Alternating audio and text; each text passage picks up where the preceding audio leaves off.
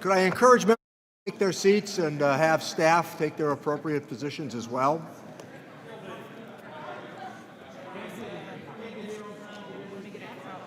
Yeah, I'm not going to gavel.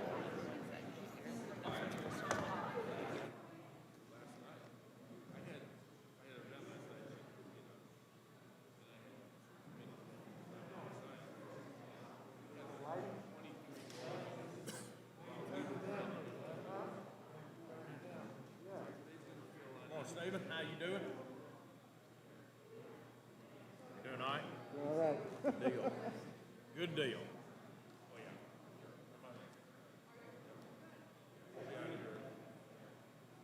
This meeting is being recorded.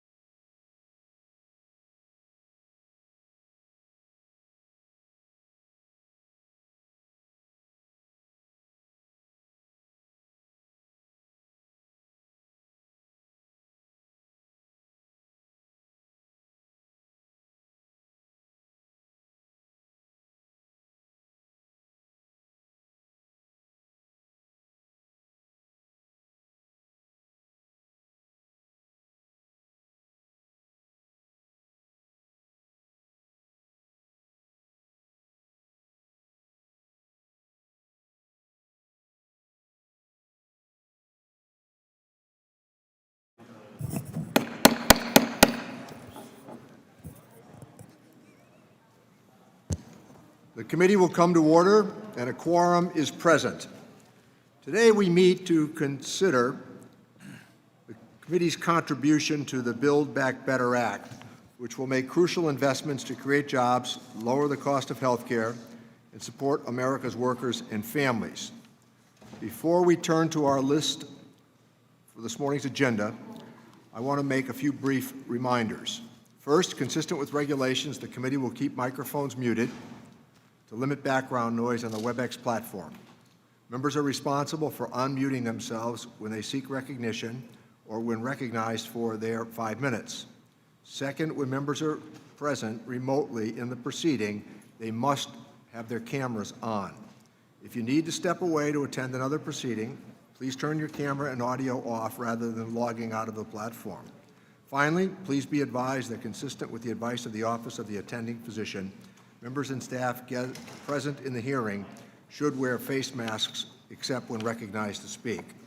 I appreciate everyone's continued patience and cooperation to make reasonable precautions as we proceed this morning and to keep our staff and families safe. Our first order of business today is the Subtitle D Budget Reconciliation Legislative Recommendations relating to Trade Adjustment Assistance. Already this week, we've discussed at length some of the most substantial challenges American workers face in the modern economy: a lack of paid leave, inaccessible child care, and inadequate long-term savings. International competition can also pose hardships for our workforce, and that's why in the 1960s, Congress established the Trade Adjustment Assistance Act, or TAA. The COVID-19 pandemic's disruption of trade and critical U.S. supply chains played a role in the economy's downturn last year and the hardship that workers have endured. Based on the lessons of the last 18 months, as well as shortcomings identified well before the coronavirus struck, we are proposing significant increased investments in TAA programs. This strengthened commitment provides targeted assistance to workers, firms, farmers, and communities to ensure that the United States devotes the resources necessary to compete internationally in the 21st century. TAA provides a lifeline of key workforce development services and monetary support for workers who have lost their jobs due to trade dislocations. Our proposed investments will increase benefits to meet the specific needs of today's workers, expand eligibility, and restore program flexibility for workers, and streamline and improve the government's administration of the program. Importantly, funds will also go toward requiring new training and outreach that will help workers in historically underserved communities take advantage of the program and access its benefits. The TAA for Firms program already has a decades-long track record of success in providing timely and essential resources to firms facing increased competition from abroad, helping them to stay in business. With this proposal, we aim to build on that strong foundation, expand eligibility, invest in outreach to underserved communities and firms that may be eligible to receive assistance under this initiative, including the development of strategy to better serve minority and women-owned businesses. In the wake of the Great Recession, Congress created a TAA for Communities program that was meant to provide financial and strategic assistance to communities in the wake of trade disruption. For example, the closure of a local factory or service sector. Subtitle D proposes investments that will improve the program to ensure significant funding reaches trade-impacted communities, allowing them to rebuild the economic conditions that previously supported thriving working and middle-class communities. The TAA for Farmers program provides vital assistance to farms of all sizes, but has not received new funding in a decade. In an effort to ensure that farmers can effectively respond to growing import competition, we are dedicating resources to increase the amount of the program as it provides support for the enactment of short and long-term business plans. Our proposed investment also requires the Department of Agriculture to improve its outreach and support the small and historically disadvantaged farmers and groups that federal agricultural support policies have often overlooked. And finally, we propose revitalizing the TAA for community colleges and career training programs, which support the development of community colleges across the nation. was the Ways and Means Committee that created this program back in 2009, and though we saw excellent initial success, it has lacked investment in recent years. With the $9 billion of new funding for the next 7 years, this program can again provide community colleges and students they serve with meaningful resources that help provide their success. It's extremely important that we approve this funding to strengthen and modernize TAA. This funding will allow these programs to be even more effective and better serve beneficiaries who are confronting challenges due to the competition overseas. Our workers, farmers, and businesses and communities are counting on us to provide this critical support. Now let me recognize the gentleman from Florida, Mr. Buchanan, for the purpose of offering an opening statement. Mr. Buchanan. Thank you, Mr. Chairman. Since its inception, Trade Adjustment Assistance, TAA, has been a program designed to offset the anticipated adverse effects of free trade. While international trade agreements offer net benefits to our economy and workers by increasing access to foreign markets for U.S. goods and services, trade agreements can adversely affect some domestic industries and workers who face increased import competition. Congress created TAA in 1962 in conjunction with its decision to authorize the president to make an aggressive trade commitment terms in Geneva. Since then, Congress has almost always reauthorized TAA on a bipartisan basis, engaging in significant debate and compromise to develop balanced trade packages that include TAA, along with legislation that helps open foreign markets for U.S. products. For these reasons, we are disappointed that our colleagues in the majority have chosen to seek reauthorization for this program in this partisan context. Republicans believe that we need a strategy for creating new, high-paying, export-oriented jobs, as well as providing workers displaced by trade with income support and resources to help them return to the workforce quickly. Given our focus on finding new jobs for our displaced workers by trade, we simply cannot comprehend why our Democrat colleagues would allow 3 programs, job-creating programs, trade initiatives, in terms of the Trade Promotion Authority, the Generalized Systems of Preferences, and the Miscellaneous Tariff Bill to expire. These are critical programs we've been talking about for the last 6 months. Subtitle D of the Budget Reconciliation Bill contemplates a massive expansion of TAA in almost every area. It also relaxes the eligibility requirements for programs to such an extent that the relationship to trade is no longer apparent. I am concerned that it does not do enough to reform the various TAA programs to make them as efficient as possible and available. This leads me to the fiscal impact of this bill.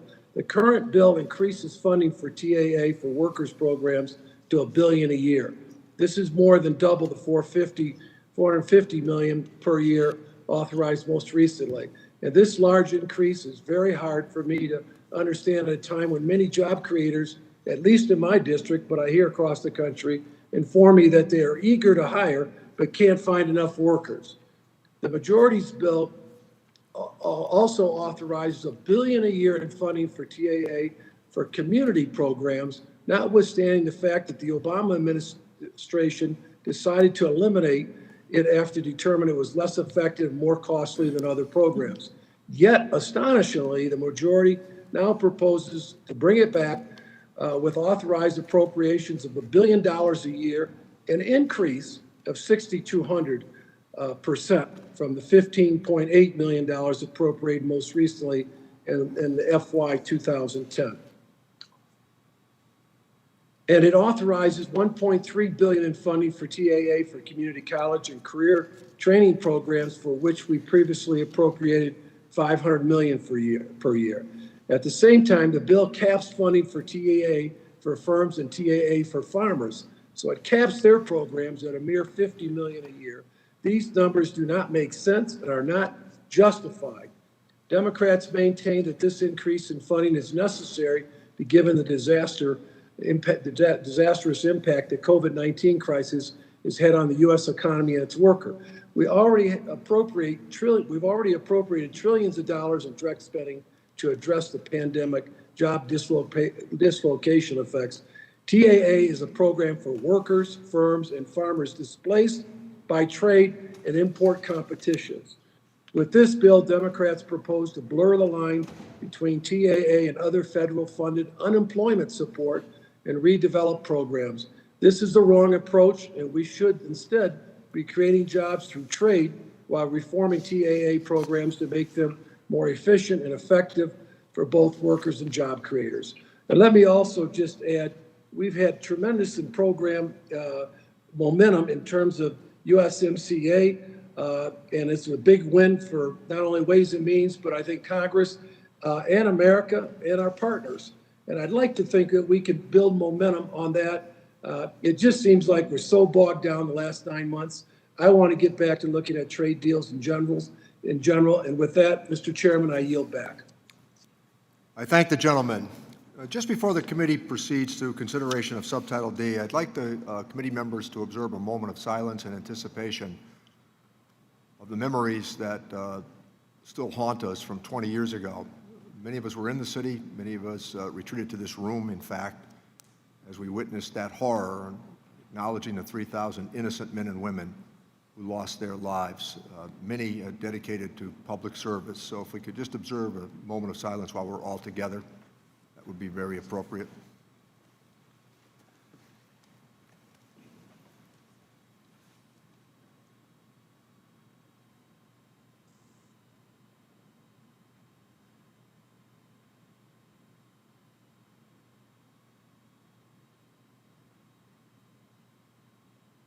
I thank the members and staff.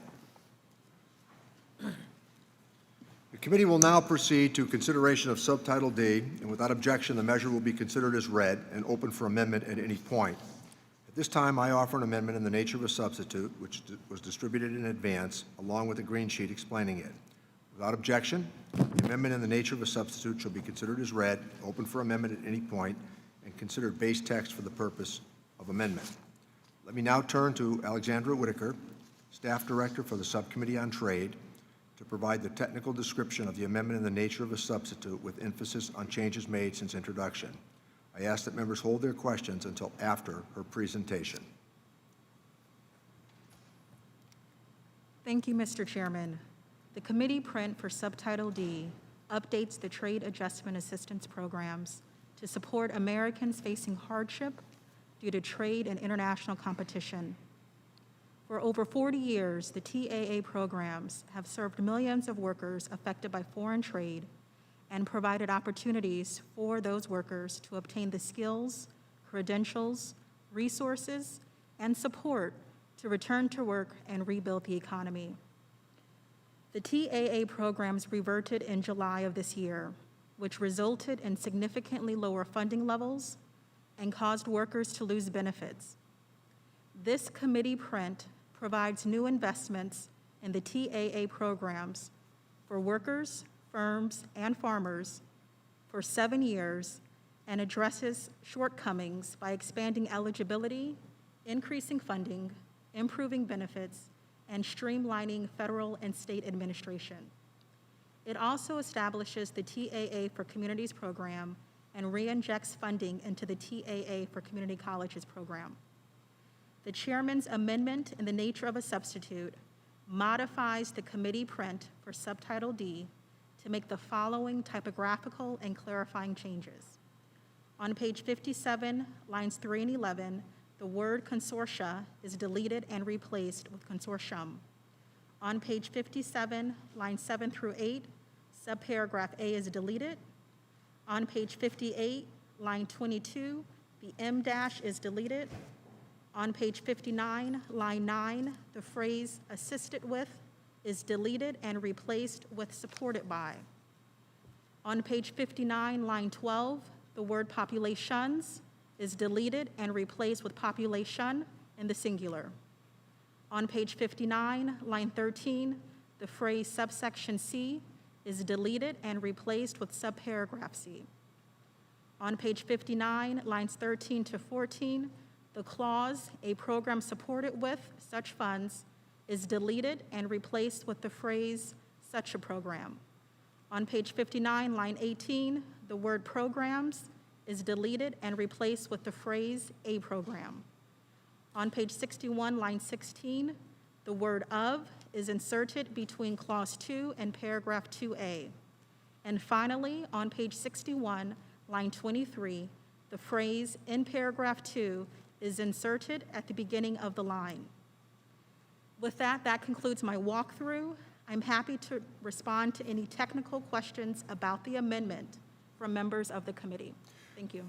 Thank you, Ms. Whitaker. Are there any questions about the amendment in the nature of a substitute? Mr. Chairman, I have a question. The gentleman from Pennsylvania, Mr. Smucker, is recognized. Thank you. Wonder if you could, there are various categories within the TAA, could just highlight for us the total cost budgeted, proposed for the entire package of TAA and what percentage increase that is over the previous year?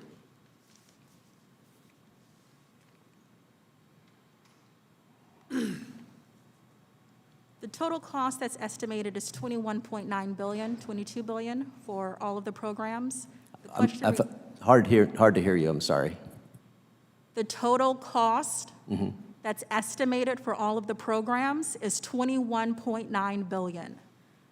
The question related to the percentage, I have to do some math, but I can sort of get you a percentage shortly. Yeah, it's a massive increase over the previous year. I'd like to talk about two specific line items. The TAA for communities. This is a program that the Obama administration in 2012 requested zero appropriations for. And in fact, Mr. Chair, I have a document, the 2012 budget request from the administration that I'd like to enter into the record. So ordered. Thank you. And they requested zero down from 16 million because they considered other programs more effective. They said, additionally, while the TAA program is designed to meet an important need, the outcomes of the program demonstrate less effective results than other EDA investments. Further, this program has high administrative costs, a fact which significantly reduces the program's return on investment. You're now proposing $1 billion on this. Have you consulted the Commerce Department on the level of funding? There have been consultations with the administration, yes. And what was their recommendation? Your question regarding the recommendation is not related to sort of the text, the technical sort of knowledge with respect to the text of the amendment? All right, maybe someone else can answer that later. I'd be interested in that answer. And then the second program I'd like to ask about is the TAA for firms. President Biden requested $13 million down from a base level of $13.5 million, and I'd like to submit that request into the record as well, Mr. Chairman. So ordered. And so 13.5 down to 13, and we're now considering legislation that would increase the total funding to $50 million. Have you consulted with the Commerce Department regarding the need for that level of funding?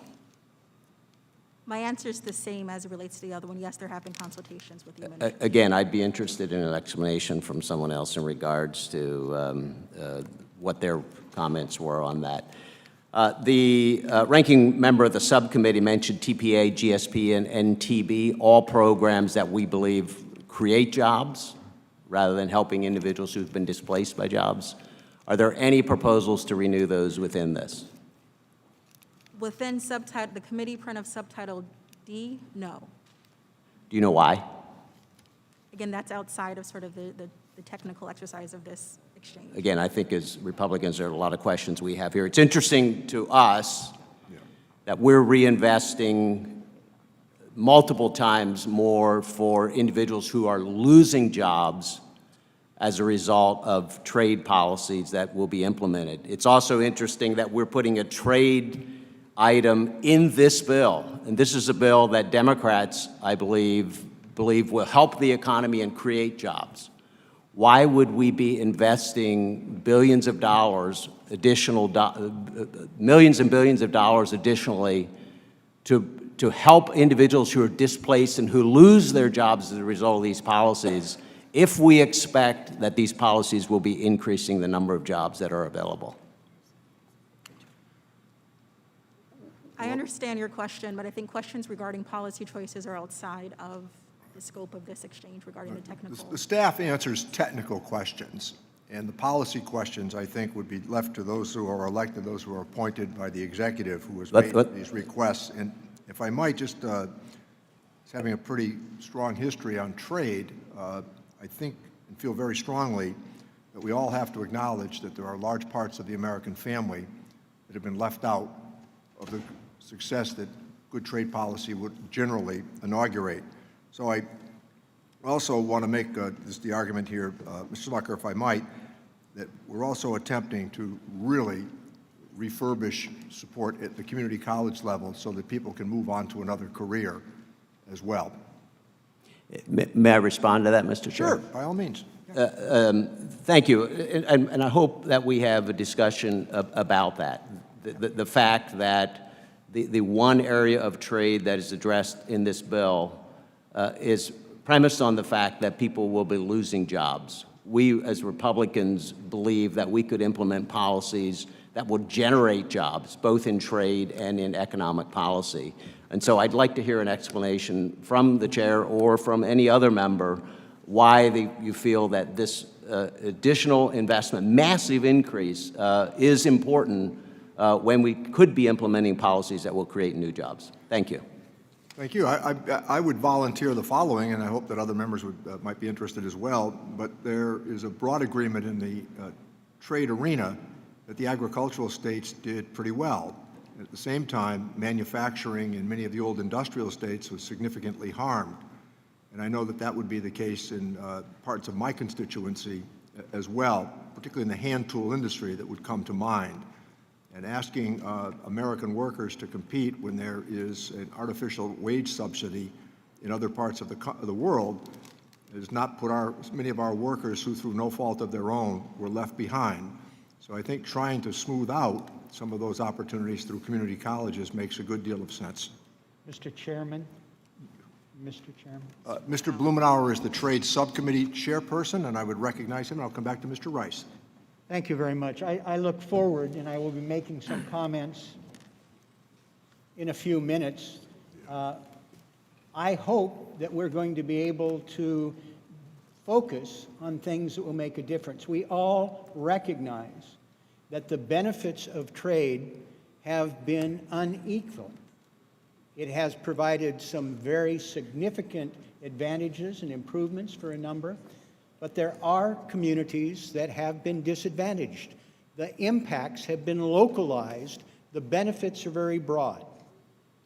I appreciated my friend and colleague, Congressman Buchanan, and some of his comments. I totally agree on building on some of the momentum and success we had about the opportunities to revise NAFTA.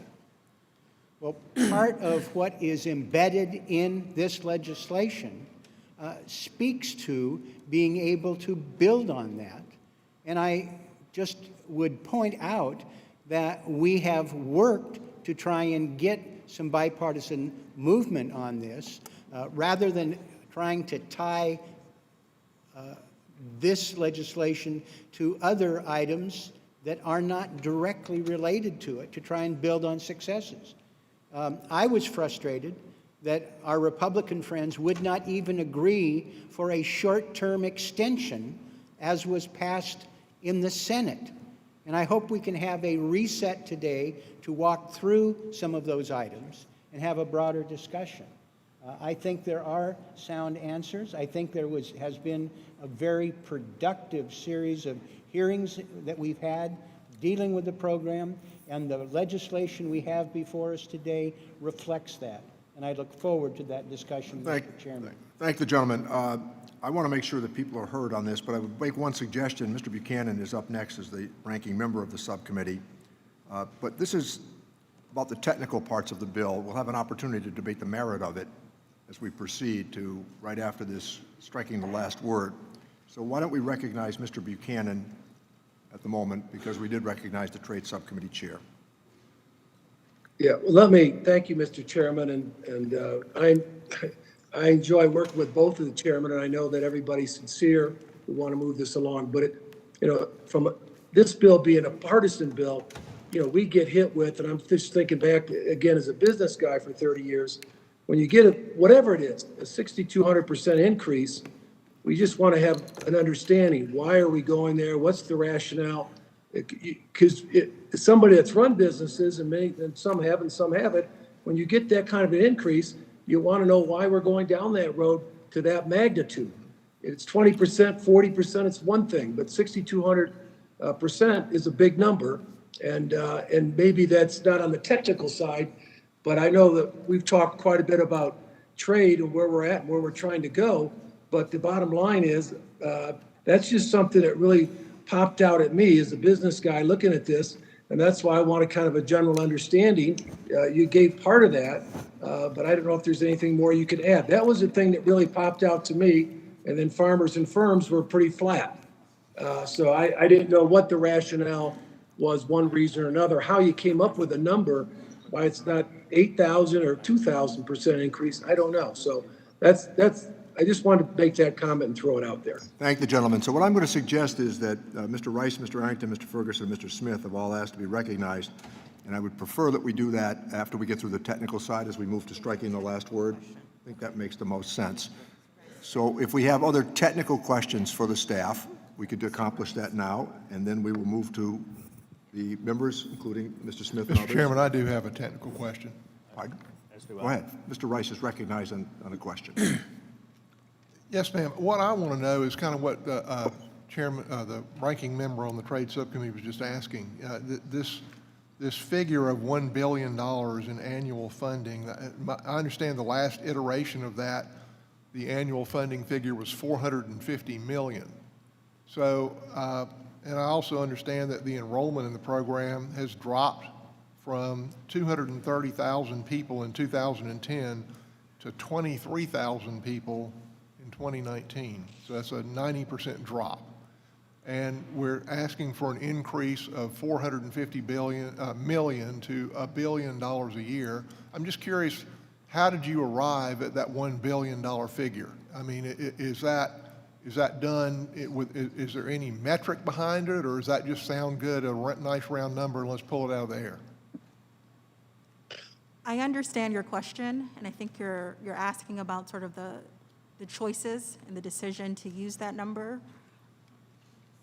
I think that's better suited for an exchange with the members. I'm happy to sort of explain sort of what's included in the text, but the justification and the rationale and the reasons behind that number, I believe, are better suited outside of this technical exercise. Okay, ma'am, so you're saying you can't answer that question. You know, what I want to know is, when have we had a chance to ask that question before we're marking up a bill that we've never seen until 2 days ago? When was the hearing on this where we could have asked that question? We had a hearing, the subcommittee chair had a hearing earlier this year on TAA. The bill has been introduced in June. And you proposed $1 billion for in annual funding at that hearing? The proposal was included in a bill that was introduced by members of the House, including the members of this committee, back in June before the program reverted. The answer is we've never had a chance to discuss this. We've never had an opportunity to look at these funding figures. This is laid on our laps 48 hours ago, and here we're asked to vote on this multi-billion-dollar bill, massive expansion of this program, more than doubling the annual funding. Of course, you know, I understand why we need to have more funding for Trade Adjustment Authority, because the policies that we are doing in this $3.5 billion debacle will absolutely make the country less competitive, and we will lose jobs as a result of it. I yield back. Thank the gentleman. Mr. Arrington is recognized to ask a question. Thank you, Mr. Chairman, and I think this is technical in nature. I certainly have policy commentary, but I will save that for the appropriate time. But as we look to make it easier for workers to become eligible for this program, and as we look to propose increases in wage subsidies and cash allowances, I think it's important to just get confirmation on the numbers of people participating in the program. My understanding is, and Ms. Whitaker, this is a question for you, in fiscal year 2010, for the Trade Adjustment Assistance for Workers program, there were 230,000 eligible participants in the program. Can you confirm that number? And then can you tell me what the number is today of eligible participants?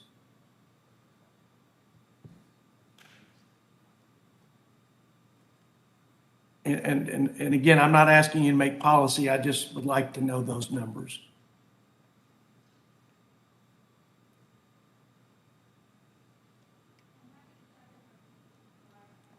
Turn your microphone on, I'm Ms. sorry, I Whitaker, can't please. hear you. I apologize.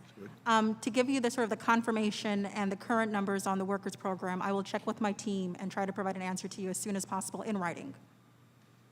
Okay, if you can get that to me during this discussion, I'll announce it to the rest of the group. My understanding is it's gone from 230,000 to roughly 23,000. So something's not working here, and we're talking about doubling down on it.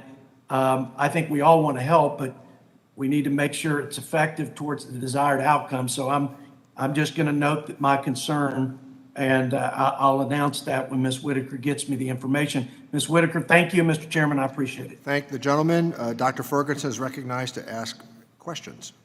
Thank you, Mr. Chairman. So it's my understanding that on this, any sort of worker or any worker that's displaced or community that's been harmed by trade provisions would be eligible for these dollars. We've expanded the eligibility requirements to include workers that have been impacted by export losses. So before, it's been focused mostly on import competition, and so we've expanded it to include, as you mentioned, sort of. Okay, so workers that work in our energy sector, those that were working on the Keystone Pipeline, those that are working in natural gas and shale in western Pennsylvania, since the Biden administration has shut down energy independence in America, and we are now and is now calling on OPEC to produce that oil, and we have to import it. Would those energy workers would they be eligible for this type of retraining in these funds? I think the Department of, I think that the administration would have to do an analysis on the specific facts affecting those workers, but workers who are impacted by trade broadly, as you mentioned in your opening remarks, would be covered by the new eligibility criteria that's included in the text. So it's the administration that decides who gets these dollars, not Congress. The bill sets out an eligibility criteria. The administration will implement that based on the criteria that the members of Congress have included in the text. Does this bill, does the criteria fit those energy workers who have been displaced because of these policies? I understand your question. I think in order to give you an accurate answer, there has to be a full analysis based on the eligibility criteria included in the text. Well, I mean, we've eliminated tens of thousands of jobs in the energy sector, and we're relying more on foreign imports of oil from OPEC. And so now we're about to vote on this bill, and we don't even know if it's going to affect the very people that have been displaced because of these policies. Hopefully this is helpful. The changes included in the text are expanding the amount of workers who could be eligible. So potentially yes, but I can't give you a definitive answer without doing sort of a thorough Oh, analysis. okay, all right. So potentially yes, but not yes. So these workers that have been displaced because of the administration's policies on energy still are left hanging with this particular bill. I'll repeat what I said before, that the eligibility criteria has been expanded, and workers who could not have filed petitions before can file petitions now. So potentially, yes. So would you suggest that in order to clarify that during this markup, we should offer an amendment that would specifically include those energy workers?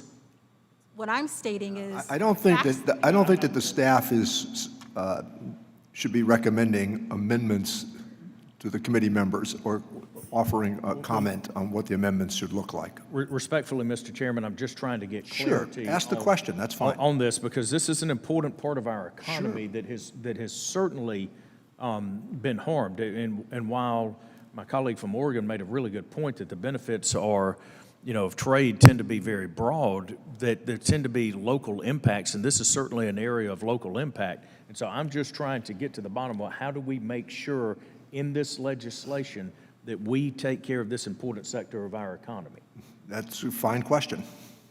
Okay, thank you for that. Thank you. The gentleman from Missouri, Mr. Smith, is recognized to question the witness. Oh, I'm sorry. The Smiths just come to mind. Gentleman from Nebraska is recognized. Thank you, Mr. Chairman, and to all of our colleagues here for gathering. I guess for the technical parts, let me just confirm, in the text of the bill, is there anything that addresses the MTB or GSP issue? No. Okay. As we have been hearing the numbers and the amount of dollars and so forth proposed, would any of the assistance be accessible by the employers right now looking for employees to fill vacant job positions? Would there be any assistance there? There's assistance given to workers who are displaced by trade, to firms, as well as you know, farmers, communities, and there's money given to community colleges. Okay, I should probably reserve some of my commentary for a later time in the process. I just find it amazingly unfortunate that we're not addressing the very obvious items that our economy needs right now, and I'll reserve further comment. Thank you. Thank the gentleman. The gentleman from Arizona, Mr. Schweikert, is recognized to question the witness. Thank you, Mr. Chairman.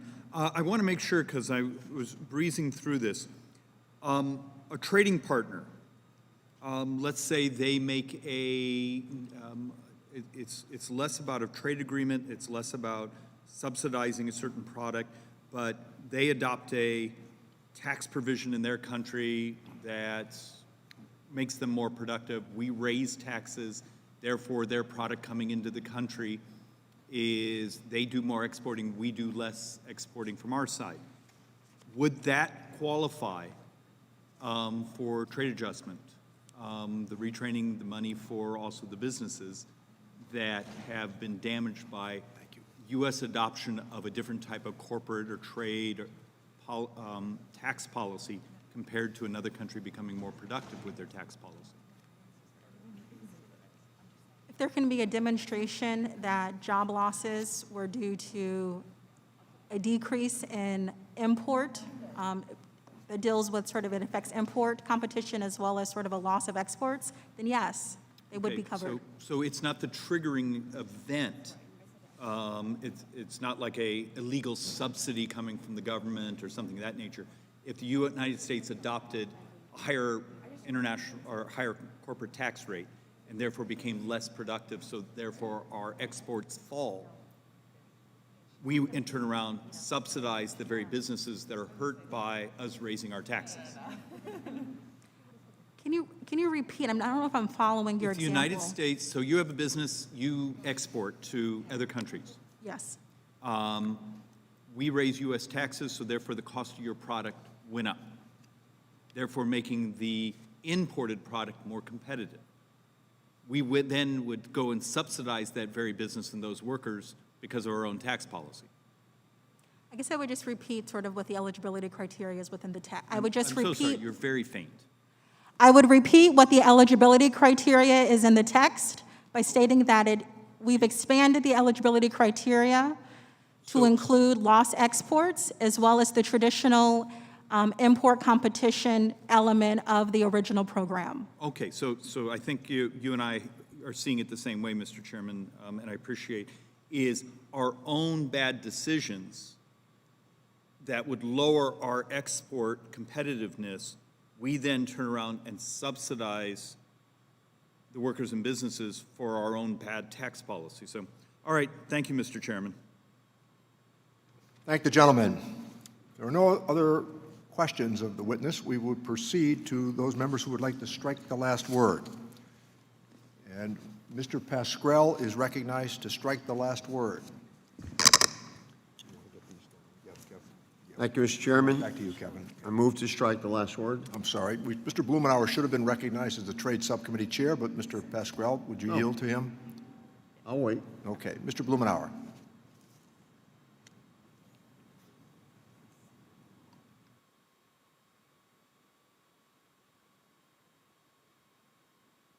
Thank you for your courtesy, Bill, Mr. Chairman.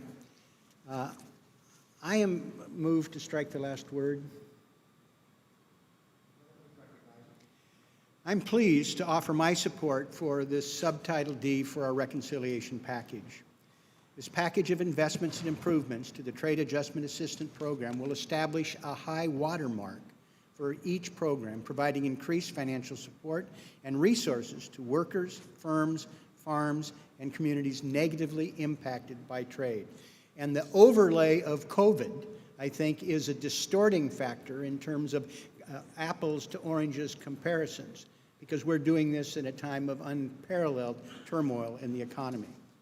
This package is the result of a significant amount of research and consultation with a wide variety of stakeholders.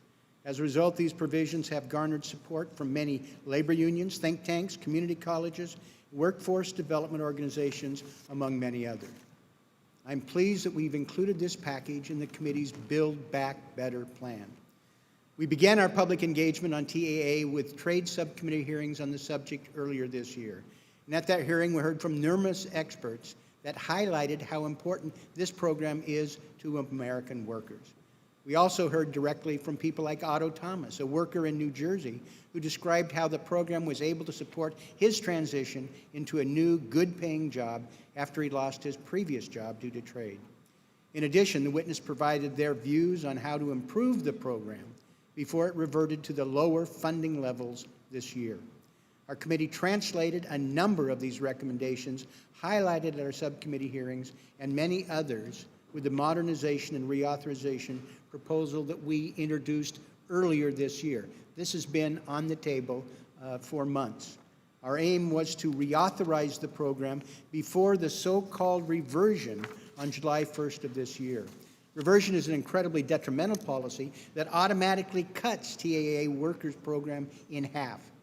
One example of the harmful reversion is that it cuts out service workers entirely, a particularly detrimental impact on workers of underserved communities. Unfortunately, we have not had the partnership that I had hoped to have with my Republican friends. The program lasts into reversion on July 1st and remains so today. We couldn't even find bipartisan support, as I mentioned a moment ago, to extend the program a modest period of a month like was done in the Senate. In the face of serious negative impacts on U.S. workers, we've been left with no alternative than to move forward with trade adjustment assistance in this package we're considering today. It's imperative that we take immediate action to support the workers negatively impacted by reversion and make key and long overdue improvements to the underlying TAA programs. The proposals we're considering are historic investments in these programs. And yes, they are funding increases. And I'd be prepared to argue that these are important funding increases to be able to help people who are impacted, particularly in a time of COVID. We're raising funding caps to ensure that the workers and states have the necessary funds to effectively carry out these changes. We've provided increased new support for the TAA for Firms programs that has maintained strong bipartisan support over many decades, and I hope it'll be evidenced here today.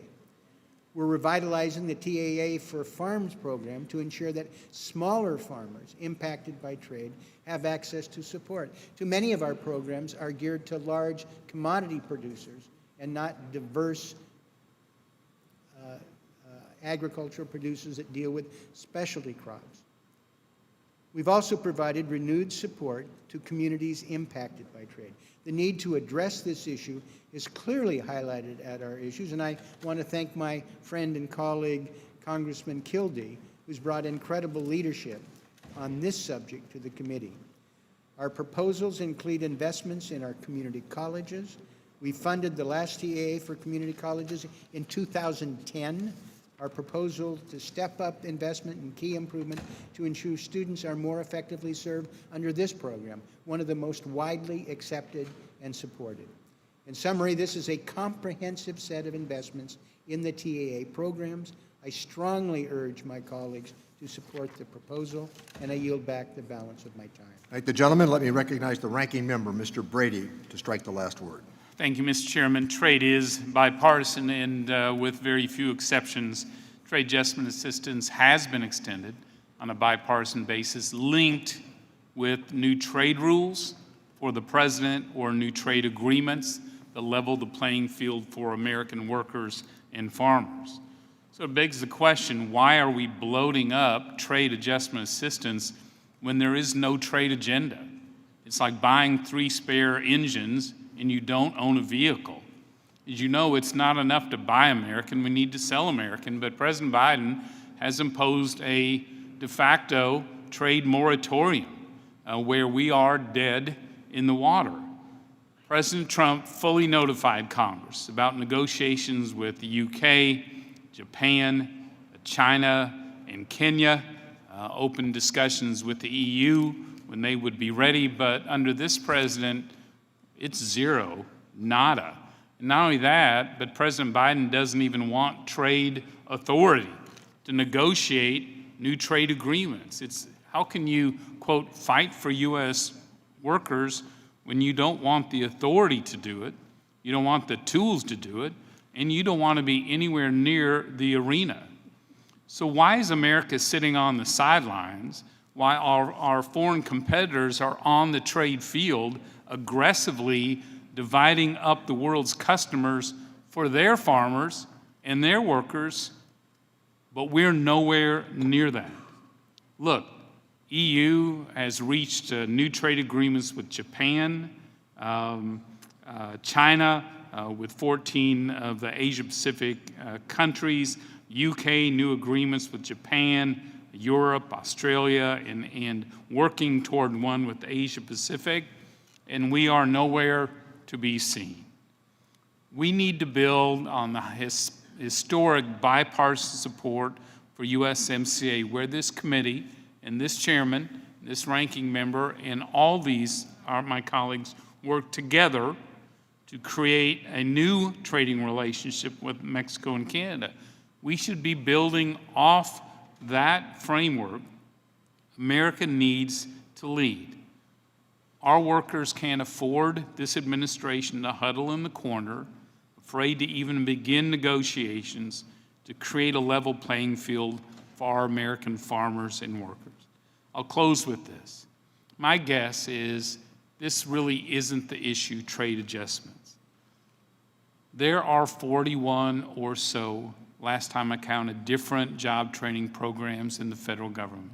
My guess is we're going to see all of them bloated up, because when this committee and this reconciliation process concludes with job-killing taxes that are an economic surrender to our foreign competitors, we're going to go back to the bad old days where we saw American jobs moving overseas, American manufacturing moving overseas, American research and innovation and headquarters all moving overseas. We haven't seen, as you know, these job-killing tax hikes, but by most measurements, they will put at risk or kill up to 4 million American jobs over time. That's what's at the heart of this. I think we need to stop talking about how we muscle up job training programs and how we work together to actually keep America as the most competitive economy on the world, how we fill these over 10 million job openings, how we make sure we're not surrendering economically to China and Russia, Europe, and the Middle East. With that, I yield back. I thank the gentleman. Let me recognize the gentleman from Wisconsin, Mr. Kind, to strike the last word. Thank you, Mr. Chairman. I do move to strike the last word at this time. Gentleman's recognized. Thank you, Mr. Chairman. Mr. Chairman, let me first of all say that, listen, I share a lot of the frustration that I'm hearing from my Republican colleagues today that in the first year of the new administration, we don't have a more robust trade agenda taking place. Yes, TPA authorization did expire July 1. We still have to get the GSP and MTB legislation across the finish line. In an ideal world, as was done in the past, we would marry the TPA reauthorization with TAA reauthorization. But which is not surprising is every new administration tends to take a domestic focus in the first year. And the trade agenda follows shortly after that. That's just the reality that we're facing this year. But the other reality is we've lost TAA authorization based on the previous funding levels, as our ranking member, Mr. Blumenauer, just said, on July 1st. We did approach Republican leadership asking for a short-term extension of the current TAA program just to buy some time so it can catch up with the larger trade agenda, but that was rejected out of hand. I want to commend Chairman Blumenauer, the chairman of our trade subcommittee, for his tenacious focus on not just TA reauthorization, but trying to position TPA so we can move forward in a bipartisan fashion, as well as Chairman Neal, who's been very supportive of not only a good trade agenda, but the support and the supplemental programs that are needed to make sure that trade is working for all Americans and not leaving anyone behind. And in all due respect to the ranking member Brady, even though we don't have bilateral or multilateral negotiations taking place, it doesn't mean trade has stopped. There's still exports taking place and imports coming in. We all love, as members of Congress, to be able to talk about being able to make things, produce things, invent things, grow things that we can sell to the other outside world because they need it, which will help our businesses, our farmers, our workers at home. But we also need to be realistic, that trade is a two-way street, that there are many imports that do come into this country that have an adverse effect on workers and their jobs. That's due to economies of scale that other countries have, comparative advantages that other countries have, but also because of a strong dollar policy that previous administrations have pursued for decades, which have made imported products cheaper for American consumers. And that sometimes leads to job displacement to workers here in this country.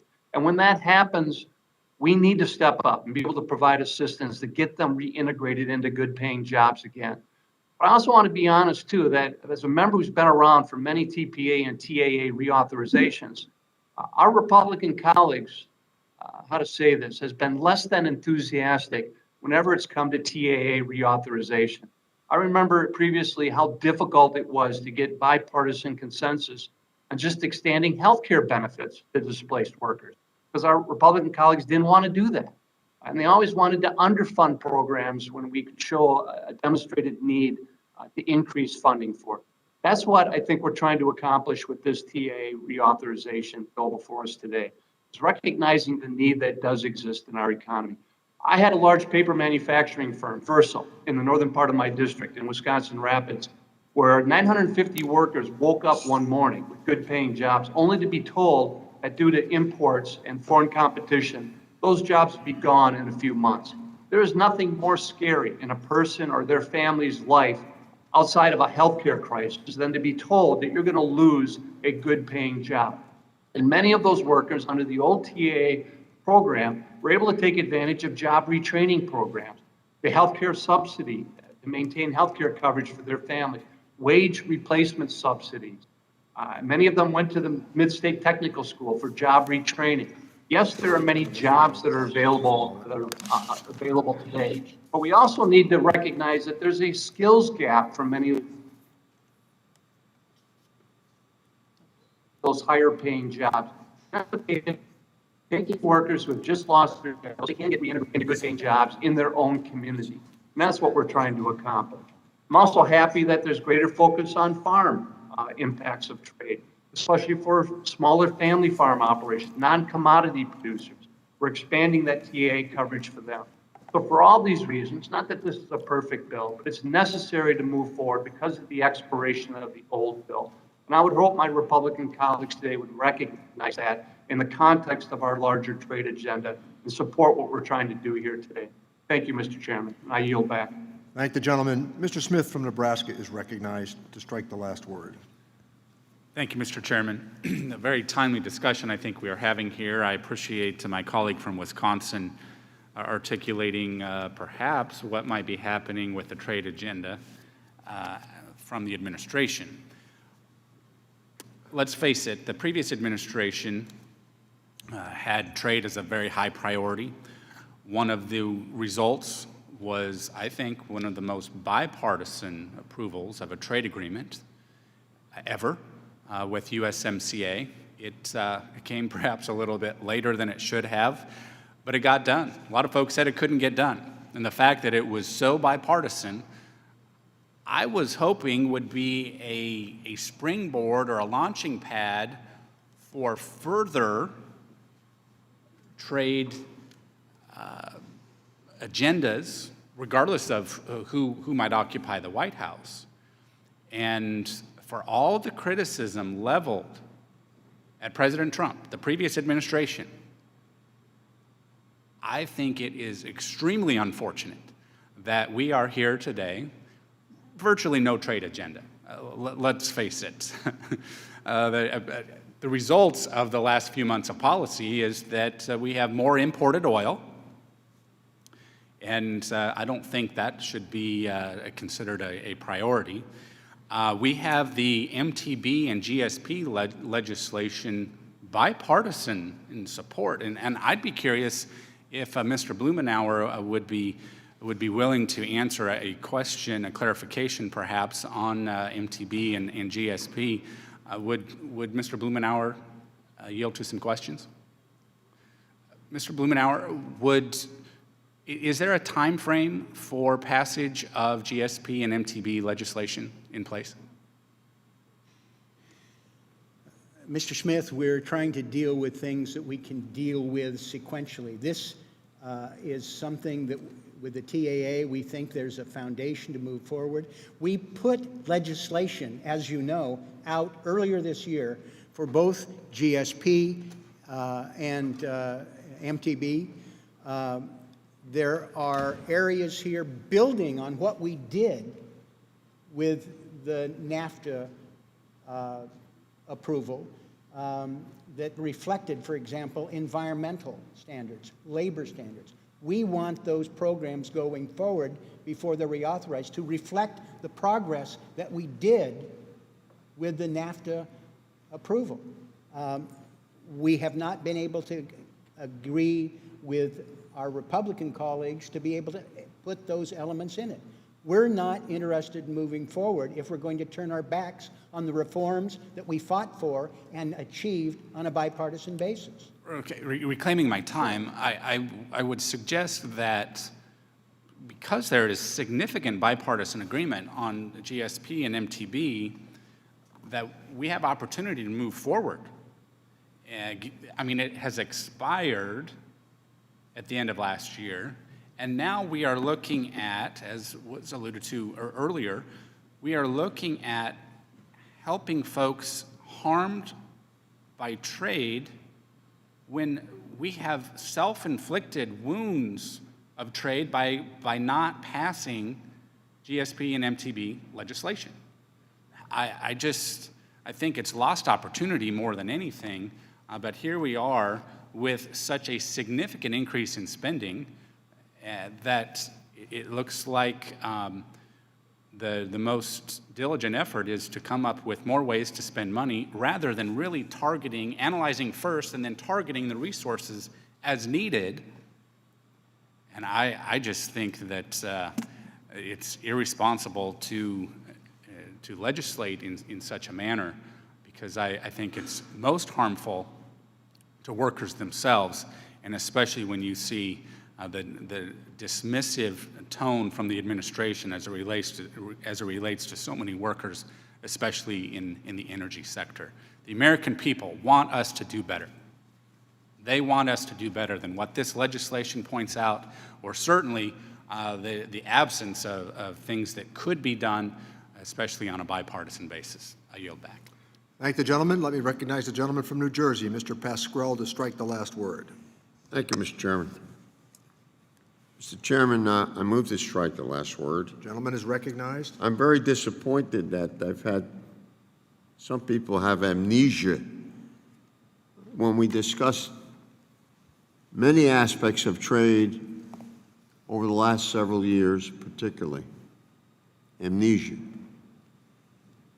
If you refer to history and what really happened and who supported, this was a bipartisan piece of legislation way back. And the fact that we were unable to get legislation passed for reauthorization this July is out of context. It's true, but it's out of context. Understand the history. Now, what the legislation calls for, that's before us today, not illusionary, is, first of all, we've added to the eligibility factor, which was discussed in questions before, very good questions, is now when a plant is about to close and has been announced, those workers are eligible now. They don't have to wait till the plant to close. That's number one. I'll give you three of them. There's a whole list of them in my legislation. I hope you read it. You get a chance to read it. So the announcement of a plant closing, that would be a factor. It would be information beforehand, before it actually closes, so that we resuscitate, as I would call it, we'd resuscitate TAA. The communities now are eligible where these plants would be closing. The expanded opportunities for farmers. The former, I tip my hat to Mr. Kildee. That's just three. Just three. The continued relocation of good jobs to Mexico or any other country by big business, who has responsibility for us losing jobs, by the way. They're never discussed in this room. Never. So we blame the governments and we blame, well, it takes two to tango, and we know what goes on in these countries to hurt American workers. We want trade. We want fair trade. No one need be hurt.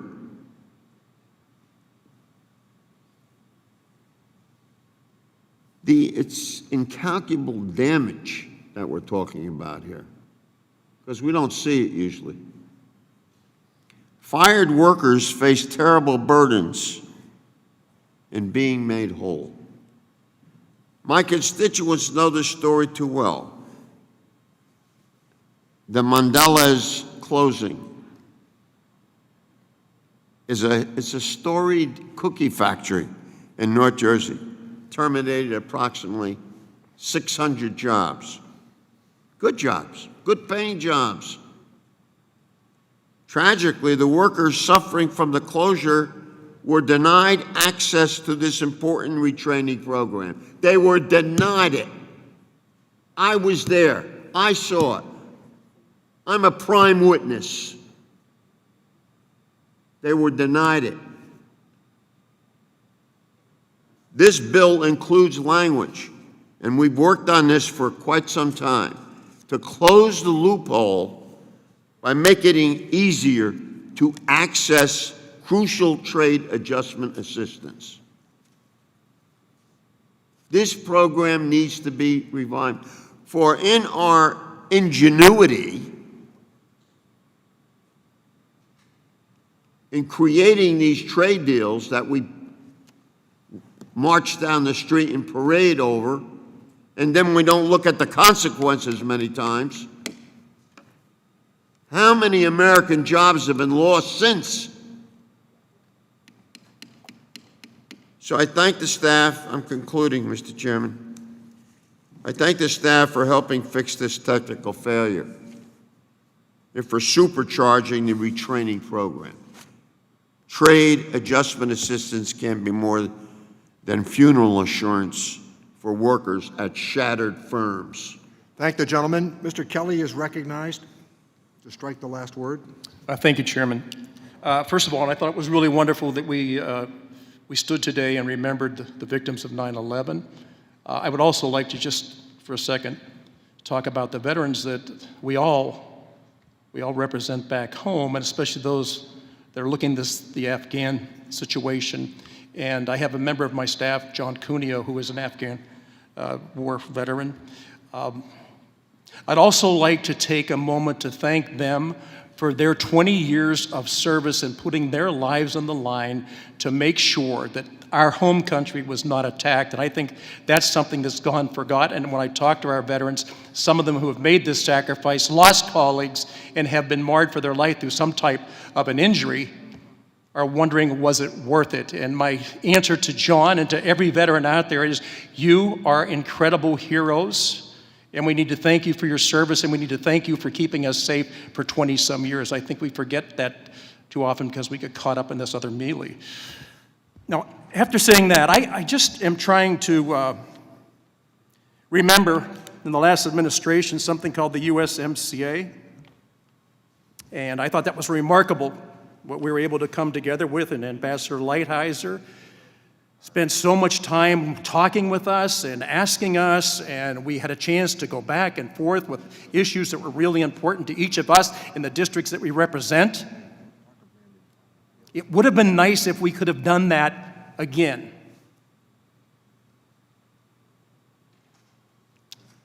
So let's just say that, you're only good or bad by comparison, and I just want to bring this up because I think it's wonderful that we're talking about it today, but here's something I want everybody to think about.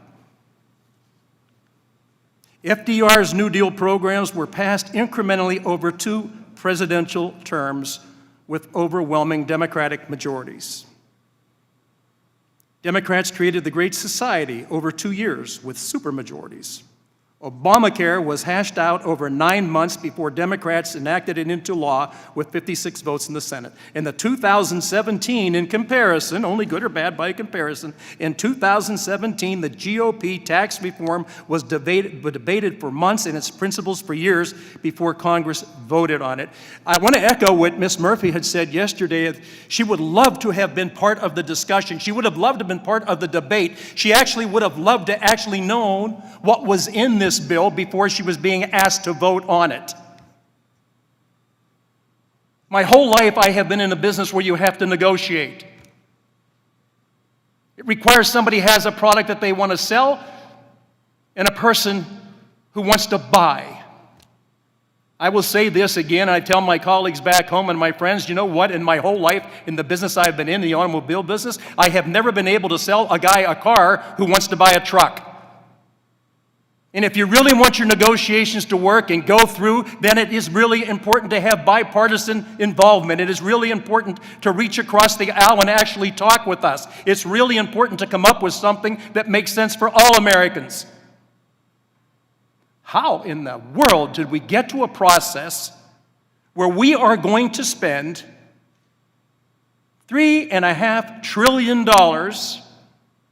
with no debate, no panels of discussion, just this is the way it is, take it or leave it? This is not the way America works. And I think it's wonderful that we have a chance to come in here, but you know what? This is after the fact. After the fact.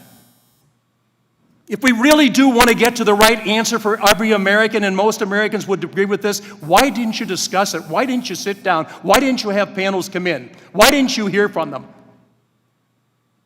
Our Tax Cuts and Jobs Act went through many, many different variations and a lot of individual discussion, and people were offered an opportunity to get involved. Why this?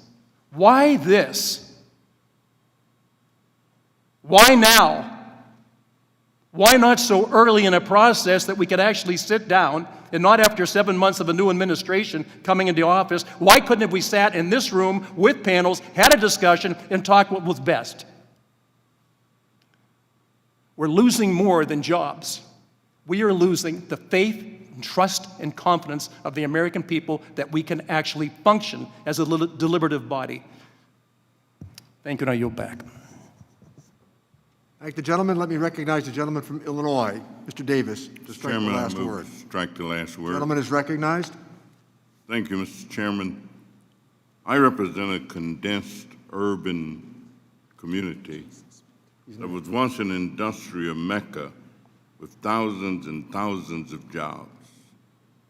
Unfortunately, many of these plants and factories have and are consistently moving away to other places for their purposes that they would call greener pastures, leaving thousands and thousands of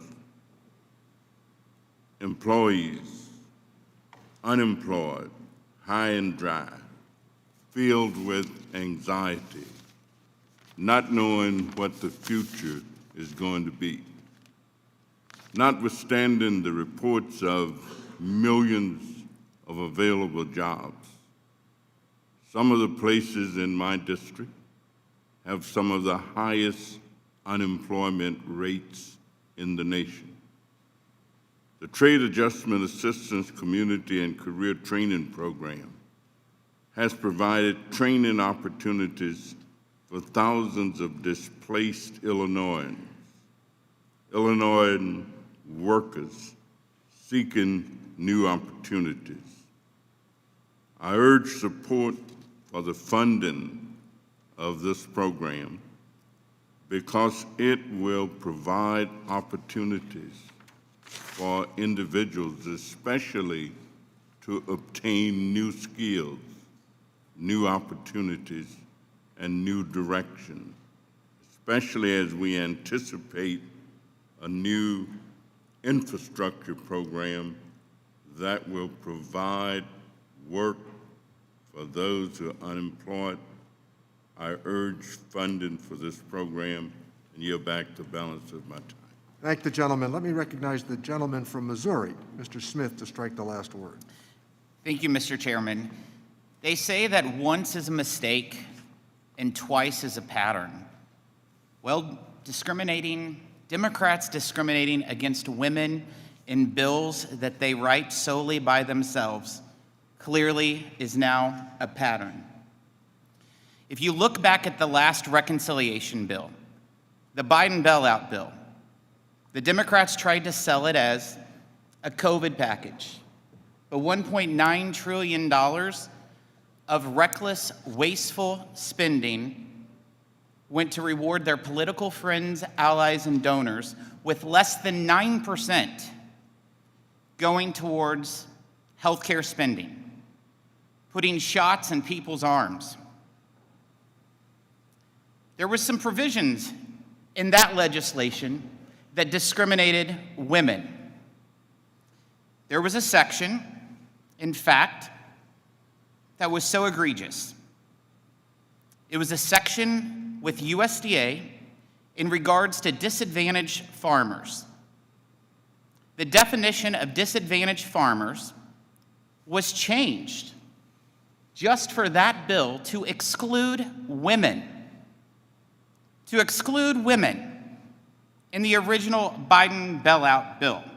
This was a slap in the face for women farmers who historically have qualified for certain programs administered by USDA. But Democrats actively sought to exclude women from participating in the program when they wrote that bill by themselves. Now here we go again, seeing women excluded from benefits in a bill written solely by the Democrats.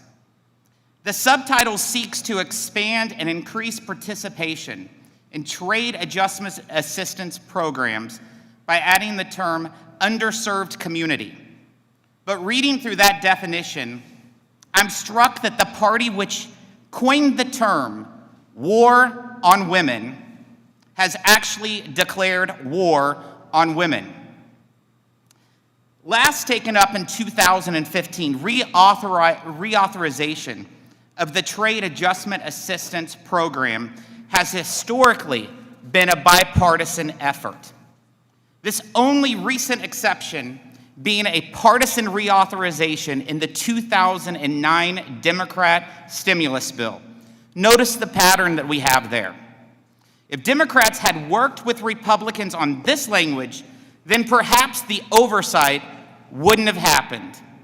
We should be working together on TAA and renewal of TPA.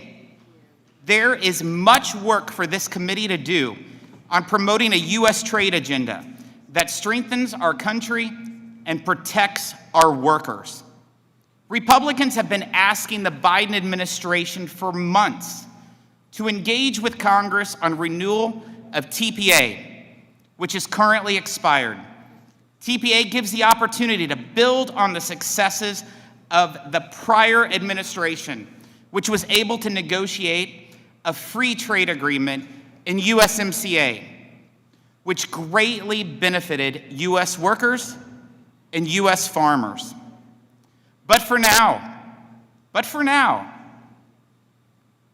Democrats are satisfied.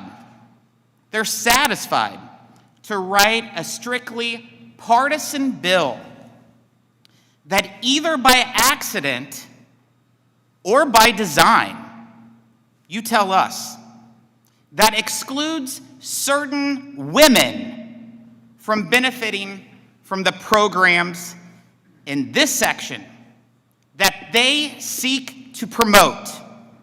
Perhaps when this bill gets rewritten in another committee on the other side of the building, or just by a senator from Arizona or a senator from West Virginia, maybe the Democrats will get it right that time and not have war on women. I yield back. Thank the gentleman. Let me recognize the gentlelady from Alabama, Ms. Sewell, to strike the last word.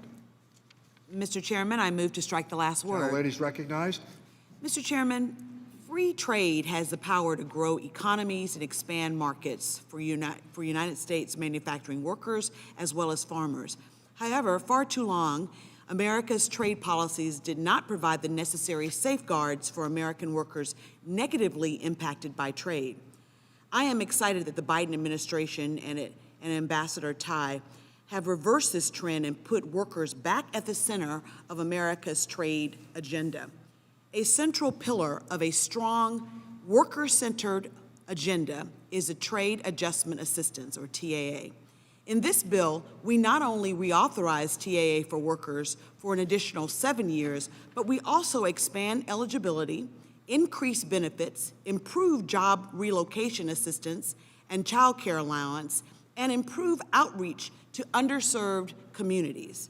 Moreover, our new TAA improvements will help address detrimental racial disparities by improving outreach to civil rights organizations, women-owned businesses, and minority-owned businesses. This package also provides funding for the TAA for Community Colleges program, which has made a significant positive impact in my district alone. Funding was given for Wallace State Community College in Selma, Lawson State, UAB, and the University of West Alabama, to name a few. At the University of West Alabama, grant funds were used to partner with Mercedes-Benz to create an Earn While You Learn program, connecting my constituents to an advanced manufacturing career. This is a great example of when trade adjustment assistance can be used to promote workforce development and economic growth. Over 4,175 Alabamians have participated in the TAA for Community Colleges program, but the funding has dried up since the program was provided $2 billion in 2010. Properly funded, this program is long overdue.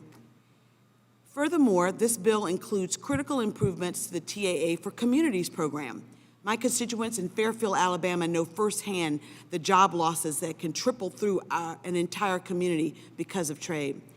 After a steel plant had to lay off workers because of illegal dumping of steel from China, the entire city suffered. The town's tax base dried up, and the only Walmart in that area later closed due to economic downturn. That is why a holistic, community-wide approach to addressing trade disruption is so essential. The improved TAA for Communities program in this bill will have a real impact on communities across this nation, especially in my district, expanding eligibility in Birmingham, Demopolis, Fairfield, Bessemer, and my hometown of Selma, Alabama. Let's make critically needed investments in outreach to underserved communities and communities of color, and let's make sure that we are giving all of our workers an opportunity to not only survive but thrive because of trade. Let's take care of our workers and our communities by passing this bill, and I yield back the balance of my time. Yeah, I know. I hear you. Does the gentlelady yield back? I yield back. Thank the gentlelady. Let me recognize the gentleman from Ohio, Dr. Winstrup, to strike the last word. Thank you, Mr. Chairman.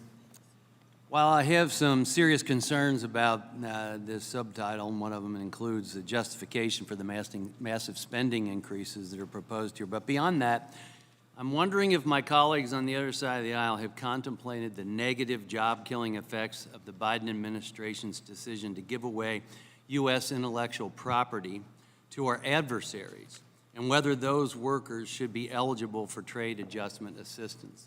I'd like them to think about that.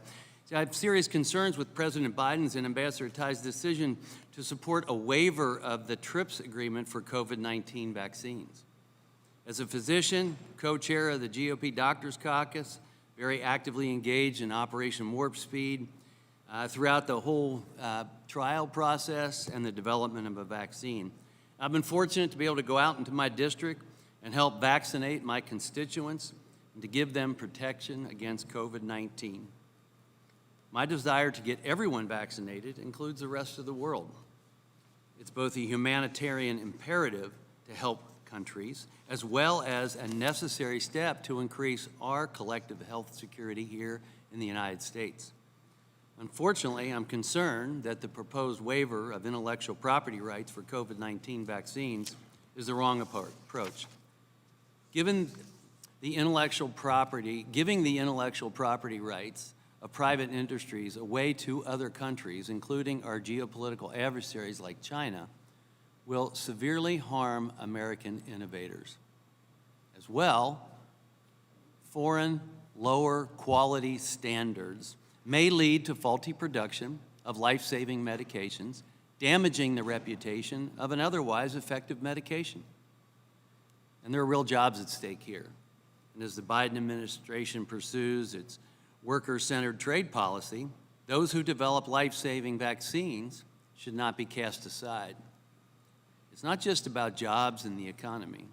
Supporting the proposed TRIPS waiver will make these medical and biotechnology innovators less likely to engage in public-private partnerships with the federal government, leaving us exposed and underprepared for the next pandemic or other public health emergency. We must consider the future safety and health security of all Americans. And maintaining strong IP protections for vaccines and therapeutics is an important way to ensure we have sustained capacity for future innovation. With that, I yield back.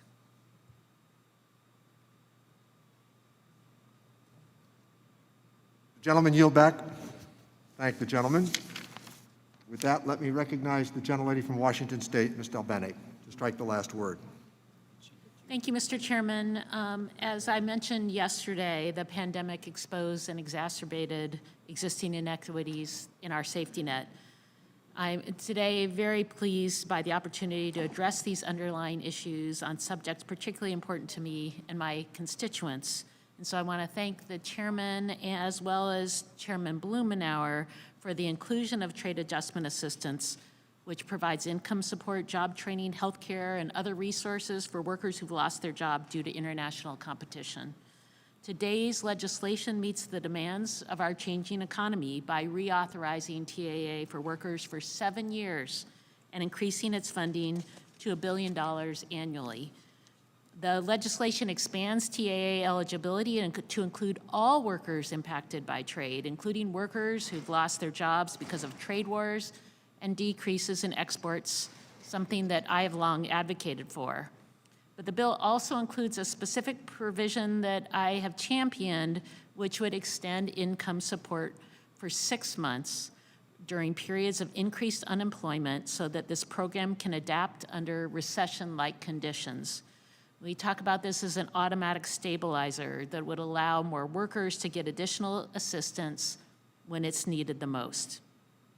Trade is critical in my district. Washington State is the most trade-dependent state in the nation.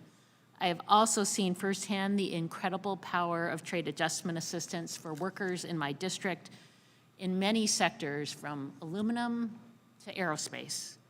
So we need to support American workers, and that's why this legislation is so critical, and why we must quickly reauthorize and strengthen TAA in this reconciliation package. So again, thank you, Mr. Chairman, and I yield back. I thank the gentlelady. We still have at least 10 or maybe 11 members that want to strike the last word. And if I could suggest maybe, people, I want you to make your point, and I want you to be recognized if it's necessary. But at the same time, the plan was to try to finish around 4 o'clock today so that members might be able to get back to their districts for 9/11 commemorations. And I thought that that's where we were headed. So with that having been said, let me recognize the gentleman from Texas, Mr. Arrington, to strike the last word. Thank you, Mr. Chairman. This provision, it's hard to compete with the unfortunate nature of the entire bill, but this one I'd put at the top of the list. I've been hearing my colleagues talk about building back better. I would suggest that this is yet another example of building back backwards. In fact, in West Texas, we'd say building back bass-ackwards. And that's a technical term for really, really upside down.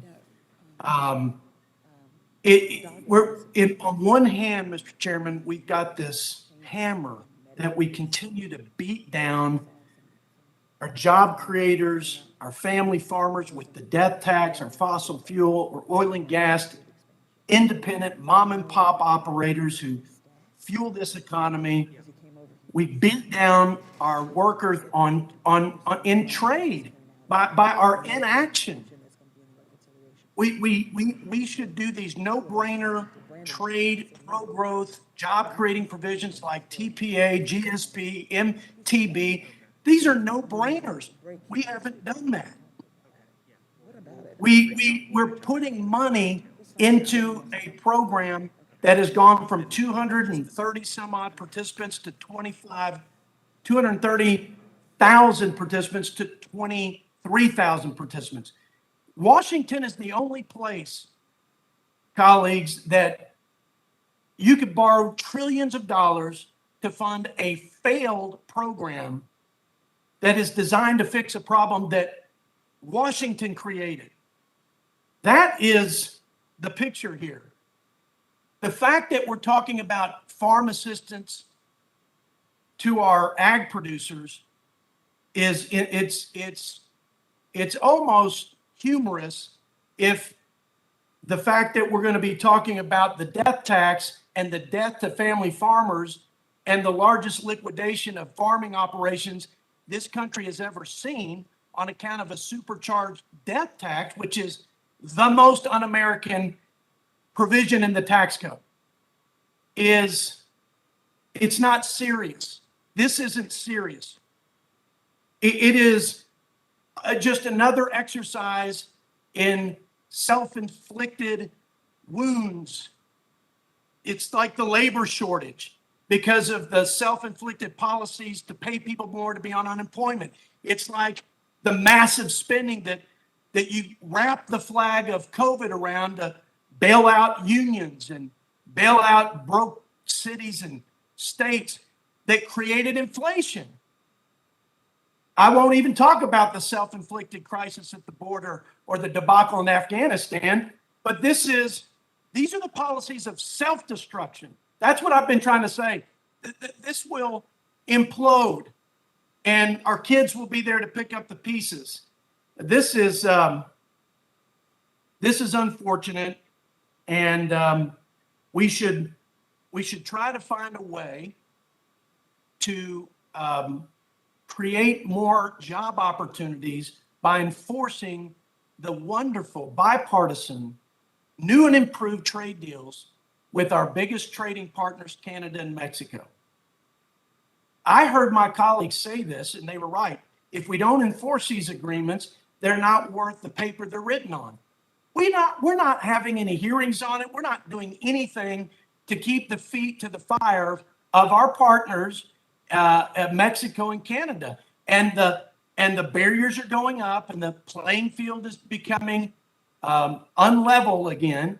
And China's ripping us off again because we're not following through on the purchase agreement and their fundamental reforms. So I can't take this seriously because there's been no leadership from our committee on these issues that I think would prevent the economic impact to these trade workers. It would mitigate it. I don't know that it would all prevent it.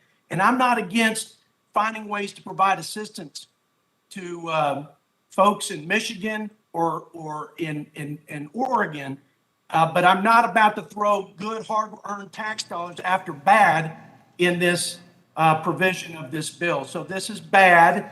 I hope you withdraw it. I'm going to oppose it, and I thank you for the opportunity to comment, Mr. Chairman. Thank the gentleman. The gentlelady from Wisconsin, Ms. Moore, is recognized to strike the last word.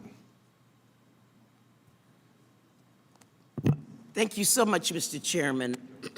And I am so delighted to be dealing with this subtitle today. I identify very much with Chairman Davis, coming from the great state of Wisconsin and come from the city of Milwaukee. And we have been known with the very unflattering title of being part of the Rust Belt, where our workers have suffered a tremendous amount with technological and offshoring of manufacturing. But we are doing a great deal. This bill will do a great deal in terms of continuing the effort to retrain and reprogram the workers in our community. I'm absolutely delighted that this bill focuses on underserved communities. I am delighted that there is a restoration of the communities program with a lens on racial equity. This committee, under the leadership of Terry Sewell and Mr. Horsford and Jimmy Gomez, really took a look at the Ways and Means jurisdiction with a racial lens. And this bill reflects part of that report to the extent that it does, in fact, recognize the importance of reaching out to other folks in native languages, to doing better outreach, to focus on women and minority firms, underserved farmers, creating that nexus with technical colleges. If this program is really important to restore and not allow it to revert to former law. It would have a devastating impact on people who worked in the service sector.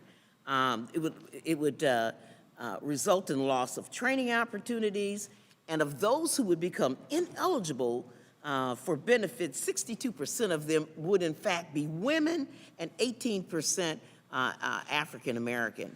And so I am so pleased that we're dealing with this today, Mr. Chairman, and in the interest of time, I will yield back the balance of my time. Thank the gentlelady. Dr. Ferguson wanted to be recognized. Thank you, Mr. Chairman. This is a topic that I know all too well, and that is the impact of trade decisions on communities. My area in West Georgia was home to the textile industry, and following NAFTA, we lost almost 35,000 jobs, corporate headquarters, And we saw jobs, as we saw our jobs go to Pakistan, Mexico, and China. And what we saw with the federal government coming in and promising that there'd be better paying jobs, that there would be more things coming our way, and that they would give our folks a handout, really just did not work out. And so every time I see this place up here, DC, start to make a comment about how they're going to replace jobs with better paying jobs and different jobs, the reality is it doesn't work out in the communities where you lose the jobs. It took us almost 2 decades to rebuild our local economy with advanced manufacturing.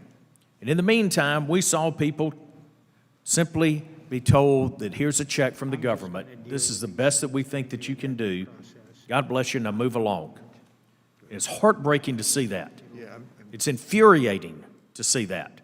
And it's so out of touch for Washington, D.C. to think that they know how to do this stuff with the impact of bad trade policy is that you leave people without jobs. And then to go in and say that it's almost like you're funding this program that doesn't need funding right now. You're admitting defeat on the trade front before you ever get in the ring. It does not make sense. Why are we not doing things that put America in the most competitive position in the world to create jobs, maintain jobs, and be the leading exporter around the world? I think when we go after, when Democrats go after the tax code over the next week or so, I think that they're going to do things that make America less competitive.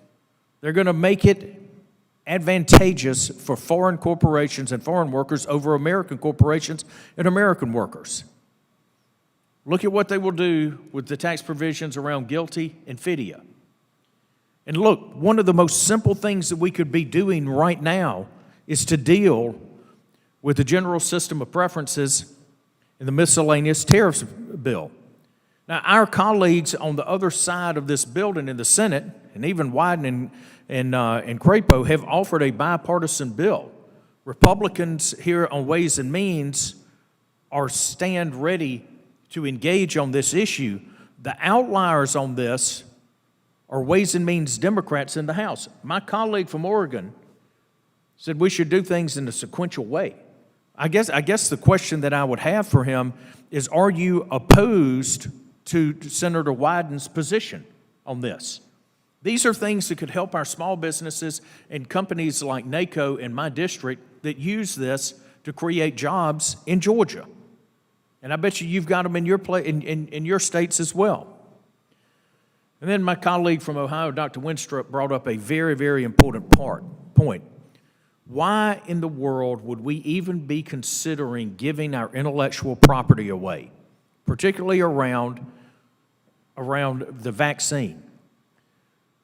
The American taxpayer, not the federal government, the American taxpayer funded the bulk of the research on the vaccine development and Operation Warp Speed in getting a safe and effective vaccine to the American people. That I encourage people to take that. But why would we, through a TRIPS waiver, give that intellectual property away and give it to folks like China that will use that technology to close a 20-year gap that we have built up as an advantage? That makes absolutely no sense.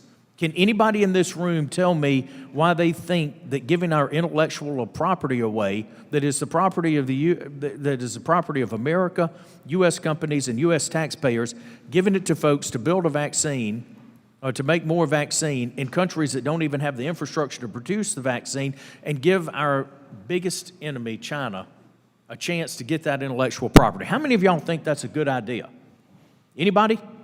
Oh, there's one from my colleague from Virginia that thinks that giving intellectual property to China developed here in the U.S. is a good idea. I adamantly disagree with my good friend from Virginia. So let's get this GSP bill done and miscellaneous tariffs bill done. With that, Mr. Chairman, I yield back. Thank the gentleman. Let me recognize the gentleman from Michigan, Mr. Kildee. Thank you, Mr. Chairman. I move to strike the last word. Gentleman is recognized. Mr. Chairman, I offer my strong support for this bill. This legislation reauthorizes trade adjustment assistance programs to help workers and firms who are impacted by trade. It's often said that a rising tide lifts all boats, but we know that while some greatly benefit from trade, others can be hurt. This is true for workers, this is true for companies, but also the communities where these workers and firms are located. When a factory closes due to the dynamics of trade, it's not just those who work in that factory or the firm itself that are impacted, the whole community is affected. It's the community that benefited from those jobs that have been lost, the restaurants, the dry cleaners, local governments, schools. That's why I'm very pleased this legislation includes my proposal to extend trade adjustment assistance to communities that have been impacted by trade. There's a subset of American cities that continually are left behind, even in periods of sustained economic growth. You've heard me talk about my hometown of Flint, but it's other places all over the country: Birmingham, Alabama, Springfield, Massachusetts, Gresham, Oregon. 3/4 of the members on this committee have communities that have been impacted. They've watched as rising tides have created growth in the aggregate and concentrated in other places while they're anchored to the bottom of the sea. Millions of Americans who live in these communities live at or well below the poverty line. These are places that have not succeeded in making the transition to the 21st century economy due to the enormity of sweeping changes to the economy and failed trade policies, as my colleague just pointed out, like NAFTA. These places need a robust intervention to help them to get back to the starting line where everybody else is. That's what TAA for Communities is about. That's what this is intended to do, to provide support through the Economic Development Administration to identify those places impacted, to help themselves, the community, to create an economic development plan and then provide some of the resources necessary to execute those plans. It's different than other EDA programs in a couple of ways. First, it's targeted to those trade-impacted communities. In order to be eligible, a community would have had to have TAA in the past for workers, firms, or farmers since the 1994 period when the disastrous North American Free Trade Agreement went into effect. Second, this program makes it as easy as possible for communities who are really struggling to apply for the funding. Communities that have had their tax base eroded, their local government budgets slashed, often lacking the capacity without this sort of assistance to even put together an application for this sort of help. Finally, this program is flexible so that the resources, this is important, are not determined in terms of where they go by anybody in Washington, D.C., but they're determined by the unique needs and the decisions of each community, allocating funding to provide technical assistance so that communities can create uniquely tailored plans and that the funding can be used effectively to achieve those plans. I want to thank Chairman Neal and Subcommittee Chairman Blumenauer for their work on this initiative, something that I've been working on not only since I came to this committee, or not just since I came to Congress, but this subject has been the focus of my work long before I arrived here. This is important. It's not the same old program that keeps being referred to. This is a new approach, same title, same name, completely different approach, one that is based on lots of years of experience, lots of expertise, and most importantly, based on the needs that the communities themselves identified. Thank you, Mr. Chairman. I yield back. Thank you. I believe Mr. Boyle is the last person to be recognized as we proceed to the amendment stage of the discussion. Mr. Boyle? Thank you. Thank you, Mr. Chairman. But given your request, given the chair's request, I have a wonderful 5-minute statement prepared, but given the chair's request and the importance of making September 11th ceremonies, I will be happy to submit that statement to the record. And with that assurance, I'll yield back. Thank the gentleman. Mr. Rice would like to be recognized for a short 2 minutes, as he noted. I had a great speech. You could send it along to us. That'd be fun. Best protection for workers competing in the international arena is a competitive economy. And that was the focus of the Trump administration and Republicans in Congress. The Tax Cuts and Jobs Act made American companies competitive. The focus on energy independence that resulted in actual U.S. Energy independence and lower energy costs made the country more competitive. Tough trade policy, particularly in China, made the country more competitive. Lower regulations. The biggest problem that I had before COVID, for the year before COVID, and probably most everybody else in this room, was employers calling me desperate to find employees.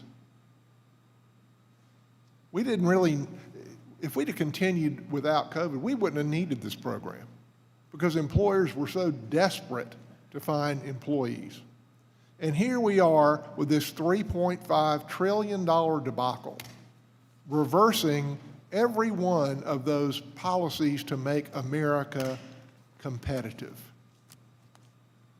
where we see massive regulatory growth here, with small firms required to have mandatory retirement plans and mandatory sick leave and have annuities in their retirement plans.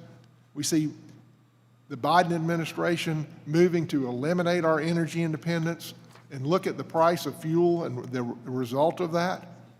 We see the trade moratorium where we're not aggressively pursuing trade agreements.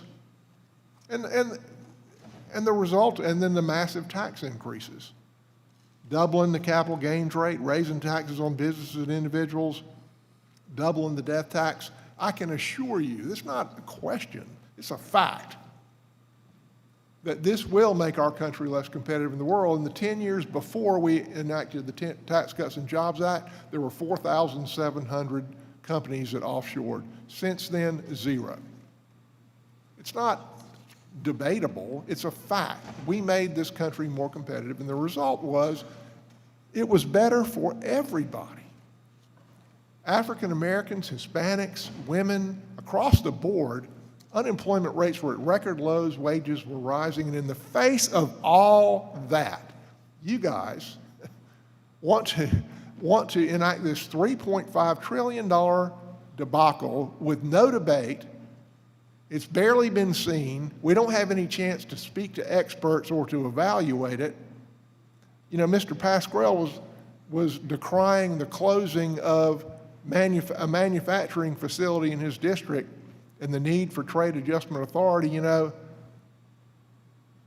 he's right, but better hike up your shorts, because if we do this $3.5 trillion bill, we're absolutely going to see that happen over and over again, and it will accelerate, and you're hurting the very people that you say that you're trying to help. It's like a fireman who goes and sets fire to a house and puts it out and calls himself a hero. You need this trade adjustment authority. You know, you're doubling it from $450 million to $1 billion, and I don't know where you came up with that number. It looks to me like you pulled it out of a hat, but if you adopt these policies, you're going to need a whole lot more than $1 billion, because there's going to be there will be millions of American jobs that are predictably shifted overseas because of your policies that you're ramming through with no debate.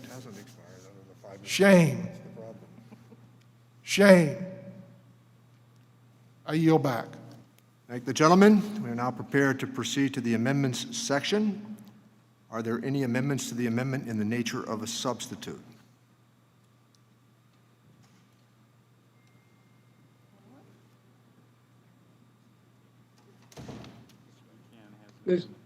Mr. Chairman, I have an amendment at the desk. Mr. Buchanan, I believe.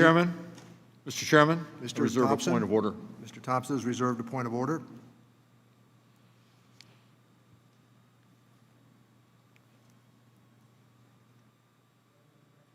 The gentleman is recognized to speak on his amendment.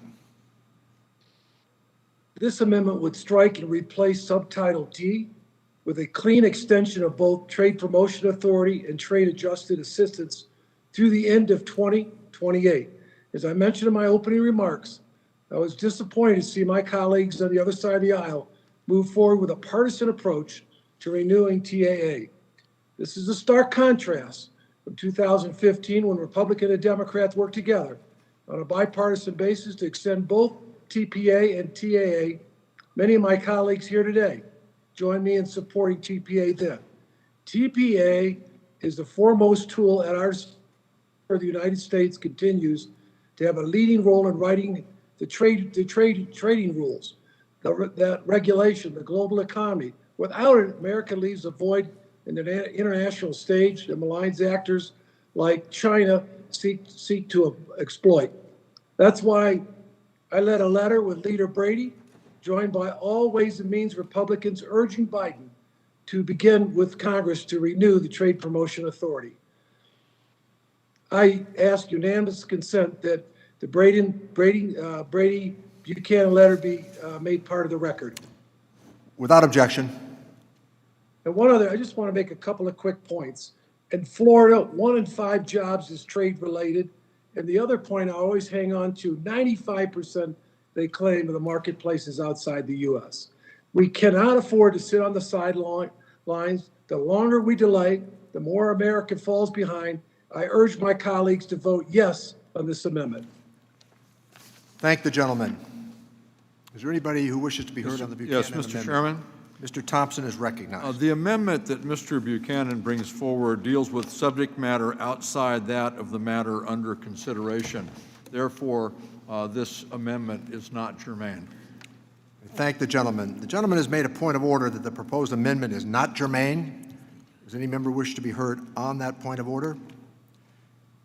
Not hearing further discussion. If not, the chair is prepared to rule on the point of order. The gentleman from California makes a point of order that the amendment proposed to this section is not germane. Under Clause 7 of House Rule 16, no proposition on a subject different from that under consideration of the underlying bill should be admitted under the color of the amendment. As such, the amendment is outside the scope of the bill and fails the basic test of germaneness. The chair rules that the amendment is not in order and that the point of order is sustained. Mr. Chairman, I would appeal the ruling. The gentleman from Nebraska has appealed the ruling of the chair. Mr. Chairman, I move to table. Mr. Thompson has moved to table. The question before the committee is on Mr. Thompson's amendment. All those in favor of Mr. Thompson's amendment signify by saying aye. Aye. Opposed, no. Aye. No. It is the opinion of the chair that the ayes have Mr. it. Chairman, I ask for a record vote. Mr. Smith has asked for a recorded vote. The question is on the motion to table the appeal of the ruling of the chair, and the clerk will call the roll. Mr. Doggett? Aye. Mr. Doggett votes aye. Mr. Thompson? Thompson, aye. Mr. Thompson votes aye. Mr. Larson? Yes. Mr. Larson votes yes. Mr. Blumenauer? Blumenauer votes aye. Mr. Blumenauer votes aye. Mr. Kind? Kind, aye. Mr. Kind votes aye. Mr. Pascrell? Mr. Pascrell? Mr. Davis? Mr. Davis? Ms. Sanchez? Sanchez votes aye. Ms. Sanchez votes aye. Mr. Higgins? Higgins, yes. Mr. Higgins votes yes. Ms. Sewell? Ms. Sewell? Ms. Sewell votes aye. Ms. Del Bene? Aye. Ms. Del Bene votes aye. Ms. Chu? Chu votes aye. Ms. Chu votes aye. Ms. Moore? Moore votes aye. Ms. Moore votes aye. Mr. Kildee? Aye. Mr. Kildee votes aye. Mr. Boyle? Boyle votes aye. Mr. Boyle votes aye. Mr. Byer? Byer votes aye. Mr. Byer votes aye. Mr. Evans? Mr. Evan votes aye. Mr. Schneider? Schneider votes yes. Mr. Schneider votes yes. Mr. Swazi? Aye. Mr. Swazi votes aye. Mr. Panetta? Mr. Panetta votes aye. Ms. Murphy? Murphy votes aye. Ms. Murphy votes aye. Mr. Gomez? Mr. Gomez? Mr. Horsford? Mr. Horsford votes aye. Ms. Plaskett? Plaskett votes aye. Ms. Plaskett votes aye. Mr. Brady? Brady, no. Mr. Brady votes no. Mr. Nunez? This votes no. Mr. Nunez votes no. Mr. Buchanan? Buchanan votes no. Mr. Buchanan votes no. Mr. Smith of Nebraska? Smith of Nebraska votes no. Mr. Smith of Nebraska votes no. Mr. Reed? Reed, no. Mr. Reed votes no. Mr. Kelly? Mr. Kelly votes no. Mr. Smith of Missouri? Mr. Smith of Missouri votes no. Mr. Rice? Mr. Rice votes no. Mr. Schweikert? Mr. Schweikert votes no. Ms. Walorski? No. Ms. Walorski votes no. Mr. LaHood? No. Mr. LaHood votes no. Dr. Wenstrup? Dr. Wenstrup votes no. Mr. Arrington? Tomorrow, or Monday. Mr. Arrington? Dr. Ferguson? Dr. Ferguson votes no. Mr. Estes? Mr. Estes votes no. Mr. Smucker? Mr. Smucker votes no. Mr. Hearn? No. Mr. Hearn votes no. Mrs. Miller? No. Mrs. Miller votes no. Mr. Pascrell?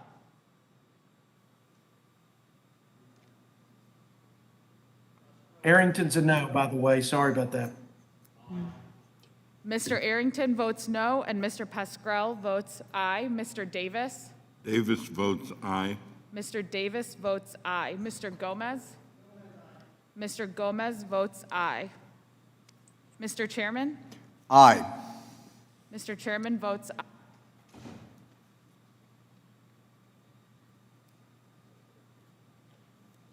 Clerk will call the tally. Mr. Chairman, I have 25 yeas and 18 nays. There being 25 yeas and 18 nays, the ruling of the chair is sustained. Are there any other amendments on the amendment in the nature of a substitute? The gentleman from Mr. Chairman, Texas, Mr. Arrington, is recognized. Mr. Chairman. Thank you, Mr. Chairman. Mr. Chairman. Mr. Thompson? I reserve a point of order. Mr. Thompson has reserved a point of order. Mr. Chairman and colleagues, thank you for the opportunity to present this amendment. Will the gentleman I suspend think- while we pass out the amendment? Yes, sir, sorry. Thank you.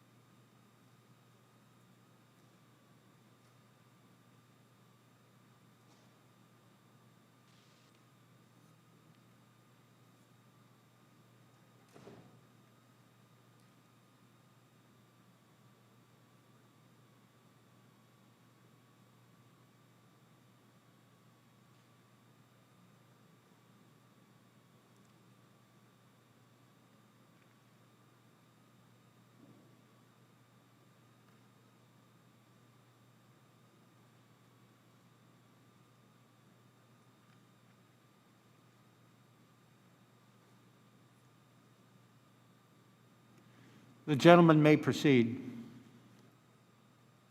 Thank you, Mr. Chairman.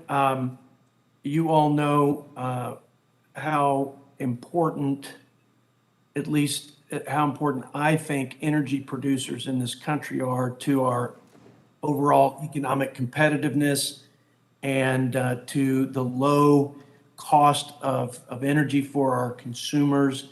And I think that's especially important for the working folks that live paycheck to paycheck.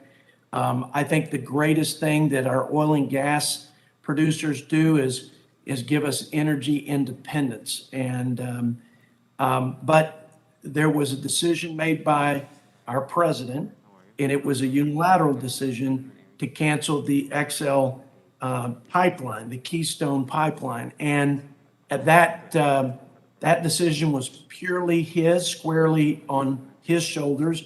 And with the stroke of a pen, he destroyed not only the jobs, but the livelihoods of 11,000 people. Untold numbers of families, untold and unquantified impact up and down that corridor to mainly rural Americans and their families. And so I'm going to trust that your intention here, even though I think this program we've got the cart in front of the horse, if your intentions are to help people that are impacted negatively by the things outside of their control as it relates to trade, and the Keystone Pipeline is definitely connected to trade because it's our biggest oil and gas trading partner in the USMCA agreement in Canada. And so this amendment would basically include the communities impacted with job loss and other decreased economic activity into this TAA assistance for communities. And that's a summary. I can get technical if you want me to, but I'll pause there and ask and plead with my colleagues to help these folks adversely impacted by something totally out of their control and unilaterally taken action by this president. Mr. Chairman, I move to withdraw my motion. The gentleman withdraws his reservation.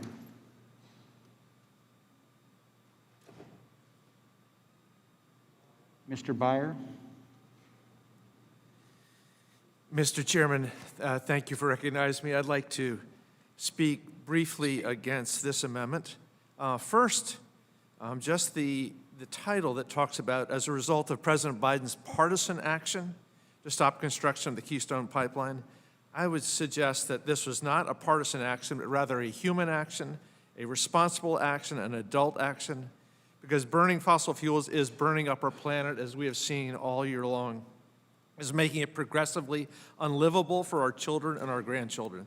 This is not partisan. This is about the most adult thing our president could possibly do. I'd also like to say that while this may be germane, it is difficult to say that this is directly trade related.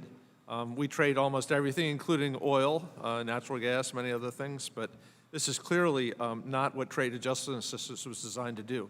There should be many other things in our leadership that will address communities that are economically challenged, but not trade assistance. And while I have the microphone, Mr. Chairman, I'd like to respond to my friend Dr. Ferguson's comments about giving away our COVID-19 vaccine intellectual property to China, because I was the one person who raised my hand. On the Institute for Health Metrics Evaluation, the most responsible statistician in the world on COVID, suggests that on December 1st, in a few months, we will have had 12 million recorded in excess COVID deaths worldwide. 12 million, more than 1 million in the United States. Worldwide, 2 billion people have had one vaccine. 1.1 billion of those have been Chinese. That means there are 4.3 billion non-Chinese people in the world who have not had one vaccine. Yes, we're doing what we can. I talked to one of the ambassadors from Iraq yesterday. We're sending them 500,000 vaccines. It's good. They have 80 million people, 40 million people. That means we're sending one vaccine, one shot for every 80 people in Iraq. And they're one of our friends, one of our partners. So when does the intellectual property of mRNA become more important than millions and millions and millions of human lives? This is simple morality. Yes, China, it's nice to invoke the boogeyman. Somehow that will scare us into doing this. But as human beings, we have a basic responsibility to care for every life on this planet. And to deny the life-saving vaccine is not immoral. It's more than immoral. It's almost genocidal. And I think that's why President Biden has determined that this vaccine needs to be given to the world at large. China's not 20 years behind us. They're 20 weeks behind us on mRNA. And the thought that somehow advancing biological understanding is going to put America at a disadvantage. I'm sorry, it just boggles my mind. And I am glad that the President has done what he has done. I have no fear that we will be able to compete in China on every possible ways because of who we are. And with that, Mr. Chairman, I yield back. Mr. Chairman, may I respond? No. Okay, can somebody yield me Somebody some going to time yield then? to you, that's fine. Let's make sure to follow the Ferguson? rules. Mr. Ferguson? Thank you, Mr. Chairman. You know, in responding to the comments here from my dear friend from Virginia, a couple of things I'd like to point out. Number one, I don't think, again, giving our technology to China, our mRNA technology to China, is a wise move. I simply disagree with you on that point on a variety of factors. Number two, giving this vaccine to countries that don't have the capacity and the infrastructure, both from a human infrastructure and a manufacturing and distribution infrastructure in place, simply puts at risk this technology. Let me say this, it will take years to build the manufacturing capacity in these countries. It will take years to train the workforce in these countries. It will take years to build out the logistics and distribution network in these countries. And what we are doing is setting a very dangerous precedent that when we, as Americans and our and our researchers and our developers develop something as important as this vaccine, that we're going to take their intellectual property and give it away. We will put at risk companies innovating here in America. What incentive do they have if all of a sudden their intellectual property is taken from them by the government and given to someone else? That is what is at risk here. It is not a wise policy. I respectfully disagree with you on that. And if we want to produce more vaccine here, and you believe that the moral thing to do is to produce it here and give it around the world, you know, we can have that discussion. But to take and give the Chinese our intellectual property, I think is a mistake, and I think it's short-sighted to think that putting that information out there is going to result in more vaccines in a quicker fashion because the countries simply do not have the manufacturing and distribution capacity. With that, I'll yield back. The question is on agreeing to the amendment offered by the gentleman from Texas. Members are reminded to unmute themselves for the voice vote. All in favor signify by saying aye. Aye. Those opposed, no. No. No. In the opinion of the chair, the noes have it. On that, I'd ask recorded vote. A roll call vote has been requested. Remote members are reminded that your camera must be turned on in order to be recorded. Members in the room and remote, please mute yourself until the clerk calls on you and state your name when recording the vote. The clerk will call the roll. Mr. Doggett? Doggett votes no. Mr. Doggett votes no. Mr. Thompson? Thompson, no. Mr. Thompson votes no. Mr. Larson? Mr. Larson? Mr. Blumenauer? Blumenauer votes no. Mr. Blumenauer votes no. Mr. Kind? No. Mr. Kind votes no. Mr. Pascrell? Pascrell votes no. Mr. Pascrell votes no. Mr. Davis? Davis votes no. Mr. Davis votes no. Ms. Sanchez? Sanchez votes no. Ms. Sanchez votes no. Mr. Higgins? Higgins, no. Mr. Higgins votes no. Ms. Sewell? Ms. Sewell votes no. Ms. Delbene? Delbene votes no. Ms. Delbene votes no. Ms. Chu? Ms. Chu? Ms. Moore? Ms. Moore votes no. Mr. Kildee? Kildee votes no. Mr. Kildee votes no. Mr. Boyle? Boyle votes no. Mr. Boyle votes no. Mr. Byer? Byer votes no. Mr. Byer votes no. Mr. Evans? Mr. Evans votes no. Mr. Schneider? Votes no. Mr. Schneider votes no. Mr. Swazi? Swazi, no. Mr. Swazi votes no. Mr. Panetta? Mr. Panetta votes no. Ms. Murphy? Murphy votes no. Ms. Murphy votes no. Mr. Gomez? Mr. Gomez votes no. Mr. Horsford? Mr. Horsford votes no. Ms. Plaskett? Plaskett votes no. Ms. Plaskett votes no. Mr. Brady? Brady, aye. Mr. Brady votes aye. Mr. Nunez? Nunes votes aye. Mr. Nunez votes aye. Mr. Buchanan? Buchanan votes aye. Mr. Buchanan votes aye. Mr. Smith of Nebraska? Smith of Nebraska votes aye. Mr. Smith of Nebraska votes aye. Mr. Reed? Reed votes yes. Mr. Reed votes yes. Mr. Kelly? Mr. Kelly votes yes. Mr. Smith of Missouri? Mr. Smith of Missouri votes yes. Mr. Rice? Wait, hold on. I think I may have missed Mr. it. Rice votes yes. Actually, in the middle Mr. of a- Schweikert? Mr. Schweikert votes yes. Ms. Walorski? Yes. Ms. Walorski votes yes. Mr. LaHood? LaHood is yes. Mr. LaHood votes yes. Dr. Wenstrup? Dr. Wenstrup votes yes. Mr. Arrington? Yes. Mr. Arrington votes yes. Dr. Ferguson? Dr. Ferguson votes yes. Mr. Estes? Mr. Estes votes yes. Mr. Smucker?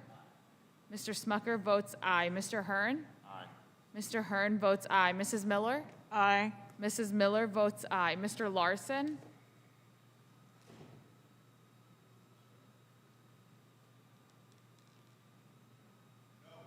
Mr. Larson votes no. Ms. Chu? Chu votes no. Ms. Chu votes no. Chairman Neal?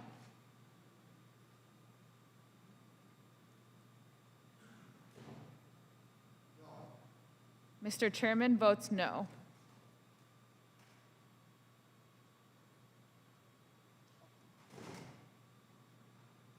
Mr. Chair, I have 25 noes and 18 yeas.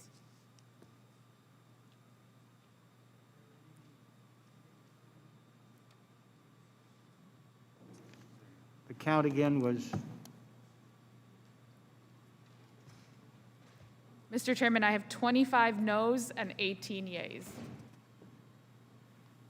there being 18 yeas and 25 noes, the amendment is not agreed to. Are there additional amendments in the amendment in the nature of substitute? Ms. Walorski? The gentlelady is recognized. Mr. Chairman, Mr. Thompson is recognized. Mr. Thompson? I reserve a point of order. The gentleman reserves a point of order. The gentlelady will suspend while we distribute the amendment.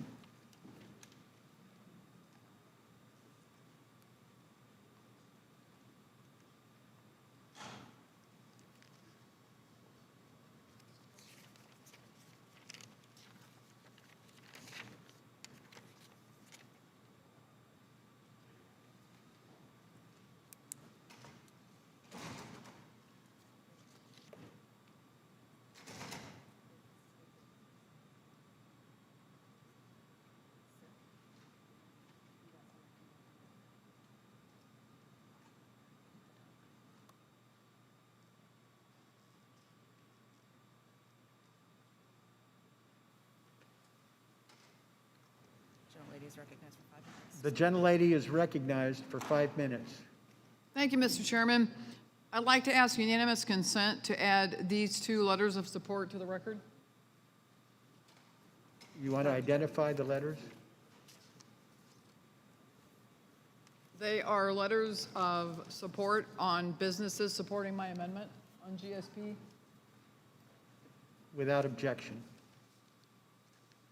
Thank you, Mr. Chairman. My amendment would make workers displaced by congressional inaction to renew GSP and MTB eligible to receive trade adjustment assistance for workers' benefits. I was disappointed to see the majority include TAA in the package, but neglect to include other important trade priorities such as GSP, MTB, and TPA.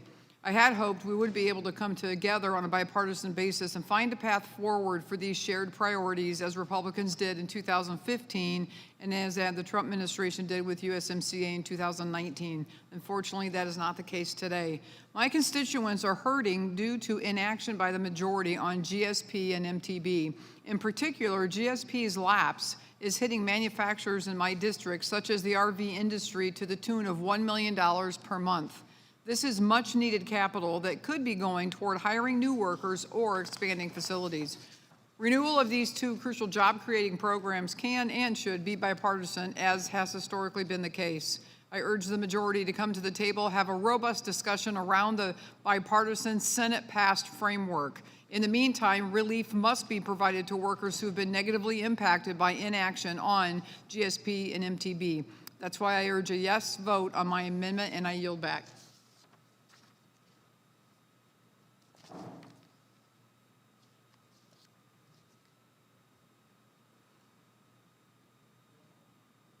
Does the gentleman continue to insist on his point of order? Withdraw my point of order. Point of order is withdrawn. Gentleman from Texas, Mr. Doggett, is recognized. The only reason that the GSP has not been extended is Republican obstruction. Republicans were offered an opportunity for a one-year extension in December of last year. They've been offered opportunities since then. It is important, as Mr. Blumenauer, our Trade Subcommittee Chair, noted earlier, that in any extension of GSP, we recognize the success that we had on a bipartisan basis in approving a much updated United States-Mexico-Canada trade agreement last year. And that involves specifically dealing with subjects like the environment. I offered the Earth Act in 2015. It was joined by every Democrat on the Ways and Means Committee and simply made the very modest change in GSP that countries that fail to effectively enforce their environmental laws, regulations, and other related matters or fail to fulfill their international environmental obligations, including their obligations relating to public health, would have a problem getting GSP. I think it's important for it to be continued, but there has been objection to including this very modest provision. The same language is included in a broader measure that Mr. Blumenauer has filed that quite rightly notes concerns about human rights and about working standards. These are important aspects of the benefits that we offer other countries under GSP, and it ought not to be renewed without recognizing the progress we've made, that we have a 21st century trade policy now that is evolving, and we need to not go backwards again. So I urge rejection of the amendment and support for the position that our Trade Subcommittee Chairman has so effectively maintained. I yield back. The gentleman yield back. Mr. Brady? I would point out that very little of that is accurate. The truth of the matter is Republicans have joined in the House, have joined with Democrats and Republicans in the Senate in very strong reforms of GSP and MTB that reflect our discussions on strengthening worker rights, environment, and other, we think, necessary reforms. House Democrats have introduced, we think, an ideological bill that makes it harder for poor countries and developing countries to be able to qualify, remain eligible, and actually help lift them out of poverty. With that, I yield back. Gentleman yields back. Anyone else seek recognition? The chair recognizes himself. I appreciate my colleague from Texas making those observations. We worked hard on a bipartisan basis. I'll fix it here so you can all hear. Thank you. Worked hard on a bipartisan basis to implement important protections for the environment, human rights, and enforcement. We introduced legislation last December that reflected that with GSP and MTB.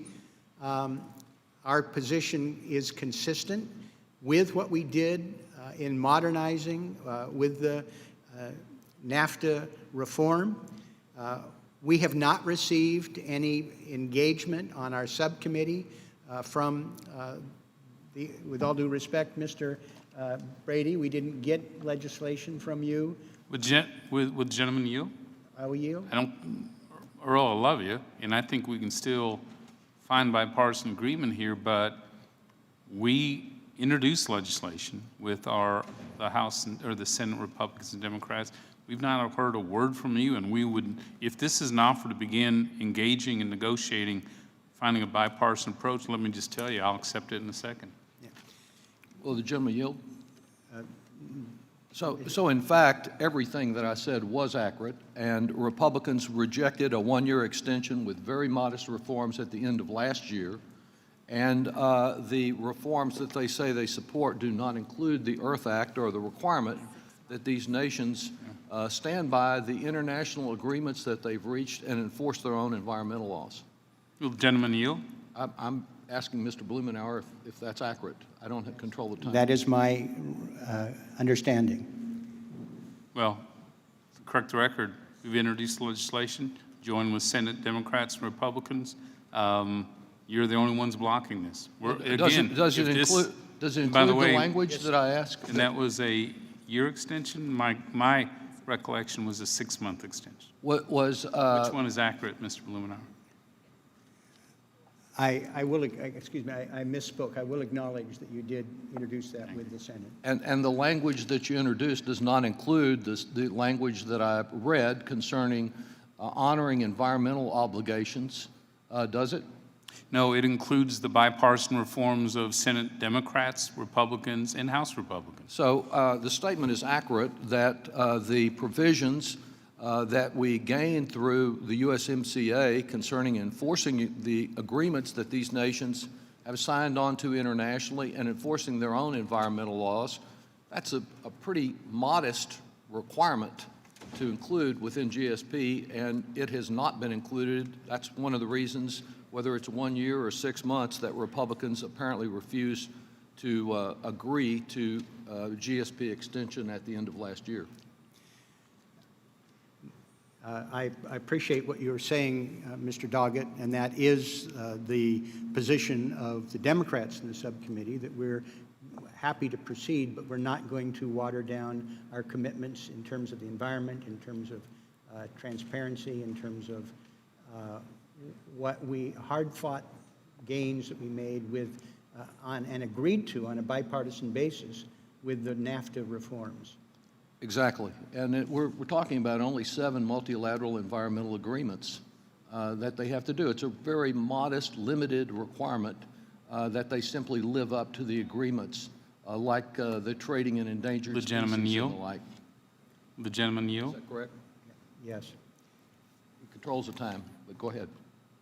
So why not convince your Senate Democrat colleagues to agree with that? Well, how about just convincing the people on this committee that have just- obstructed action on multilateral environmental agreements and living up to the environmental conditions we had with The time of the chair has USMCA to agree? expired. I will clarify that I've had those conversations with the chair of the Senate Finance Committee and understands our commitment to move forward on that basis. So, the question is on agreeing to the amendment. Those in favor will signify by saying aye. Aye. Those opposed, no. The opinion No. of the chair, the noes have it. I ask The for- amendment is not agreed to. Ask for a recorded vote, Chairman. Mr. Brady requests a recorded vote. The clerk will call the roll. Members are reminded to unmute themselves for the voice vote. All in favor signify by saying aye. The clerk will call the roll. Mr. Doggett? No.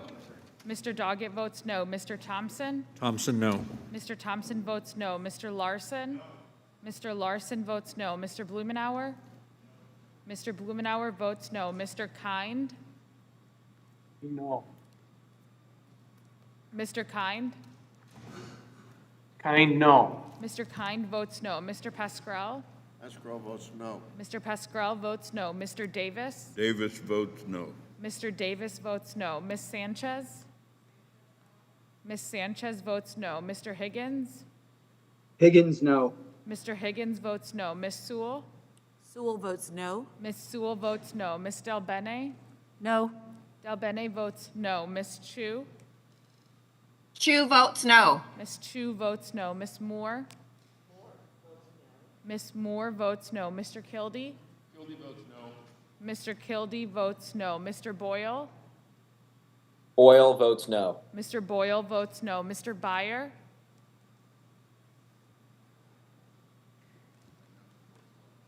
Mr. Byer? Mr. Evans? Evans votes no. Mr. Evans votes no. Mr. Schneider? Votes no. Mr. Schneider votes no. Mr. Swazi? Ours is usually that way. Swazi, no. Mr. Swazi votes no. Mr. Panetta? Mr. Panetta votes no. Ms. Murphy? Murphy votes no. Ms. Murphy votes no. Mr. Gomez? Mr. Gomez votes no. Mr. Horsford? Mr. Horsford votes no. Ms. Plaskett? Ms. Plaskett votes no. Mr. Brady?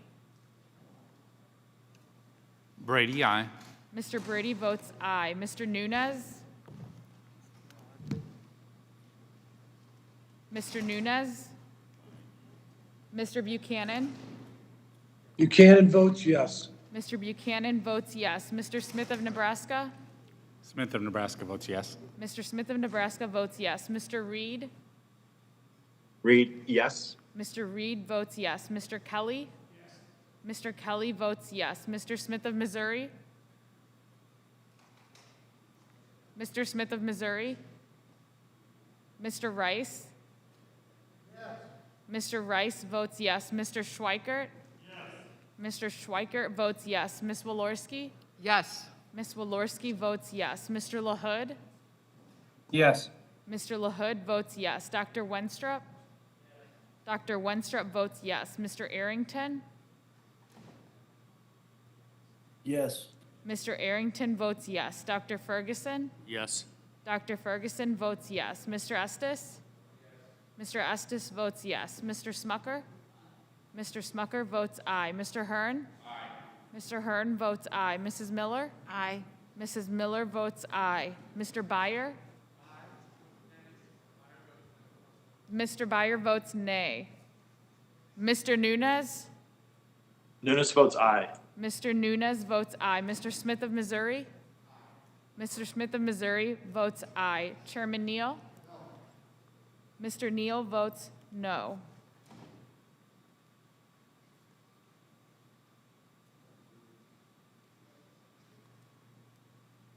Mr. Chair, I have a vote of 25 noes and 18 ayes. We have a vote of 25 noes, 18 ayes. The amendment is not agreed to.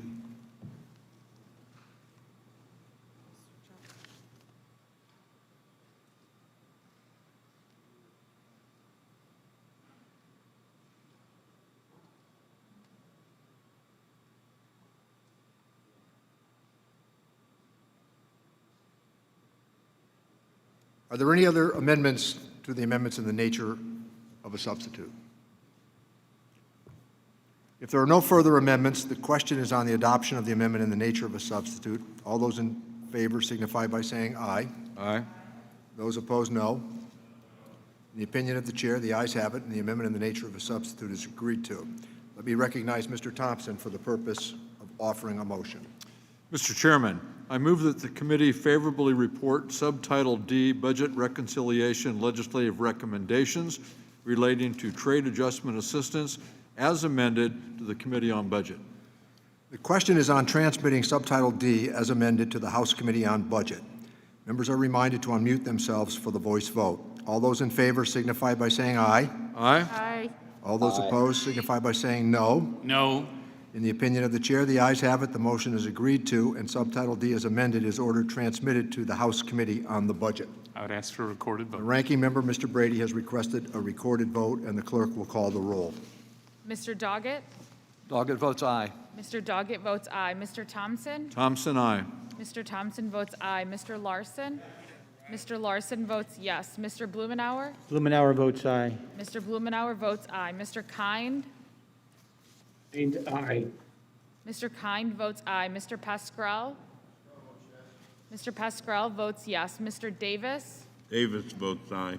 Mr. Davis votes aye. Ms. Sanchez? Sanchez votes yes. Ms. Sanchez votes yes. Mr. Higgins? Higgins, yes. Mr. Higgins votes yes. Ms. Sewell? Sewell votes yes. Ms. Sewell votes yes. Ms. Delbene? Delbene votes yes. Ms. Delbene votes yes. Ms. Chu? Chu votes aye. Ms. Chu votes aye. Ms. Moore? Ms. Moore votes aye. Mr. Kildee? Mr. Kildee votes aye. Mr. Boyle? Boyle votes aye. Mr. Boyle votes aye. Mr. Byer? Mr. Byer votes aye. Mr. Evans? Evans votes aye. Mr. Evans votes aye. Mr. Schneider? Schneider votes aye. Mr. Schneider votes aye. Mr. Swazi?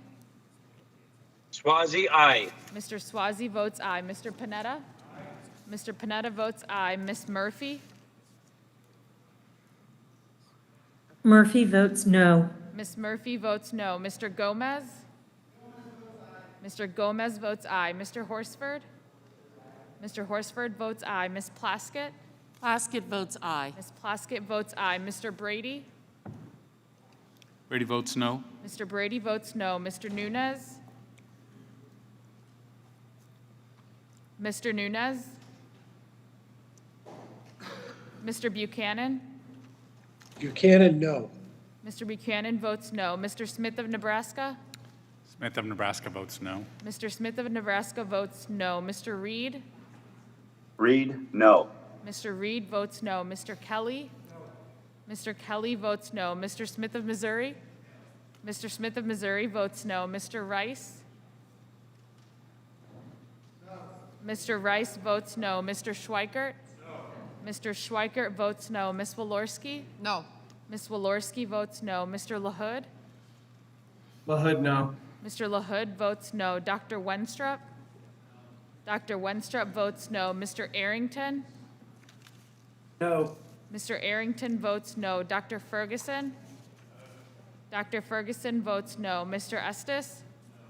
Mr. Estes votes no. Mr. Smucker? Mr. Smucker votes no. Mr. Hearn? Mr. Hearn votes no. Mrs. Miller? Mrs. Miller votes no. Mr. Nunez? Nunes votes no. Mr. Nunez votes no. Mr. Chairman? Aye. Mr. Chairman votes aye.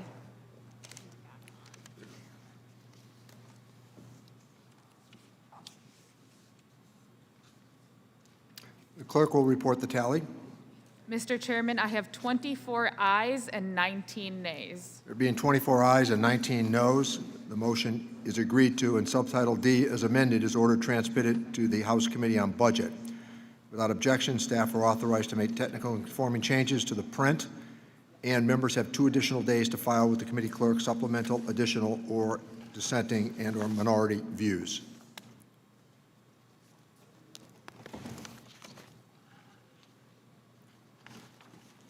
Our next order of business is Part 4 of Subtitle E, the Budget Reconciliation Legislative Recommendations relating to Medicare, dental, hearing, and vision coverage.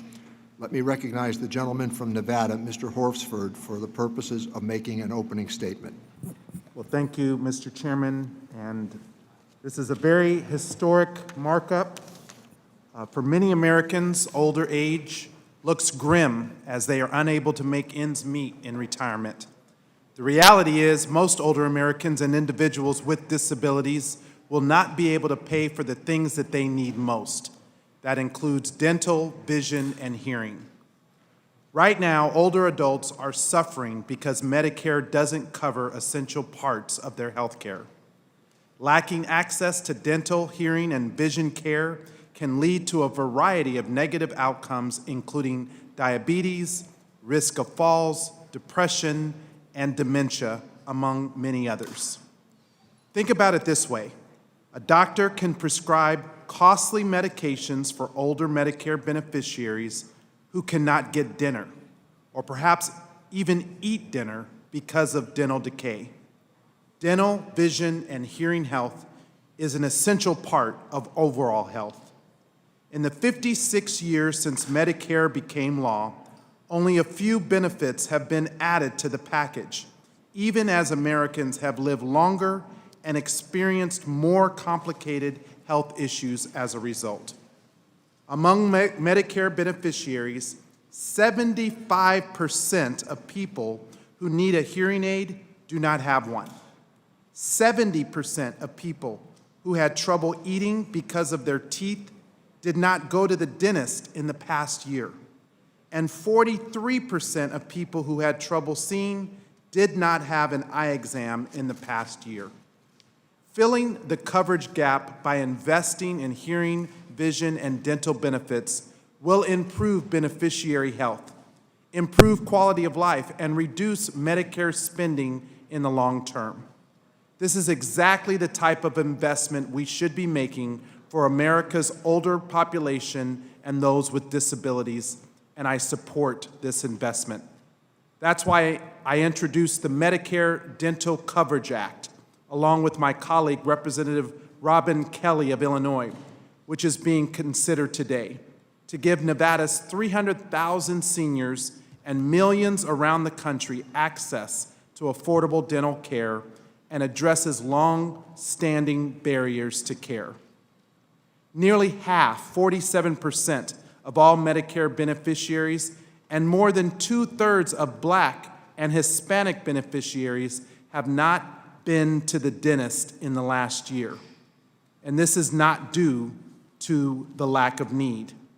Without affordable dental, vision, and hearing coverage through Medicare, Nevada seniors and those with disabilities are forced to choose between high out-of-pocket cost or a lower quality of life.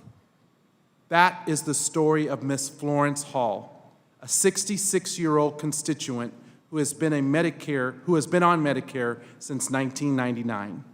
While she has been able to access basic health care services, she has had severe difficulties accessing dental care.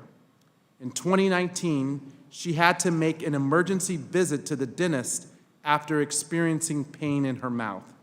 She came to find out that most of the roots in her teeth were rotten and were septic. Since she didn't have regular care, basic signs of decay were missed. Since her dental services weren't covered, she had a very large out-of-pocket bill of $10,000. Thankfully, the dentist was able to reduce the bill to $5,000 due to her income limits.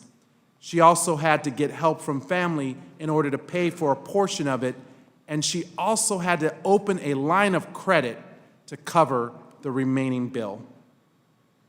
Democrats and Republicans alike should be able to agree that there is no excuse for not helping older Americans afford the care they need.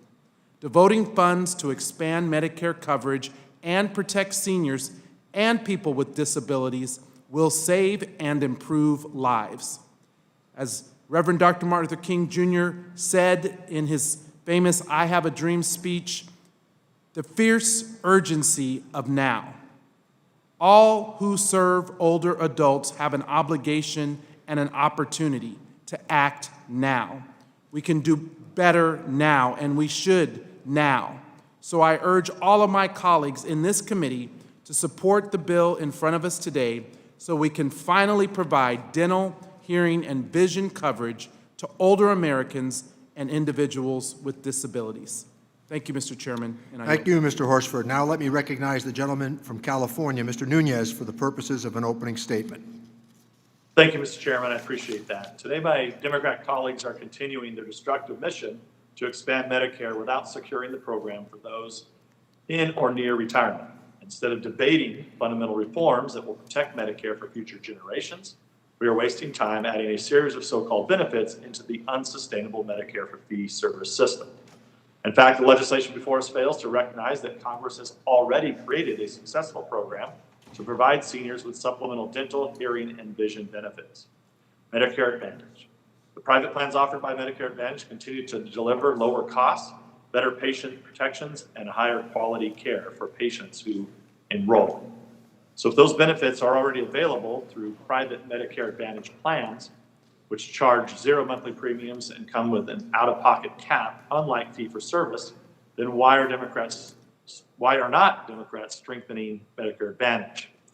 Well, because it doesn't achieve my Democrat Socialist friends' mission, a socialist takeover of the healthcare system. 2019, Republicans on this committee voted to expand dental, hearing, and vision benefits. Despite our concerns, we voted to advance the process so we could receive a complete CBO analysis and then negotiate a bipartisan agreement on a common sense pay-for-fee service from the disastrous price-setting scheme proposed in H.R. 3. 2 years on, and our Democrat colleagues have ignored these requests, and instead, despite the deep divisions within your own caucus, you demand we pay for these expansions at patients' expense or on the backs of workers and small businesses through job-killing tax hikes.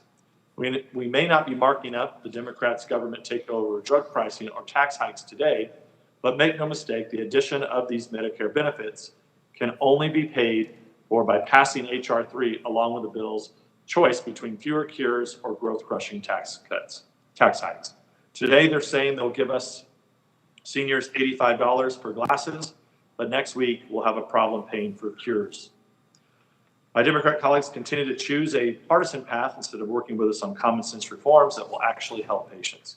Today, committee Republicans will instead offer amendments that will demonstrate our commitment to ensuring seniors have access to health care, affordable in a sustainable way, and that Medicare keeps its promise to those in and near retirement, and that critical patient benefits now in jeopardy are preserved.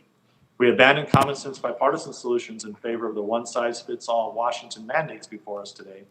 We will be placing a down payment on a socialist government-run healthcare system. Thank you, Mr. Chairman. With that, I yield back. I thank the gentleman.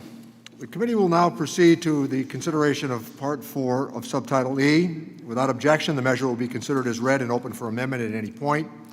This time I offer an amendment in the nature of a substitute, which was distributed in advance along with the green sheet explaining it. Without objection, the amendment in the nature of a substitute shall be considered as read, open for an amendment at any point, and considered base text for the purpose of amendment. Let me now turn to Amy Hall, Staff Director of the Subcommittee on Health, to provide the technical description of the amendment in the nature of a substitute, with an emphasis on the changes that have been made since introduction. I ask that members hold their questions until after Ms. Hall's presentation. Ms. Hall. Thank you, Chairman Neal. Committee print Budget Reconciliation Legislative Recommendations for Subtitle E relating to Medicare, dental, hearing, and vision coverage. Section 134401, Dental and Oral Health Care. This section adds a new 1861 LLL to the Social Security Act, providing for Medicare Part B coverage of dental and oral health services beginning in 2028. These services would be divided into basic treatment, such as cleanings, and major treatments, such as tooth restorations, bridges, and crowns. Coinsurance for basic services would be at 20%, and coinsurance for major services would be at 50%. Payment for these services would be made under the physician fee schedule, and services could be performed by a dentist or oral health professional certified to provide such services in accordance with state law. Section 134402, providing coverage for hearing care under the Medicare program, would amend Section 1861 of the Social Security Act to provide coverage for oral rehabilitation and treatment services, AURAL, by the way, not ORAL, for individuals with profound or severe hearing loss by qualified audiologists beginning in 2023.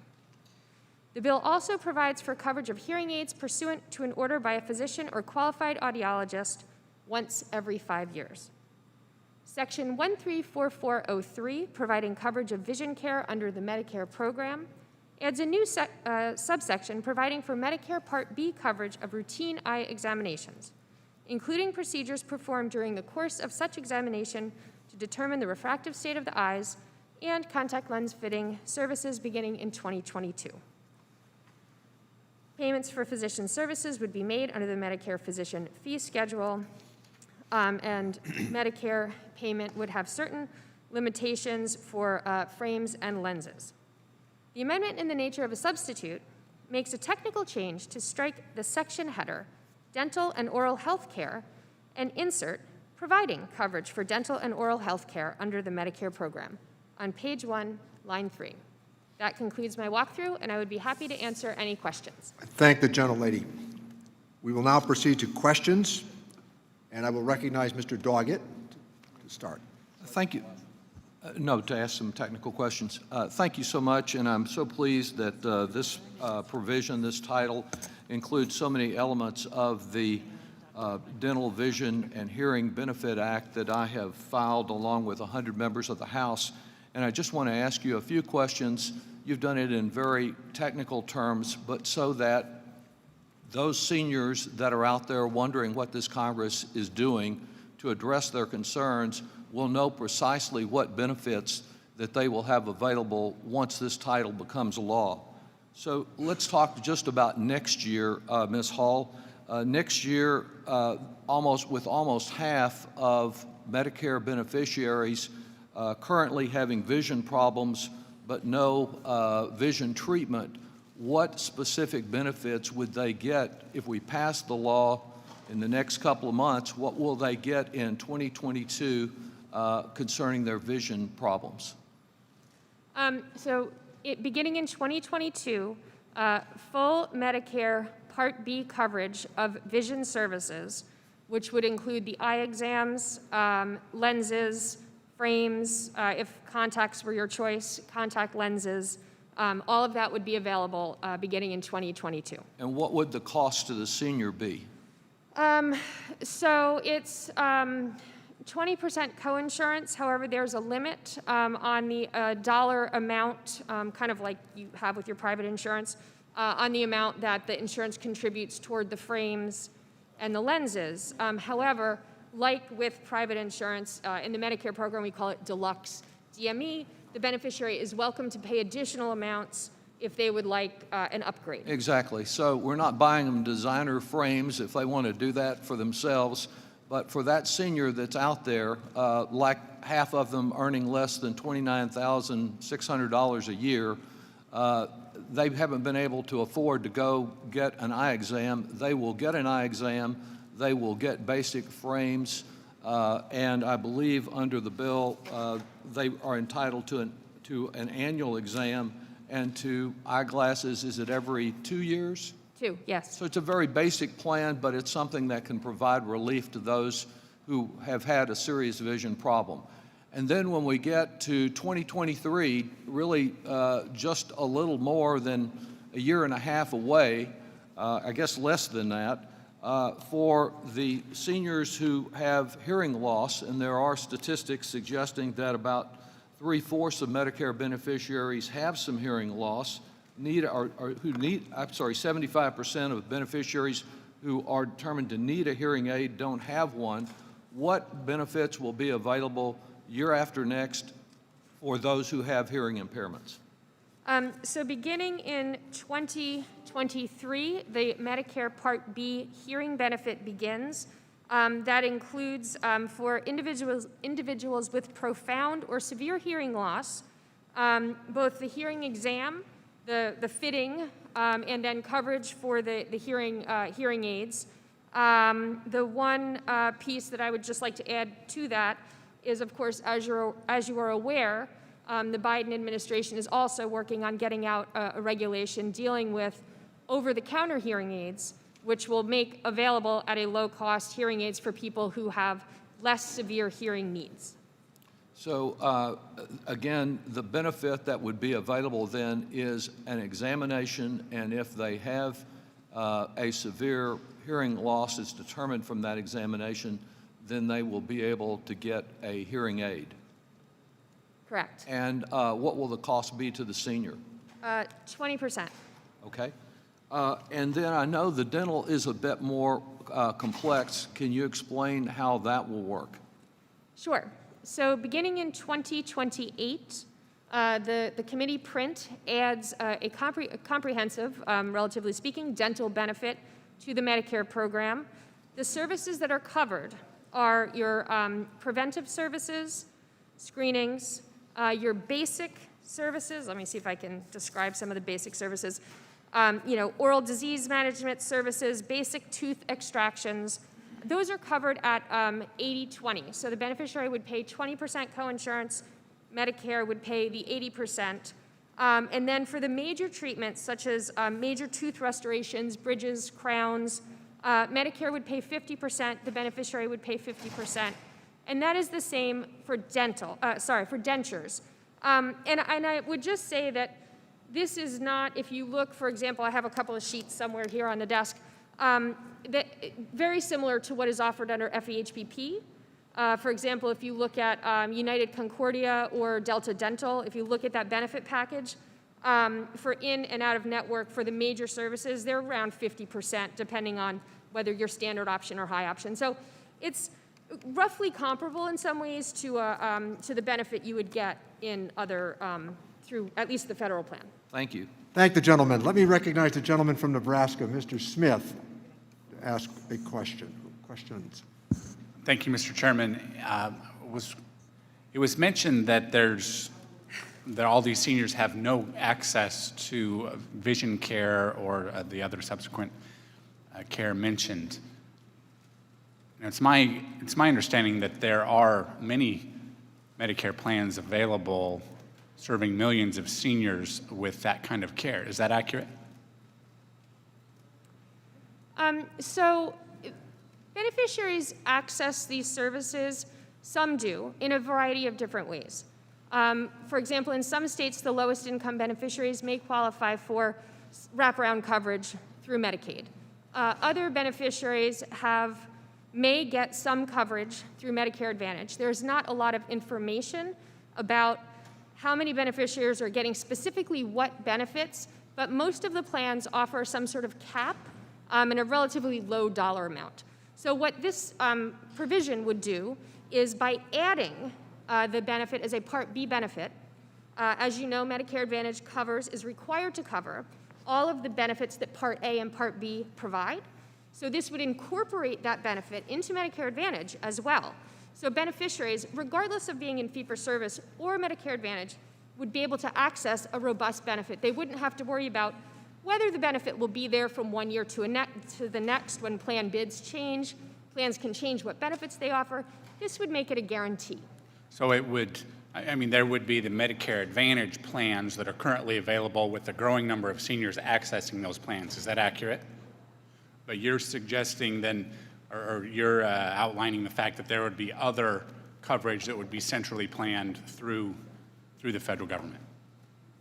Yes, and so regardless of, as you know, right, people make different choices throughout their lives, and so sometimes seniors, one year you might be in fee-for-service, one year you might be in a Medicare Advantage plan.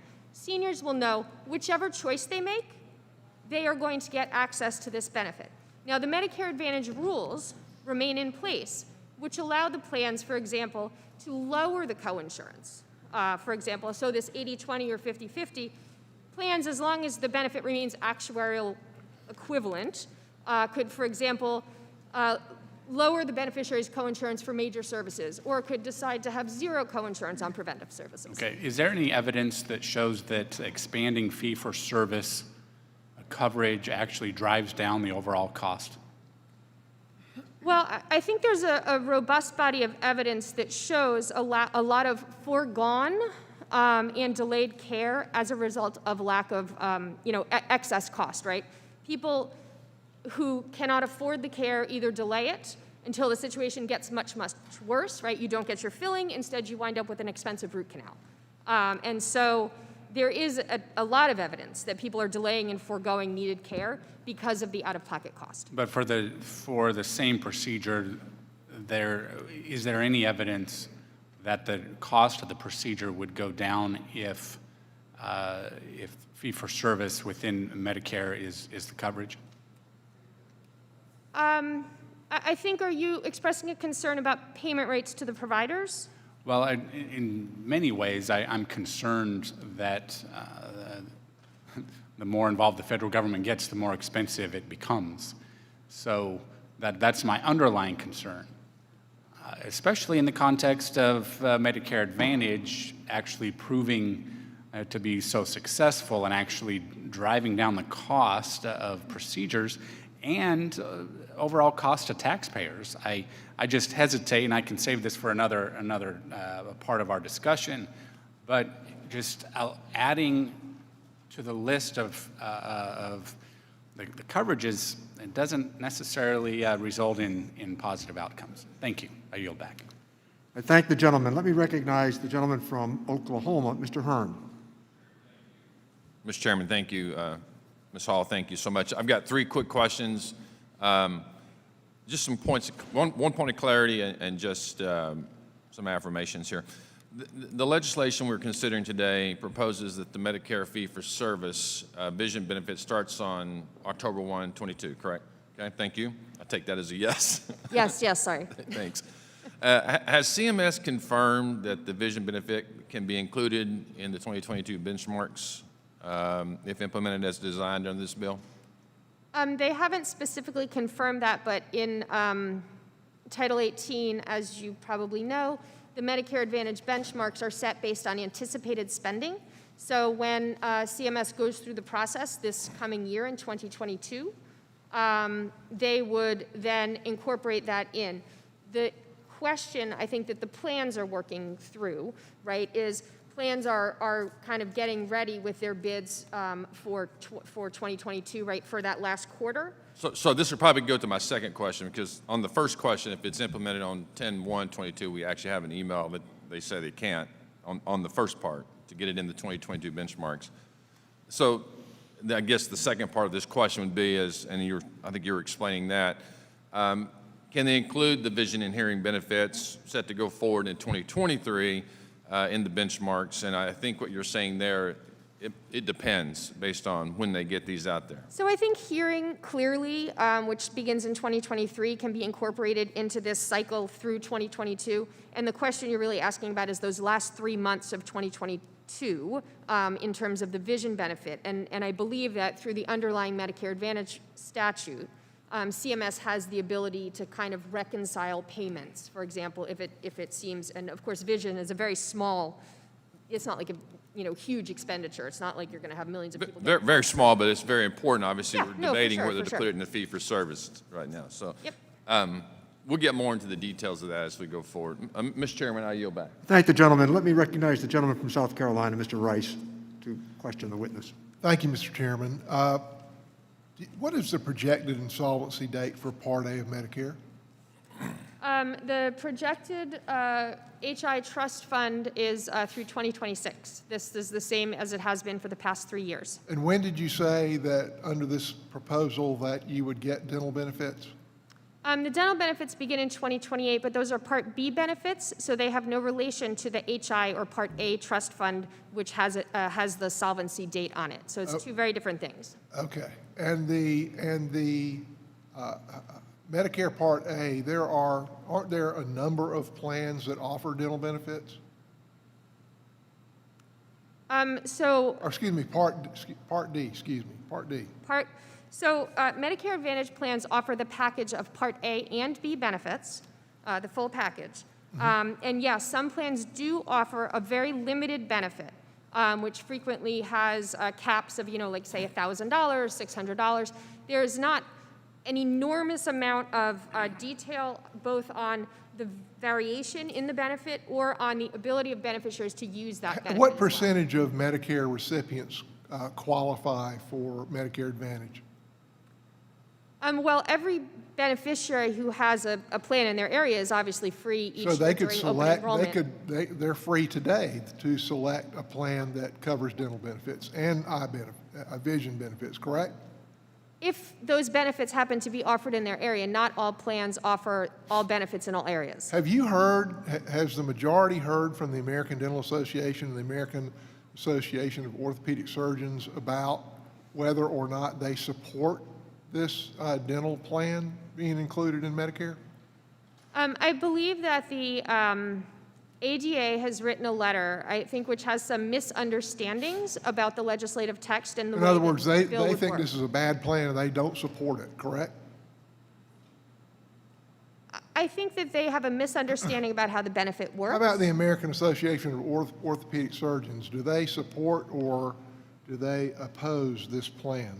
Have you heard from them? I've not heard from the orthopedic surgeons. Okay. Well, I've heard from both of them, and I can tell you that they very clearly understand it and oppose it. Now, and they raised this to me, and they asked me to ask this specific technical question. Has CMS provided the committee majority with technical assistance about the feasibility of a dental coding and reimbursement infrastructure into the Part B physician fee schedule which currently only supports medical procedures.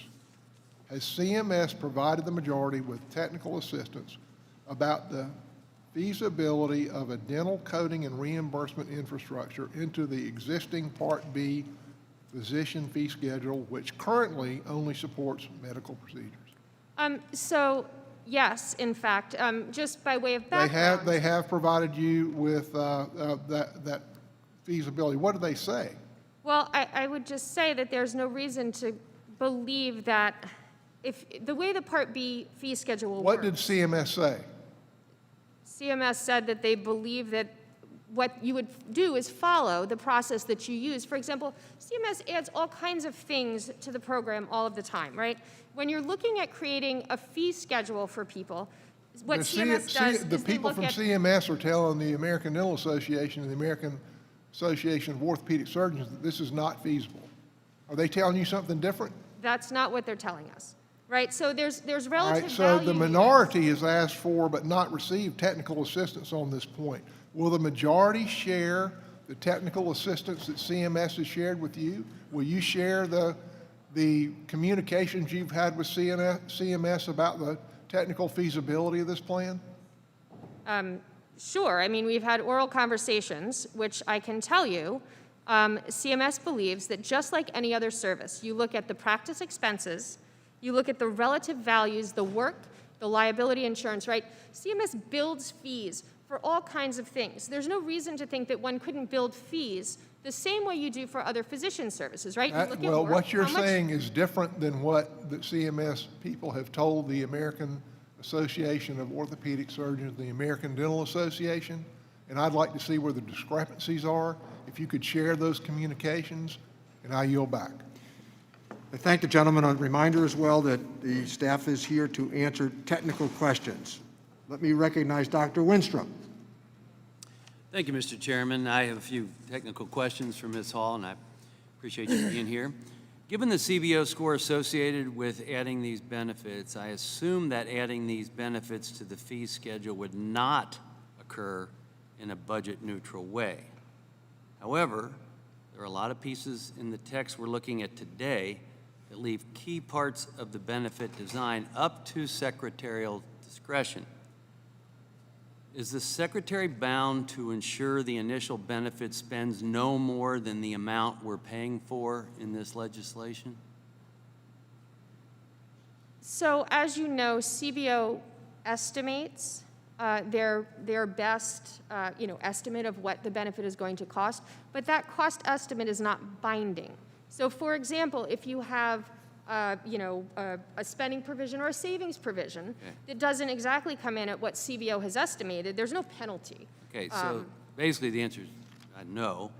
So does any excess cost have to be accounted for in a budget-neutral manner with cuts from other parts of the fee schedule? From adding the benefit, initially, no. Does any excess cost have to be accounted for in a budget-neutral manner with cuts from other parts of the fee schedule? So when you add the benefit, you grow the pie, right? Yeah. Does it have to be accounted for in a budget-neutral manner with cuts from other parts of the fee schedule? No, I'm saying no, right? You grow the pie. It's not like you add a dental benefit and then you cut everybody else's payments. That's not how this provision works. So the dental benefit, as written, adds cost outside of the budget window by drawing down patients' cost-sharing obligations from 90% to 50%. So since this cost is not accounted for in the CBO score, would this spending also not occur in a budget-neutral way? Or would the increased cost be made up for across the fee schedule? Or don't we know? I'm not entirely sure I'm following your question, but I'm trying to be helpful and answer it. Sure, I understand. Well, it's complicated, but deserves looking into. Okay, since the cost is not accounted for in the CBO score, would this spending also not occur in a budget-neutral way? Or would the increased cost be made up for across the fee schedule? I think where we're getting tripped up here is to just remember that the CBO score has nothing to do with the fee schedule. CBO could score it as 5 apples or $300 or whatever. Whatever CBO says is useful for the purposes of Congress guiding our knowledge, right? Well, But it doesn't affect what CMS does in implementing the benefit. Well, that goes to my next question, I guess. Is there anywhere in the text that clarifies how adding these benefits will interact with the rest of the fee schedule? Or are these assumptions on how we think CMS might interpret this legislation? So you are correct in that there is a lot of leeway for CMS to set up the benefit, and that goes particularly to what Mr. Rice was saying in terms of developing the fees, making sure that dentists are represented on the RUC, and all of that kind of stuff, right? The benefit is included in 1848, which is the physician fee schedule. But when we add the benefit, we're not adding dental coverage. So say the fee schedule is $100, just hypothetically, and we add $50 of dental coverage. We're not then cutting $50 of the existing stuff to make it all fit back into $100. I think that's your question. That's not what's happening. We're growing the pie. Yeah, you're getting there, but I have concerns that it's going to affect the fee schedule in some way, and I don't know that it's clarified that it won't. So I'm happy to look into it further. thank you, I appreciate that. I yield back. Thank you, gentlemen. Let me recognize Dr. Ferguson, and I believe we are then prepared to move on to amendments. Thank you, Mr. Chairman. A couple of questions. In this fee-for-service program, is there a provision in there for balance billing to the patient?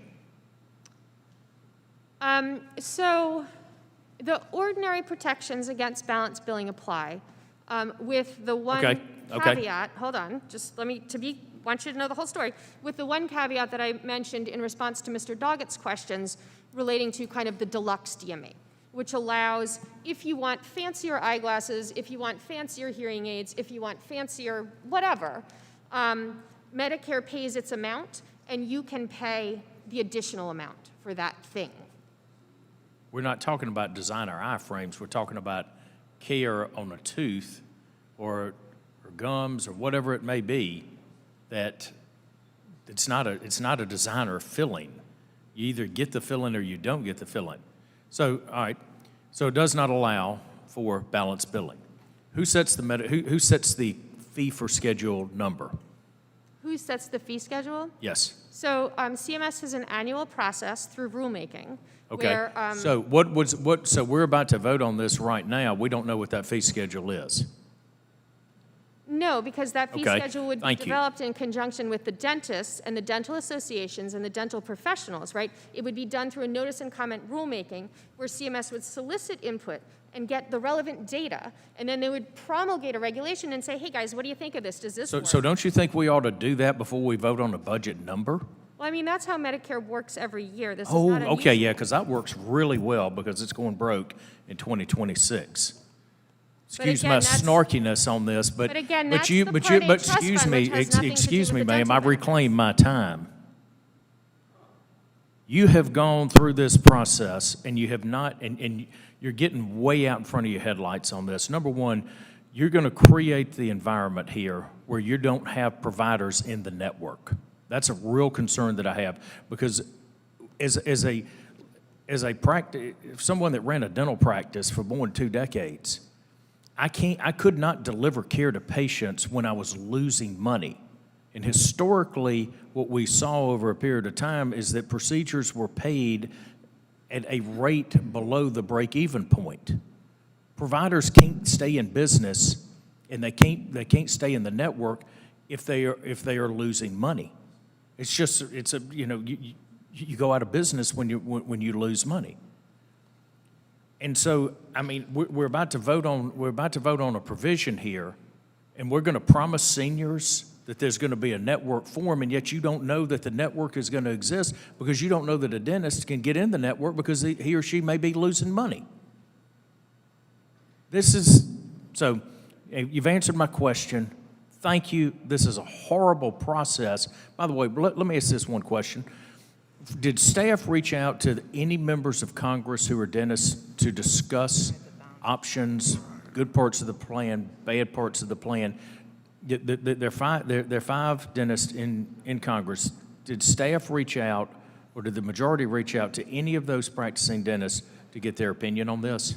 I don't know all of exactly who was consulted, but, you know, obviously staff and the members have had numerous Well, conversations with organizations To my knowledge, there representing ain't but one person in beneficiaries. this room that's ever laid a hand on a patient in a dental practice to take care of them and to operate a dental practice, particularly in a rural community, that can probably provide the majority and staff with a heck of a lot of good guidance on how to take care of seniors.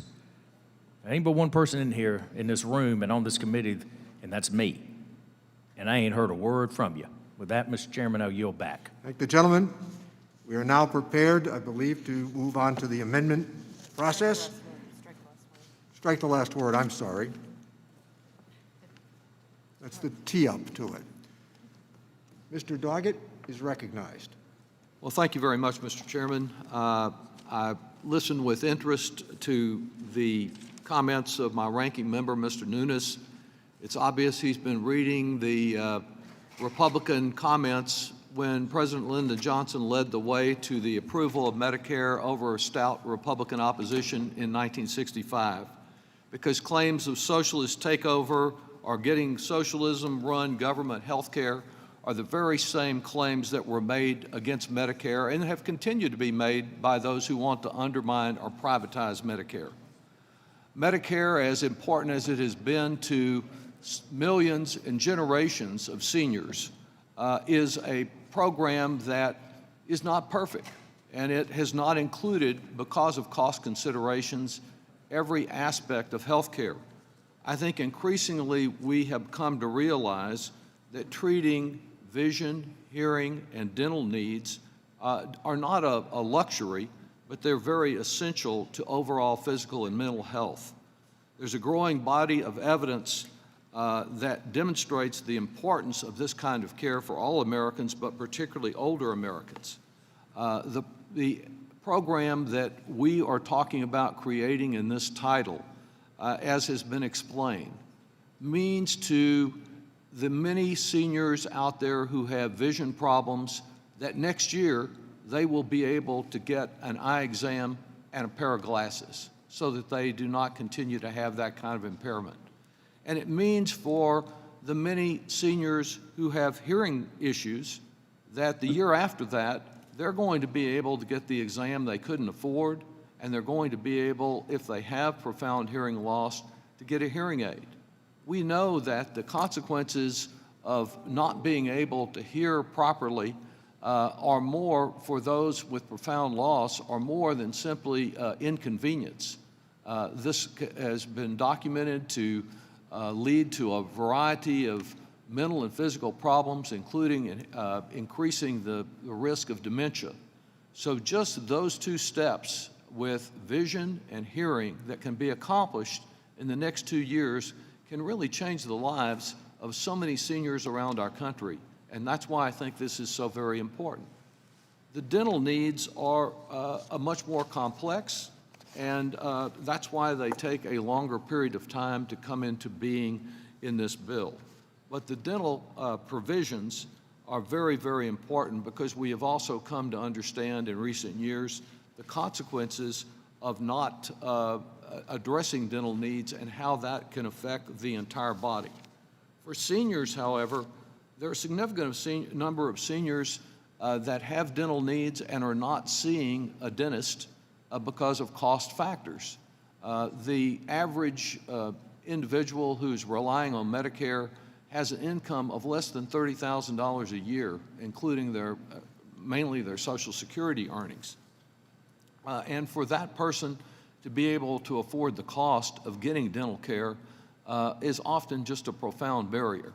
Now, I understand that there's Medicare Advantage. In some of these commercials, I think you get everything but an autographed football with Medicare Advantage.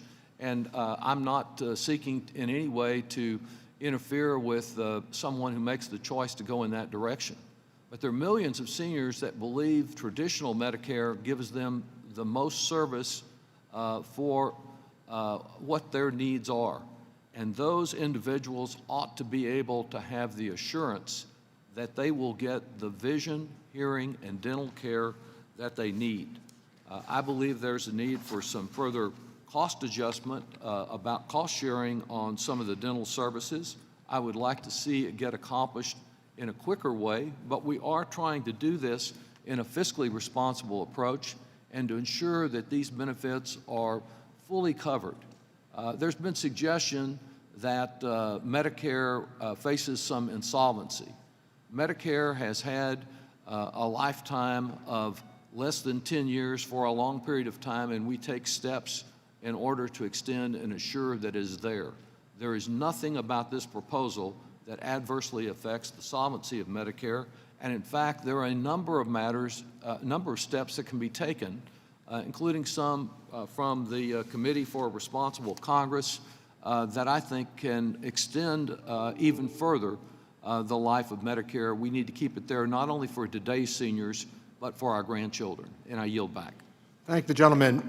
The gentleman from New York, Mr. Reed, is recognized to strike the last word. I hope we're working. Can you hear me, Mr. Chairman? We can hear you, Mr. Reed. All right. Well, thank you, Mr. Chairman, and I move to strike the last word. Gentleman is recognized. Mr. Chairman, I will be brief in my remarks to try to accommodate the time constraints of the members and get them out of the committee room. Briefly, I just want to open by saying only in Congress, when we're facing a problem with Medicare going bankrupt, will we have a discussion about expanding programs when we have a real crisis on our horizon that we should be working together to fix. That being said, we've crossed the Rubicon. We're already going down this path. And so the bottom line is we'll deal with the repercussions when the failure and the day of reckoning happens, which is coming, in my opinion. That being said, I'm looking forward to trying to work together, as you know. And one area that I thought that we could find some agreement and do some common sense reform is the Senior Health Planning Account Act that my colleague from New York, Mr. Higgins, has offered on numerous Congresses to try to come up with some common sense proposals, such as utilizing life insurance proceeds. A lot of seniors, a lot of folks don't utilize or have a need for certain life insurance policies. And there's a market now developing to sell those life insurance policies and use that money, in my opinion, in a wise way that these seniors could benefit from. This proposal is a common sense proposal that I strongly support by putting the sale of those proceeds into health planning accounts similar to HSAs, where seniors could use that money to offset their vision and dental costs, where they could use that money to buy long-term health insurance for their long-term nursing home costs that many of them are facing. And so I would hope that that creative, that bipartisan spirit of coming up with solutions to fix the problems that we face in America with Medicare in particular is what we would be discussing in this markup today. But it is clear that the agenda has been set, that the die has been cast.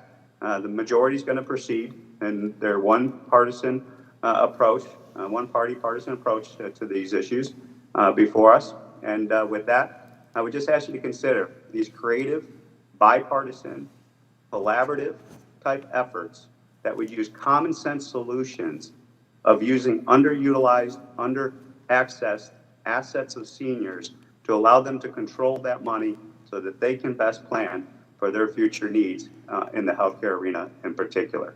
And with that, I yield back. I thank the gentleman. I think there's one thing that has occurred during my time and many of the others who have had long service here. Both sides will always make the necessary repairs to Medicare, as is the case with Social Security. With that, let me recognize the gentleman. Yes, yes. Yeah. So the problem with that is you assume that we're going to have the financial and monetary policy to bail those programs out and make the necessary needs. The day of reckoning is here, Mr. Chairman, and it is happening sooner rather than later. Thank the gentleman, but I also think that there are actuarial realities here, and if we were sitting in this room in the year 1900, the average American lived to be 46 years old.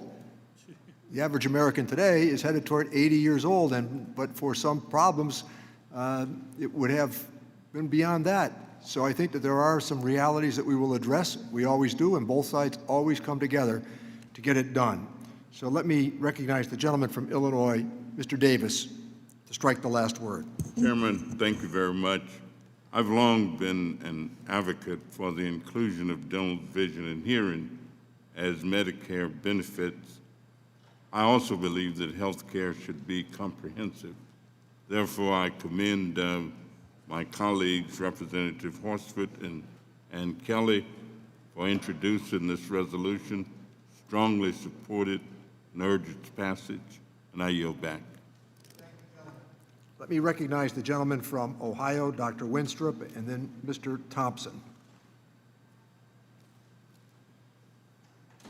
Dr. Winstrup, you are recognized to strike the last word.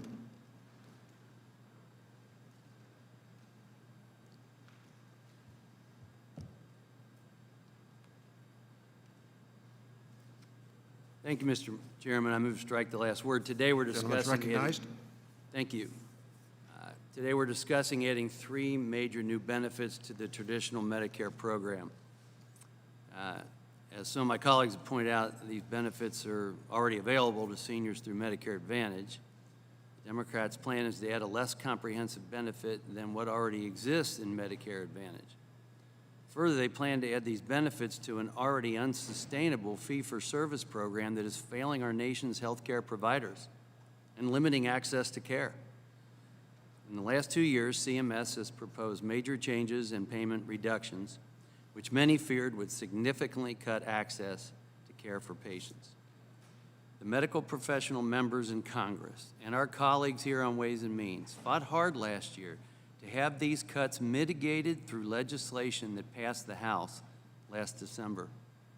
That fight was in a bipartisan fashion. A piece of this relief expires at the end of this year. Once again, healthcare providers are facing uncertainty and unstable reimbursement. Yet nowhere in this $3.5 trillion package do I see any real relief for physicians and healthcare providers. I was in a large orthopedic group. We had to deal with real-life implications of SGR cuts. We had to take out a loan from the bank just to keep our doors open and to pay our staff. So many of the people up here in Washington don't understand the impact that the unstable reimbursement has on patient access to care. We need to ensure that our policy decisions do not lead to office closures or reduced staffing nationwide, and therefore less access to care.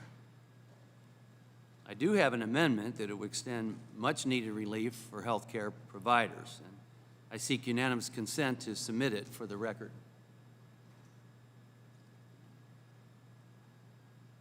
I seek unanimous consent to submit that amendment for the record. To submit the amendment now, or do you want to be recognized during the amendment No, process? I just want to submit what it is for the record. Okay, by all means, so ordered. Thank you. But how can we sit here and talk about adding a historic amount of new providers to the Medicare fee-for-service system when we can't even afford to pay providers already in the program? Chairman Neal, I'll just ask you this. Will you commit to working with me and other medical professionals in Congress in a bipartisan manner to find a way to help healthcare providers now facing 2 years of exorbitant cuts while many still face challenges from a global pandemic? Positively.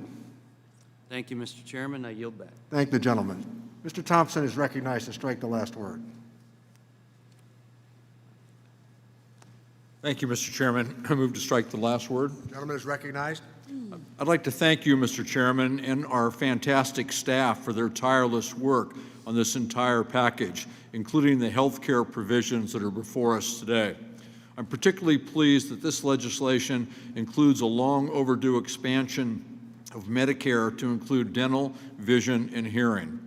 As the founder and the co-chair of the Bipartisan Hearing Health Caucus, I have worked across the aisle to ensure that everyone, including seniors, can access hearing health care services. There's a wealth of evidence demonstrating that hearing and oral health are linked to our overall well-being. This is particularly true for seniors, many of whom already face barriers to care, have one or more comorbidities, and may also face extended periods of isolation, especially over the course of this last year. It is inarguable that seniors require hearing, dental, and vision care, and the current lack of coverage in Medicare is totally unacceptable. This proposal represents the most significant expansion of Medicare in years, and I'm proud to support it. I'm also grateful that this bill includes robust quality improvements for skilled nursing facilities. These facilities provide essential care to our nation's seniors, but as we've seen throughout COVID-19, patients are too often left vulnerable. This legislation ensures that we have the data we need to establish sensible staffing standards at nursing homes, ensures that CMS has the data it needs to set appropriate policy, and ensures that patients receive the care they deserve. I look forward to supporting this legislation today and on the floor, and I yield back. I thank the gentleman. The gentleman from Hartford, Connecticut is recognized to strike the last word. Mr. Larson. Thank you, Mr. Chairman, and I'll be very brief. I just wanted to commend you, and I also wanted to commend Chairman Doggett for these efforts. And especially on this day, on the eve of September the 11th, I want to commend also President Bush. I can't help but get that vision out of my mind with him with a bullhorn, again, calling and prevailing upon the American people to come together. Seniors in this country are calling upon us to come together. Yes, this is a reckoning. It's long overdue that the Congress, especially the other side of the building that has over 200 bills it never takes up and never votes on, that this Congress and this committee acts on behalf of seniors. I yield back. I thank the gentleman. Thank the gentleman. With that, let me recognize Ms. Chu, and then we are prepared, I believe, to move on to the amendment phase. Ms. Chu is recognized to strike the last word. Mr. Chair, I move to strike the last word. Gentlelady is recognized. I strongly support this portion of the subtitle, which would finally provide vision, hearing, and dental benefits for America's seniors through the Medicare program. The Build Back Better bill would expand Medicare to cover vision benefits in 2022, hearing benefits in 2023, and dental benefits in 2028. 20.5 million Medicare beneficiaries have vision problems, yet only 57% said that they had received an eye examination during the previous year. Medicare beneficiaries who had received vision services in the previous year spent on average $715 annually, 60% of which was paid for out of pocket. For seniors on a fixed income, this can be a significant and hindering cost. What's more, half of adults 60 and older have clinically meaningful hearing loss, and 73 million Americans are estimated to have hearing loss by 2060. Hearing aids typically range in cost from $2,200 to $7,000 per set, which includes the necessary support services associated with maximizing their use. According to one study, hearing-related services for Medicare beneficiaries cost $1,338 annually, and beneficiaries cover 3/4 of that amount out of pocket. And another study found that 75% report having hearing difficulties, but 84% did not have hearing aid. And then there's oral health, which is just as critical for well-being as the rest of physical health. And it is well past time that we included this essential benefit for Medicare. Poor oral health can result in everything from gum disease to cardiovascular issues, and with most seniors living on a fixed income, the cost for dental work can exceed far what Medicare beneficiaries can afford. What's more, even if they can afford a cleaning, there is a fear that a cleaning will discover something worse, like a cavity or the need for serious dental work, which, without insurance coverage, is far out of reach. So today, I am thrilled to see the committee following up on the work we began with H.R. 3 in the last Congress. And it is incredible to see us providing coverage for hearing, vision, and dental services for our seniors. And I yield back. And thank the gentlelady. We are now prepared to offer amendments to the amendment in the nature of a substitute. Gentleman from Georgia, Dr. Ferguson, is recognized. Mr. Chairman, The gentleman from California is recognized. I reserve a point of order. The gentleman is reserved a point of order, and we will await Mr. Ferguson's amendment being passed out.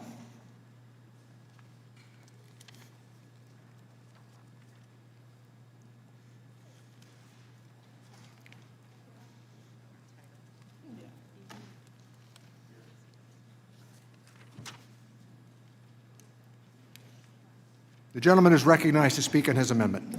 Thank you, Mr. Chairman. Mr. Chairman, this amendment would preserve Medicare plans that seniors like and want to keep, and it would prohibit the expansion of this program into counties that have already these programs available under Medicare Advantage. And the county would be defined as Medicare Advantage plans with benefits without premiums or with 2 or more Medicare Advantaging plans providing equivalent benefits.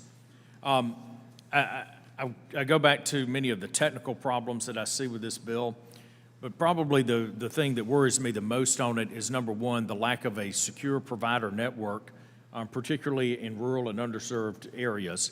And there are no guarantees that the provider network is actually going to be in place.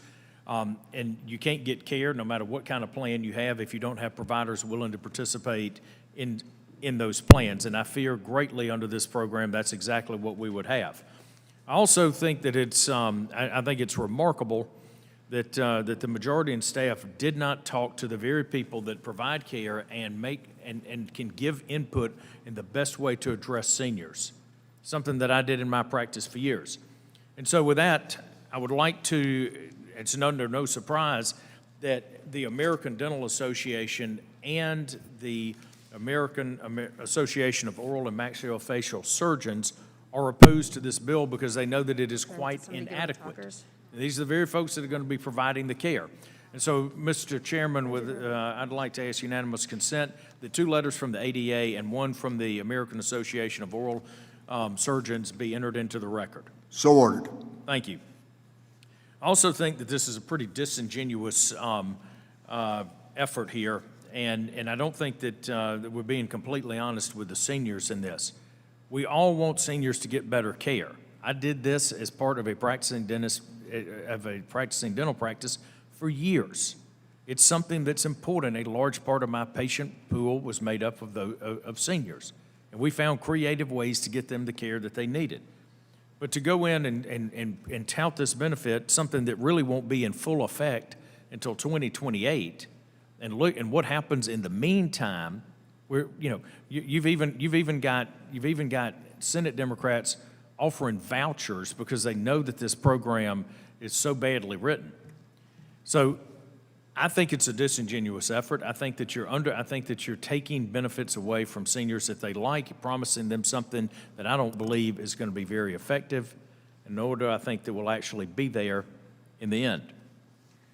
So with that, I would like to point out that there's opposition to this House plan, both not only here in this room, but also on the Senate side. The Budget Chairman, Bernie Sanders, says that he is adamantly opposed to this bill the way that it's written. So with that, I'd like to submit these 2 articles outlining those 2 points to the record. So ordered. Thank you. So I stand in opposition to this bill. It's not very well thought out on the dental benefit side. While we all want to get seniors the care that they need, this is not going to do it. And with that, I'll ask that members consider voting yes on my amendment. And with that, Mr. Chairman, I yield back. Thank the gentleman. The gentleman from California, do you insist on your point of order? Yes, Mr. Chairman, I'll withdraw my point of order. I don't want to stand in the way of the kumbaya with Mr. Ferguson and Mr. Sanders. The gentleman from Texas is recognized. Well, Mr. Thompson, it would be the only time. Surely this is, Mr. Doggett is recognized. This is historic, the Ferguson-Sanders alliance, but the amendment, of course, would totally destroy the hope that seniors have that next year, those who have a visual impairment can, for the first time, get an eye exam and a pair of glasses. That's really what this amendment does. It says, as the author described, that in any county where there is a private plan that offers the benefits of this bill, that you can't have choice. And he refers to it as he wants to have the plans that seniors like. Well over half of seniors like traditional Medicare, and you would deny them that hope of getting that pair of glasses. You would deny those who have a hearing impairment the hope of getting a hearing aid, and eventually, as we move toward 2028, the hope of getting the dental care that they need. This is a major improvement in Medicare that will make such a difference in the lives, in the dignity of so many seniors who have not been able to get this care in the past, and approving this amendment would deny that hope, and I would urge its rejection. On the amendment, Mr. Swiker is recognized. Thank you, Mr. Chairman. Look, this is brilliant politics. It's really bad public policy. And let's walk through a couple bits of the reality. I think both the right and the left here would love for these benefits to be part of a robust package. Turns out that for particularly my district and many parts of the country, it's there. But first, let's walk through just a couple portions of the math. No, I'll do it by hand. Okay, what's the primary driver of U.S. sovereign debt over the next 30 years? Let's have a moment of reality. It's Medicare, Social Security, but mostly Medicare. Interesting, when you see that red portion, $78 trillion, and this is before this last year's crazy spending spree. So 30 years from now, we have $101 trillion of publicly borrowed money. $78 trillion of that is just Medicare. Just as an aside for factoid, 31% of all Medicare spending is just diabetes. If you wanted a revolution to help people stop the suffering, we would be fixating on changing the diabetes costs curve. But this is a really interesting board. This is actually where there's Medicare Advantage. And if you could actually see it, and maybe I should pass it around or give you, you would find, like in my community, I think I have 50 plus Medicare Advantage plans. Majority of them actually offer free vision, free dental. If we want to step back to the last century, let's go reestablish a fee-for-service expansion. But if you want competition and choice and cost control, the battle here should be actually trying to make this more about expanding access to Medicare Advantage plans, and if necessary, communities that don't have it, whether they be rural or exurbs of those things, find a way to help them either get it, and then only when you've done those steps, actually have the discussion of, well, we need to do a fee-for-service model that we know has all sorts of structural problems. The last thing here is, and this board was just to try to show that the Advantage plans have so many advantages. I mean, 98% of them are offering telemedicine right now. The number of things that will help keep us healthy for our senior community. You go through the benefits that are there. They're already 92% of Advantage plans. This is important because I heard someone say something that wasn't true on this. 92% of the Advantage plans today offer dental coverage. And most of them, it's free. It's part of the package. Yeah, the Advantage plans, actually, because it's part of the package. Yes, I will yield. You keep referring to the Advantage plans being free. The beneficiary has to pay into the Advantage plan. So is it free or not? Let me take back my time. It's not. So let's be accurate. But so is a fee for service. You want everyone now to pay the 20% plus that? The fact of the matter is there are Advantage plans like in your community, I know the Vegas area, and my Maricopa County, that actually have almost minimal, almost no additional fee to the Medicare patient. That's what we should be striving for. there is a better way that we can get these benefits out there, and going back to the old school where you're going to do a fee-for-service model that you know doesn't ultimately work and blows up the debt. It's actually sort of cruel that you're basically stepping back into the last century intellectually. We're better than that. With that, Mr. Chairman, I yield back. Gentleman yields back. Is anybody else wish to be heard on the amendment? Mr. Brady is recognized to be heard on the amendment. I'll be very brief here. I think this is an important amendment to consider. It's been almost 20 years since we had a discussion about expanding Medicare in this committee or in Congress, 2003, where every Democrat on this committee and in Congress unanimously opposed the Republican plan to add life-saving prescription drug coverage to seniors, plans that not only have saved lives, but have come in under budget and below cost, in a plan that 35 million seniors rely upon today. And I remember, because I was here then, Nancy Pelosi predicting this is, quote, the beginning of the end of Medicare as we know it. The beginning of the end of Medicare as we know it, a prescription plan that 35 million American seniors rely upon today. I think the point of this amendment is we should be worried about expanding Medicare when there is, frankly, tons of obligations and predictions of doubling of spending overall. And we ought to worry about these junk healthcare plans, because this amendment basically says, look, you know, don't focus on the counties where you've already got providers and you can get vision, dental for zero cost in Medicare Advantage. Focus elsewhere.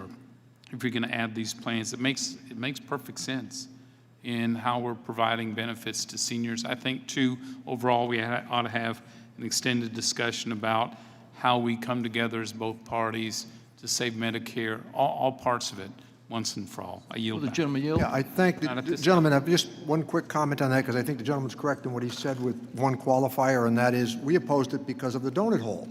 And also it wasn't paid for, right? It wasn't paid for, and I think there was also a new entitlement program, which I think has largely worked. Well, actually, I think I was here, and the Democrats opposed because their plan was 3 times larger and not paid for, and had higher base costs for seniors than ours did. Is there anybody else who wishes to be heard on the amendment? Hearing none. Question is on the gentleman's amendment. All those in favor signify by saying aye. Aye. Opposed, no? No. In the opinion of the chair, the noes have it. I ask for a recorded vote. Mr. Brady has requested a recorded vote, and the clerk will call the roll. Mr. Doggett? Doggett votes no. Mr. Doggett votes no. Mr. Thompson? Thompson, no. Mr. Thompson votes no. Mr. Larson? Mr. Larson votes no. Mr. Blumenauer? Mr. Blumenauer? Mr. Kind? No. Mr. Kind votes no. Mr. Pascrell? Pascal votes no. Mr. Pascrell votes no. Mr. Davis? Davis votes no. Mr. Davis votes no. Ms. Sanchez? Sanchez votes no. Ms. Sanchez votes no. Mr. Higgins? Higgins, no. Mr. Higgins votes no. Ms. Sewell? Sewell votes no. Ms. Sewell votes no. Ms. Delbene? Delbene votes no. Ms. Delbene votes no. Ms. Chu? Chu votes no. Ms. Chu votes no. Ms. Moore? Moore votes no. Ms. Moore votes no. Mr. Kildee? Kildee votes no. Mr. Kildee votes no. Mr. Boyle? Boyle votes no. Mr. Boyle votes no. Mr. Byer? Byer votes no. Mr. Byer votes no. Mr. Evans? Evans votes no. Mr. Evans votes no. Mr. Schneider? Schneider, no. Mr. Schneider votes no. Mr. Swazi? Mr. Swazi? Mr. Panetta? Mr. Panetta votes no. Ms. Murphy? Murphy votes no. Ms. Murphy votes no. Mr. Gomez? Mr. Gomez votes no. Mr. Horsford? Mr. Horsford votes no. Ms. Plaskett? Ms. Plaskett votes no. Mr. Brady? Brady, aye. Mr. Brady votes aye. Mr. Nunez? Nunes votes aye. Mr. Nunes votes aye. Mr. Buchanan?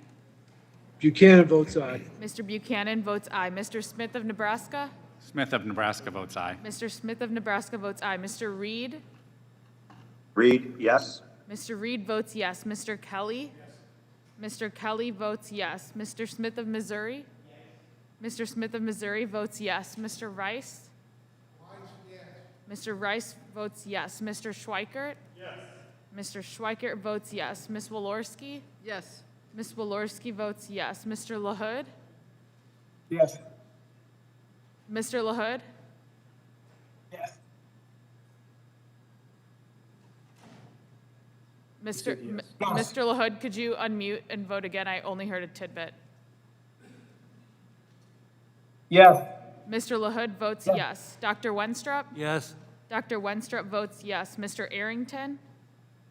Yes. Mr. Arrington votes yes. Dr. Ferguson? Yes. Dr. Ferguson votes yes. Mr. Estes? Mr. Estes votes yes. Mr. Smucker? Aye. Mr. Smucker votes aye. Mr. Hearn? Aye. Mr. Hearn votes aye. Mrs. Miller? Aye. Mrs. Miller votes aye. Mr. Blumenauer? Mr. Swazi? Mr. Chairman? Mr. Chairman votes no. Mr. Swazi recorded? Mr. Swazi is not recorded. I can see him, so he's lip syncing.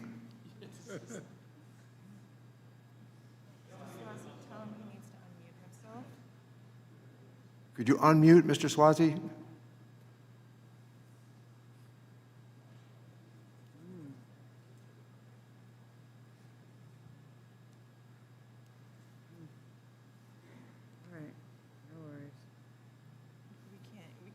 We can't pick you up, Mr. Swazi. Calling back in. Yeah. Yeah. Read my lips. Okay. Swazi votes no. Mr. Swazi votes no. Figured that second. He figured off it. Somewhere in Queens, Mr. Swazi votes no. Would the clerk report the tally? Mr. Chair, I have 24 nays and 18 ayes. There being 24 nays and 18 ayes, the amendment fails. Are there any other amendments to the amendment in the nature of a substitute?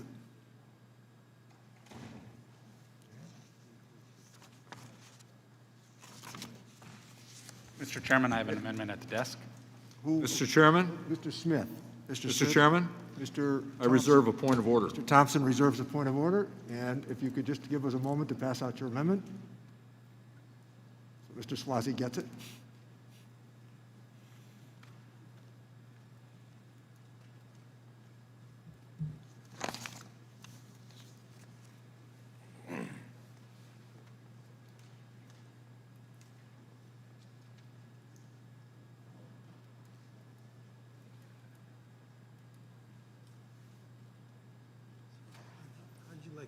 How'd you like that coalition between Bernie and? The gentleman is recognized to speak on his amendment. Thank you, Mr. Chairman. As we consider this very dramatic expansion of Medicare, I would like to point out how inappropriate the cost of lumping these new benefits into Part B is for beneficiaries as well as for taxpayers. Remembering that Part B is the opt-in outpatient component of traditional fee-for-service Medicare, it already involves required monthly premiums and required cost sharing for benefits. This bill sets cost sharing for some of these new services, such as major dental services, as high as 90% in the first year, leaving beneficiaries on the hook for nearly the entire cost of the procedure. If we're going to work to ensure seniors have access to vision, dental, or hearing benefits, there's no reason why fee-for-service Medicare and its fixed cost-sharing standards needs to be the home for this coverage. Instead of traditional Medicare, nearly 27 million Americans, or 44% of individuals eligible to enroll, choose Medicare Advantage plans. These plans continue to grow in popularity, often because they offer access to additional benefits like dental, hearing, and vision coverage. In fact, 98% of all Medicare beneficiaries already have access to an integrated MA plan, Medicare Advantage plan, which covers these benefits. Coverage which is available without hundreds of billions of dollars of reckless new government spending. Most of these plans already offer these extra benefits, do so with no additional premiums. They also provide telehealth benefits beyond what traditional Medicare offers and reduce Medicare's cost sharing and provide a cap on out-of-pocket costs to give certainty to seniors. This amendment is very straightforward. If we are going to tax small businesses and the middle class to pay for duplicative benefits in fee-for-service, which already exists in Medicare Advantage, we should at least ensure seniors will not be subject to higher cost sharing in the old, outdated program we're funneling them into. If these benefits are as robust and generous as Democrats claim, they should have no problem at all accepting this amendment. If not, the American people will know what these provisions are really about, pushing as many people as possible into a one-size-fits-all health care plan centrally run out of Washington, D.C., and which will cost taxpayers and seniors themselves more money. Instead, we should be looking to further leverage the successes of Medicare Advantage, which provides better benefits to seniors at lower costs to taxpayers. While this amendment doesn't fix all the underlying problems with the proposed new benefits, it would at least ensure seniors with chronic conditions aren't the ones left holding the bill at the end of this process. I urge support of this amendment, and I yield back. Gentleman from California, Mr. Thompson, do you insist upon your point of order?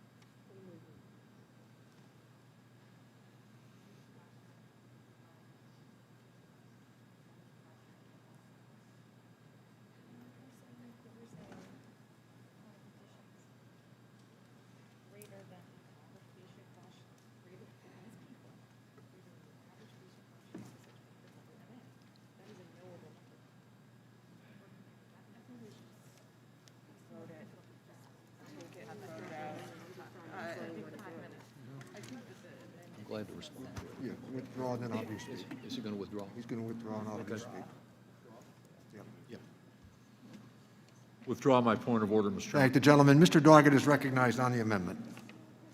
Republicans tell us that they are for choice. I've never known them to really be pro-choice, but I'm glad they say they're pro-choice on this, and seniors have made their choice. The vast majority prefer Medicare as it was originally set up.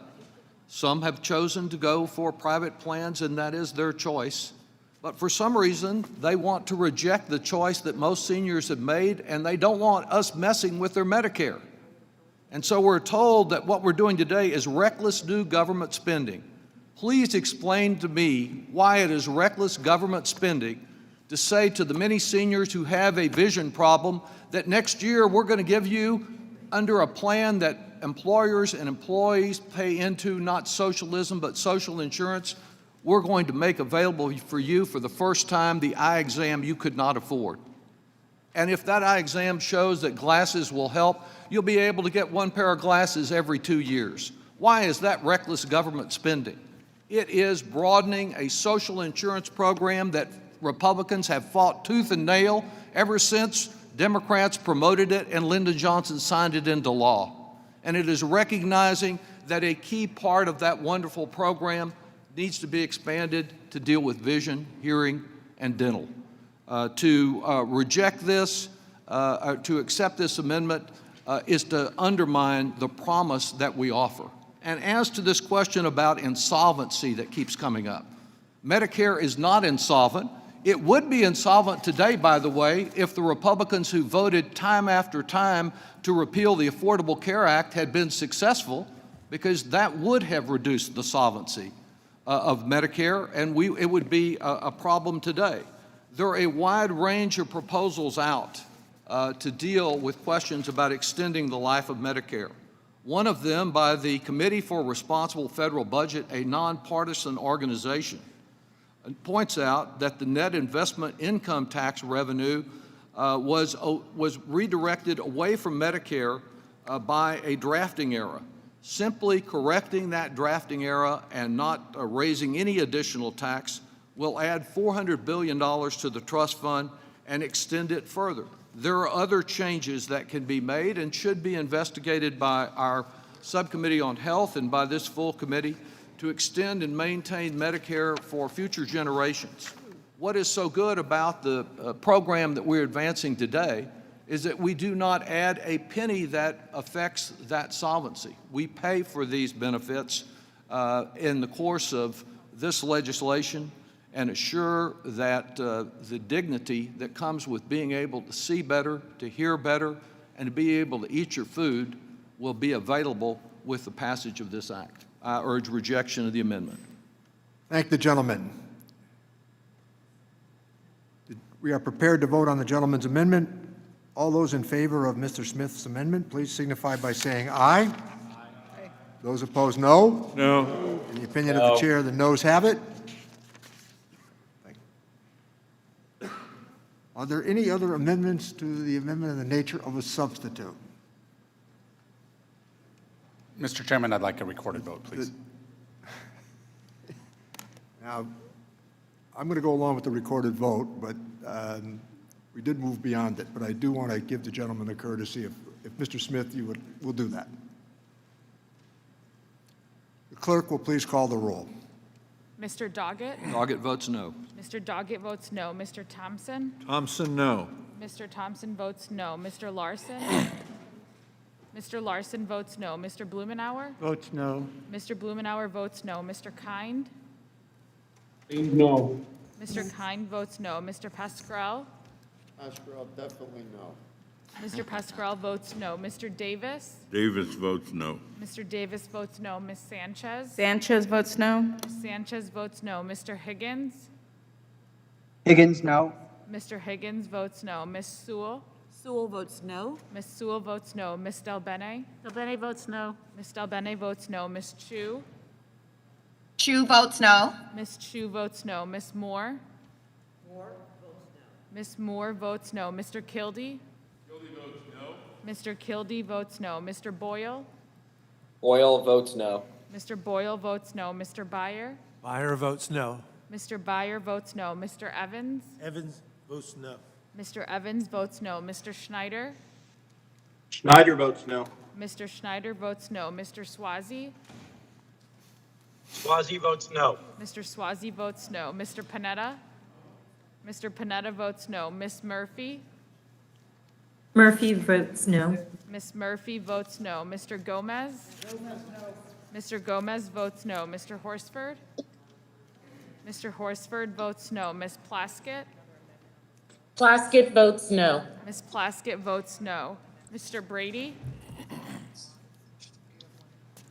Mr. Brady? Mr. Brady? Mr. Brady votes aye. Mr. Nunes? Nunes votes aye. Mr. Nunes votes aye. Mr. Buchanan? Buchanan votes aye. Mr. Buchanan votes aye. Mr. Smith of Nebraska? Smith of Nebraska votes aye. Mr. Smith of Nebraska votes aye. Mr. Reed? Reed votes aye. Mr. Reed votes aye. Mr. Kelly? Mr. Kelly votes aye. Mr. Smith of Missouri? Mr. Smith of Missouri votes aye. Mr. Rice? Mr. Rice votes aye. Mr. Schweikert? Yes. Mr. Schweikert votes yes. Ms. Walorski? Yes. Ms. Walorski votes yes. Mr. LaHood? Aye. Mr. LaHood votes aye. Dr. Wenstrup? Aye. Dr. Wenstrup votes aye. Mr. Arrington? Yes. Mr. Arrington votes yes. Dr. Ferguson? Dr. Ferguson votes yes. Mr. Estes? Mr. Estes votes yes. Mr. Smucker? Mr. Smucker votes aye. Mr. Hearn? Aye. Mr. Hearn votes aye. Mrs. Miller? Aye. Mrs. Miller votes aye. Mr. Chairman? No. Mr. Chairman votes no.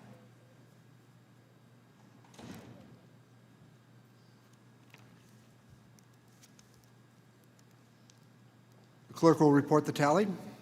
Mr. Chairman, I have 25 nays and 18 ayes. There being 25 noes and 18 ayes, the amendment fails. Are there any other amendments in the nature of the gentleman from Oklahoma? Mr. Chairman, thank you so much. Mr. Chairman, The gentleman from California? I reserve a point of order. The gentleman is reserved a point of order, and in just 1 minute, the gentleman from Oklahoma will be recognized to speak in his amendment.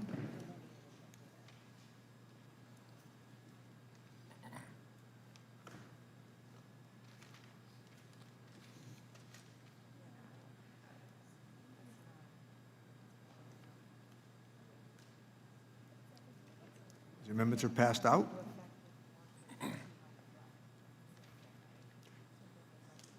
The gentleman is recognized. Mr. Chairman, thank you. After almost 5 months of delay, last week the nonpartisan Medicare trustees announced that the Medicare Trust Fund, if we don't do anything, we're going to have almost a 25% across the board cut. To many, our lack of doing anything except what we're doing right now, we're going to hurt every senior in America. This is the closest we've been to Medicare insolvency since 1998. With this urgent and pressing information, it was my hope that this committee could begin work together to pass bipartisan policies that put Medicare on a better fiscal path. That's all I've talked about since I've been here, is fiscal responsibility. You know, this is real, and it impacts millions of Americans. We don't have the luxury of doing what we're always doing, sticking to our partisan talking points, manufacturing crazy, outrageous sound bites, and calling every opponent every name in the book for the audacity of not thinking exactly alike. We need a solution, and we need it now. But that's not what we're getting today. Today, instead, we are debating the largest expansion of Medicare in nearly 2 decades. Even with the expanded spending, these policies we're discussing today will in reality move the Medicare program backwards and offer seniors less coverage for hearing, dental, and vision services. That's right, the Democrats are putting their political priorities ahead of the financial certainty of seniors' health care. The financial future of Medicare is not only the issue at hand with this proposal, since the entire policy is redundant. Not only do the benefits being proposed today already exist in Medicare, but they offer less coverage than the existing programs. The last major reform to Medicare created Medicare Advantage, essentially a free market health care option for seniors. Each year, Medicare Advantage has grown in popularity to the point that 99% of all seniors on MA say that their benefits should not be changed. A 99% acceptance. They love it. This year, roughly 26 million seniors have enrolled in Medicare Advantage plans that offer either hearing, dental, or vision coverage. Enrollment in Medicare Advantage continues to grow, and so do the list of benefits available. In 2021, 98% of Medicare beneficiaries were eligible for Medicare plans that offered some hearing, dental, and vision benefits. Not only has Medicare Advantage grown in popularity, Medicare Advantage provides more comprehensive benefits than what the Democrats are proposing today. That's right, more than 94% of seniors enrolled in individual Medicare Advantage plans have insurance that typically pays 50% to 100% of the common dental services, much more generous than what seniors will face in 2028 under this legislation when they're stuck with 90% of the bills.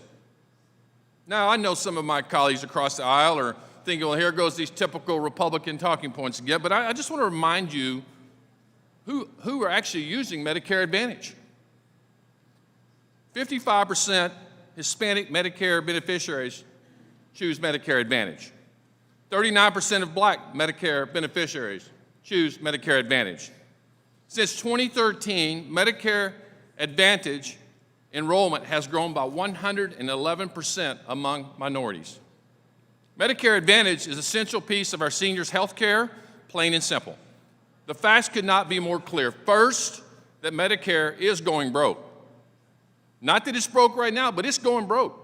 We know what is, we heard this, we know it, we keep, like typical Congress, we keep kicking it down the road. We have to deal with it.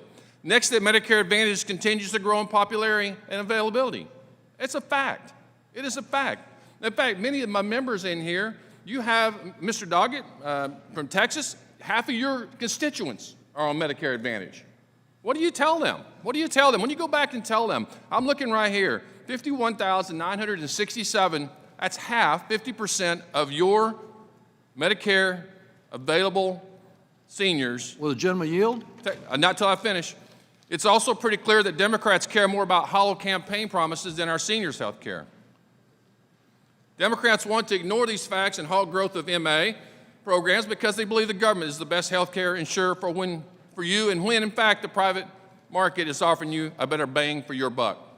My amendment is just really simple, is that we're asking the Secretary of HHS to certify that this bill will not reduce access to or projected growth of dental, hearing, and vision benefits already offered in Medicare Advantage. I'm proud to offer this amendment with my friend, Mr. Smith of Missouri. We urge our colleagues to put seniors and their health care before campaign promises. Mr. Chairman, I reserve the balance of my time. And Mr. Chairman, if I could I ask unanimous consent to enter in a letter and... So ordered. Thank you. The gentleman from California is recognized. I yield to Mr. Doggett. First on the point of order. Oh, okay. This amendment would condition the bill's effect on an unrelated contingency. Makes this bill contingent on certification of information that is not a neutral benchmark, but rather inserts various value judgments. Mr. Chairman, I'd ask for a recorded vote on this if I could. I don't know where we're at in that process. I don't think he's ruled We're yet. getting there. Okay, thank you. I just want to make sure we didn't have that slip past. Pretty this time. fast. We're getting You there. were pretty very kind fast. before. I didn't know if you do that twice in a row. The chair rules that the amendment is not germane, and the gentleman is now recognized. All those in favor of the chair's position say aye. Aye. Those Aye. Does the gentleman want to appeal the ruling of the chair? Mr. Chairman, I'd like to appeal the ruling. Thank Okay, you. that's fine. Mr. Chairman. The gentleman from Mr. California. Chairman, I move to table. The gentleman has moved to table, and all those in favor of the chair's position say aye. Aye. Those opposed, no. No. Okay. Mr. Chairman, I'd like recorded The vote. gentleman would like a recorded vote. The question is on the motion to table the ruling of the chair. Table the appeal. Appeal of the ruling of the chair. Clerk will please call the roll. Mr. Doggett? Aye. Mr. Doggett votes aye. Mr. Thompson? Thompson, aye. Mr. Thompson votes aye. Mr. Larson? Yes. Mr. Larson votes yes. Mr. Blumenauer? Blumenauer, aye. Mr. Blumenauer votes aye. Mr. Kind? Kind, aye. Mr. Kind votes aye. Mr. Pascrell? Pascal, yes. Mr. Pascrell votes yes. Mr. Davis? Davis votes aye. Mr. Davis votes aye. Ms. Sanchez? Sanchez votes yes. Ms. Sanchez votes yes. Mr. Higgins? Higgins, yes. Mr. Higgins votes yes. Ms. Sewell? Ms. Sewell votes yes. Ms. Del Bene? Del Bene votes yes. Ms. Del Bene votes yes. Ms. Chu? Chu votes aye. Ms. Chu votes aye. Ms. Moore? Ms. Moore votes aye. Mr. Kildee? Mr. Kildee votes aye. Mr. Boyle? Boyle votes yes. Mr. Boyle votes yes. Mr. Byer? Byer votes yes. Mr. Byer votes yes. Mr. Evans? Evans votes yes. Mr. Evans votes yes. Mr. Schneider? Schneider votes yes. Mr. Schneider votes yes. Mr. Swazi? Swazi votes yes. Mr. Swazi votes yes. Mr. Panetta? Mr. Panetta votes yes. Ms. Murphy? Ms. Murphy? Mr. Gomez? Gomez, aye. Mr. Gomez votes aye. Mr. Horsford? Mr. Horsford votes aye. Ms. Plaskett? Ms. Plaskett? Mr. Brady? Brady, no. Mr. Brady votes no. Mr. Nunez? Nunes votes no. Mr. Nunez votes no. Mr. Buchanan? Buchanan votes no. Mr. Buchanan votes no. Mr. Smith of Nebraska? Smith of Nebraska votes no. Mr. Smith of Nebraska votes no. Mr. Reed? Reed, no. Mr. Reed votes no. Mr. Kelly? Mr. Kelly votes no. Mr. Smith of Missouri? Mr. Smith of Missouri votes no. Mr. Rice? Mr. Rice votes no. Mr. Schweikert?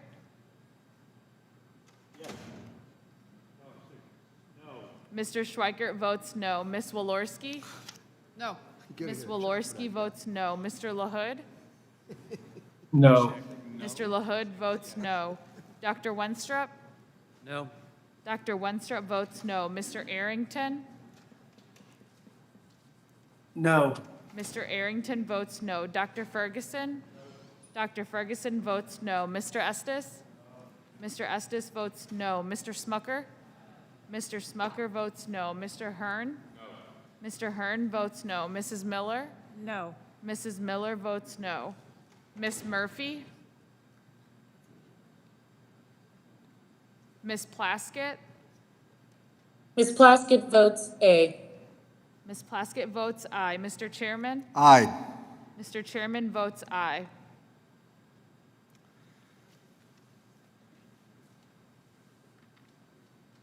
The clerk will report the tally.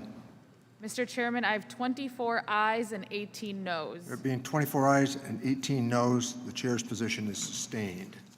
Are there any other amendments in the nature of an amendment to the substance? Mr. Chairman, I have an amendment at the desk. Gentleman from Kansas. Mr. is Chairman? recognized, and the gentleman from I California. reserve a point of order. Reserves a point of order. We'll just take 1 minute. Ron?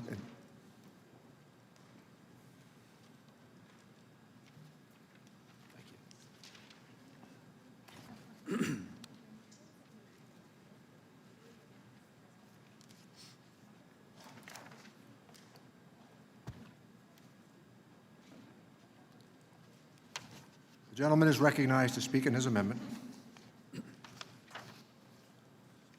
Thank you, Mr. Chairman.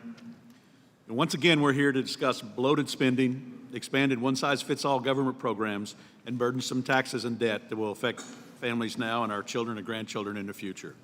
It's the same blueprint as yesterday: tax all Americans and blindly spend their hard-earned money on inefficient programs. But today, it's under the guise of helping seniors. Let me start by saying all of us on this committee want to assure that we properly take care of our seniors in our districts.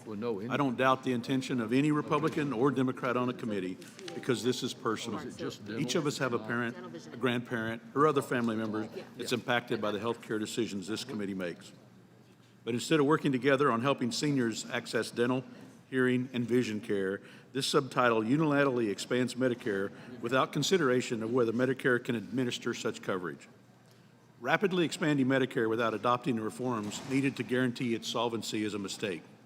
Americans who are retired or close to that milestone depend on knowing that Medicare will be there for them. So many Kansans I know are making their plans now based on what the program will look like when they do reach retirement. I think this committee owes it to those hardworking Americans to make sure this program's foundations are solid before tacking provisions on that could push it into insolvency. My amendment would therefore prohibit any of the provisions of this subtitle from going into effect until the Chief Actuary of CMS can certify that the HI Trust Fund will be solvent for a decade out following implementation. I hope that my colleagues across the aisle can join me in this basic due diligence so that we can tell seniors and those making plans for when they do retire that the program will be there for them when they need it.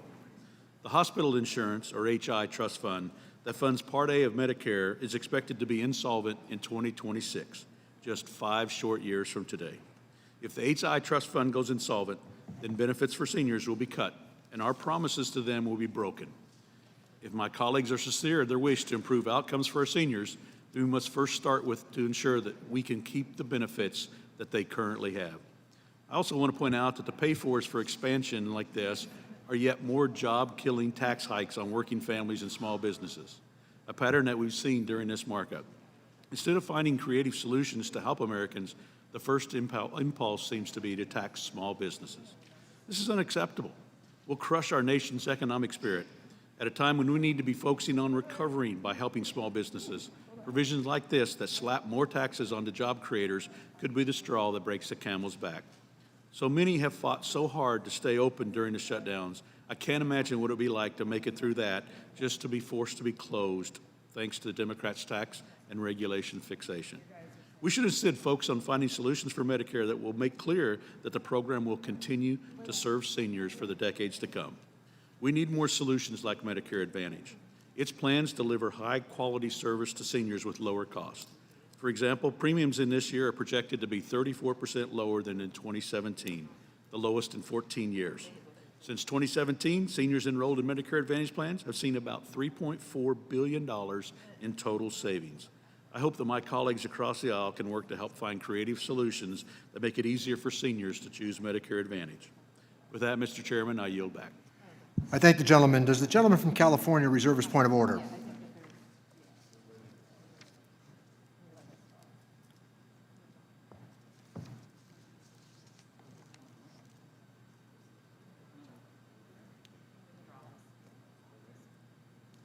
My turn then. Mr. Chairman, I withdraw my point of order. Chair recognizes Mr. Doggett on the amendment. For decades, the Republicans who voted against Medicare being created in the first place opposed it at every opportunity. When I got here to Congress, Newt Gingrich said, "Let it wither on the vine." And now we have an opportunity to strengthen and improve Medicare. And while they told us that they were interested in choice, it's become very evident that what they want is a mandate, a compulsion. They may be fearful of mask mandates, but they're not afraid of mandating that those who are in Medicare must go into private insurance plans and give up the Medicare that they've known and trusted. Some of the private plans may be fine. Some have significant limitations that do not exist under traditional Medicare, but they're not satisfied with that.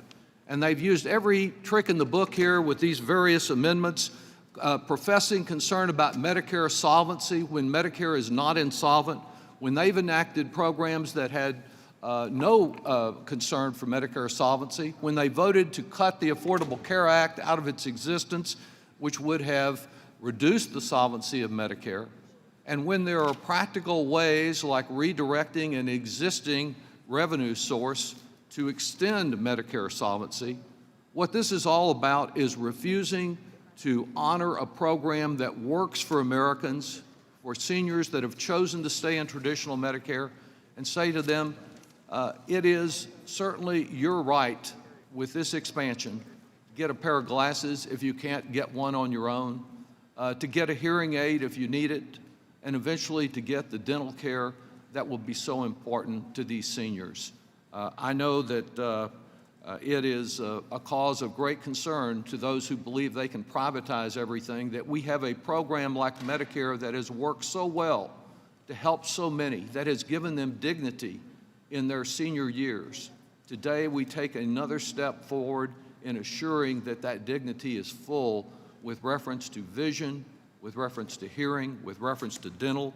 Let's reject this amendment and move on to give these seniors the benefits that they deserve. I urge rejection of the amendment.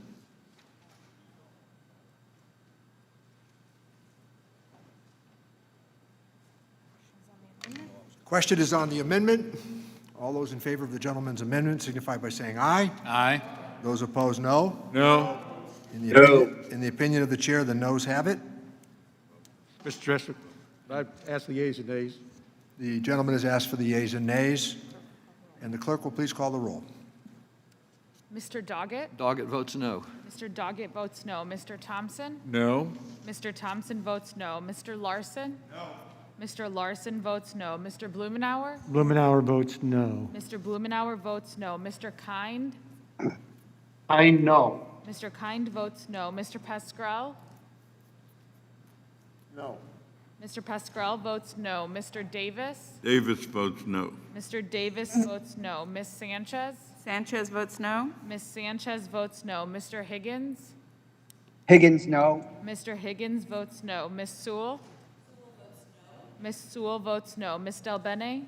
Delbene votes no. Ms. Delbene votes no. Ms. Chu? Chu votes no. Ms. Chu votes no. Ms. Moore? Moore votes no. Ms. Moore votes no. Mr. Kildee? Kildee votes no. Mr. Kildee votes no. Mr. Boyle? Mr. Boyle? Mr. Byer? Byer votes no. Mr. Byer votes no. Mr. Evans? Mr. Evans votes no. Mr. Schneider? Schneider votes no. Mr. Schneider votes no. Mr. Swazi? Swazi, no. Mr. Swazi votes no. Mr. Panetta? Mr. Panetta votes no. Ms. Murphy?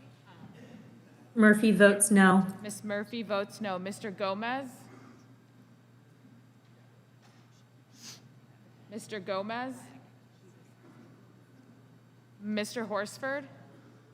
Mr. Horsford votes no. Mr. Plaskett? Plaskett votes no. Ms. Plaskett votes no. Mr. Brady? Aye. Brady Mr. votes aye. Brady votes aye. Mr. Nunez? Nunes votes yes. Mr. Nunez votes yes. Mr. Buchanan? Buchanan votes aye. Mr. Buchanan votes aye. Mr. Smith of Nebraska? Smith votes aye. Mr. Smith of Nebraska votes aye. Mr. Reed? Reed, yes. Mr. Reed votes yes. Mr. Kelly? Yes. Mr. Kelly votes yes. Mr. Smith of Missouri? Yes. Mr. Smith of Missouri votes yes. Mr. Rice? Yes. Mr. Rice votes yes. Mr. Schweikert? Yes. Mr. Schweikert votes yes. Ms. Walorski? Yes. Ms. Walorski votes yes. Mr. LaHood? LaHood is yes. Mr. LaHood votes yes. Dr. Wenstrup? Yes. Dr. Wenstrup votes yes. Mr. Arrington? Yes. Mr. Arrington votes yes. Dr. Ferguson? Yes. Dr. Ferguson votes yes. Mr. Estes? Mr. Estes votes yes. Mr. Smucker? Mr. Smucker? Mr. Hearn? Yes. Mr. Hearn votes yes. Mrs. Miller? Yes. Mrs. Miller votes yes. Mr. Boyle? Yes, Boyle votes no. Mr. Boyle votes no. Mr. Gomez? Mr. Gomez votes no. Mr. Smucker? Mr. Smucker votes aye. Mr. Chairman? No. Mr. Chairman votes no.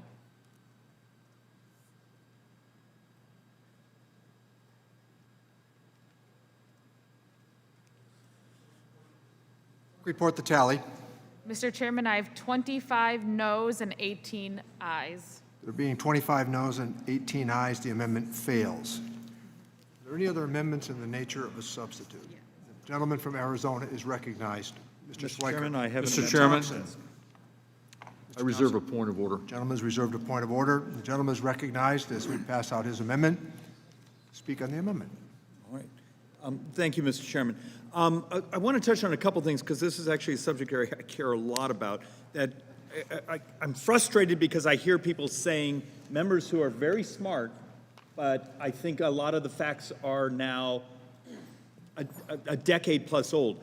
According to the Biden administration, next year, 49% of seniors on Medicare will be on an MA plan.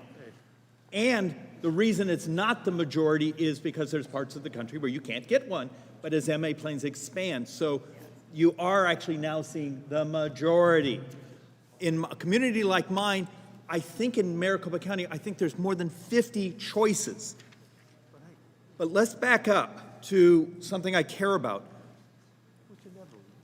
Seems to be a dispute. Some people are talking about the Medicare Trust Fund. Once again, that's only Part A. The vast majority of the other parts of the spending come right out of the general fund. You all know that, but yet we avoid telling the public the reality. And I tried putting up this chart because it's uncomfortable.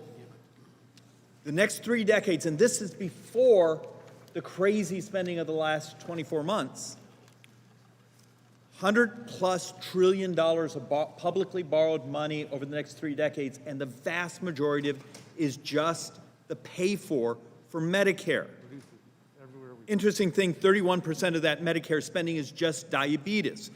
If you care about dealing with a debt crisis, change the cost of health care, not the financing. Once again, Obamacare, the Republican alternative, Medicare for all, are financing bills. They're not about what we pay, it's who gets subsidized and who has to pay. We have our intellects sort of screwed up here where we associate who the payer is and how you pay as health care. It's what we pay for the health care. The other thing I'm going to ask us to get our heads around, if 31% of Medicare spending is just diabetes, 1 in 4 dollars spent in all health care is just diabetes, 38% of Medicaid benefits or 33% will have diabetes. why aren't we doing something disruptive and revolutionary instead of having this weird debate of, well, we're going to expand this, and then the Democrats maybe Tuesday are going to tell us how they're going to pay for it. Maybe they're going to try to pay for it by grabbing money out of the Medicare Advantage plans because for some reason they don't like it, which is intellectually not consistent with all their other positions on managed care. But we'll work through that. This is not a place where we reward intellectual consistency. But why don't we take an honest attack at the drivers of healthcare costs? 5% of our brothers and sisters with chronic conditions are the majority of our healthcare spending. If you want to have a revolution in dealing with the debt, but stopping the misery, you keep looking at these pieces of legislation, and I can't imagine that the left's theory is, well, the way we're going to help diabetes is we'll just build more clinics, and we'll help people manage their misery. My pitch, and you don't have to call it an Operation Warp Speed, but whether it be on diabetes as in the amendment, or in minority health, or women's health, or Alzheimer's, let's move our resources to be curative. Let's stop the misery. Let's actually have the disruption. Just like we came up with a drug to cure Hep C. We know the messenger RNA vaccinations, we're on the cusp of having a vaccination for HIV, for herpes, for so many other diseases that plague the world.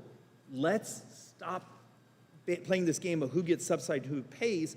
Why don't we have the revolution of curing our brothers and sisters who suffer and moving our money that way? And I think that's where you bring Republicans and Democrats together. And the long-term future is really good for my 5-year-old daughter who doesn't have to face $100+ trillion of publicly borrowed money that was mostly to finance our healthcare costs. Let's disrupt the healthcare costs. This amendment is to move money around, and look, my fixation is diabetes, but I put in the other Democrat priorities here, saying because all these are cost drivers of that 5% that are the majority of our healthcare spend. And this would be the kindest, most compassionate thing you could do for our society. And yes, it's expensive. But the window is, as you proved with just how we just moved messenger RNA vaccinations, we leaped 10 years in the technology. Let's actually do something of fixating on curing people instead of helping them manage their suffering. And with that, I yield back. Thank the gentleman. The gentleman from California, do you insist on your point of order? Thank you, Mr. Chairman. I make a point of order that under Clause 7 of Rule 16, the amendment is not germane because the amendment deals with subject matter outside the matter under consideration. The gentleman has made a point of order that the proposed amendment is not germane. Does any member wish to be heard on the point of order? If there is not further discussion, the chair is prepared to rule on the point of order. The gentleman from California makes a point of order that the amendment proposed in this section is not germane. Under Clause 7 of House Rule 16, no proposition shall be admitted under the color of this amendment if it would condition the bill's effect on unrelated contingency. As such, the amendment is outside the scope of the bill and fails the basic test of germaneness. The chair rules the amendment is not in order and that the point of order is sustained. Mr. Swiker. Mr. Swiker. Mr. Chairman, forgive my being persnickety. I'd like to appeal the ruling of the chair. The gentleman has... Mr. Chairman, I move to table. And the gentleman from California has moved to table. The question is on the motion to table the appeal of the ruling of the chair. All those in favor say aye. Aye. All those opposed, no. No. The opinion of the chair, the ayes have it, and the motion to table is agreed to. Recorded. Mr. Chairman. The gentleman would like a recorded vote. Thank you. And the clerk will call the roll. Mr. Doggett. Doggett votes aye. Mr. Doggett votes aye. Mr. Thompson. Thompson, aye. Mr. Thompson votes aye. Mr. Larson. Yes. Mr. Larson votes yes. Mr. Blumenauer. Aye. Mr. Blumenauer votes aye. Mr. Kind. Kind, aye. Mr. Kind votes aye. Mr. Pascrell. Yeah, I'm going to vote yes, Mr. Chairman. I had a question, though, if we get time to get answered. No, we're in the middle of a vote, Mr. Well, can I just ask the question rhetorically? Yeah, we're in the middle of a vote. Mr. Davis. Davis votes aye. Mr. Davis votes aye. Ms. Sanchez. Sanchez votes aye. Ms. Sanchez votes aye. Mr. Higgins. Higgins, yes. Mr. Higgins votes yes. Ms. Sewell? Ms. Sewell votes aye. Ms. Delbene? Ms. Delbene votes aye. Ms. Chu? Chu votes aye. Ms. Chu votes aye. Ms. Moore? Ms. Moore votes aye. Mr. Kildee? Mr. Kildee votes aye. Mr. Boyle? Boyle votes aye. Mr. Boyle votes aye. Mr. Byer? Byer votes aye. Mr. Byer votes aye. Mr. Evans? Mr. Evans? Mr. Schneider? Schneider votes aye. Mr. Schneider votes aye. Mr. Swazi? I voted yes already.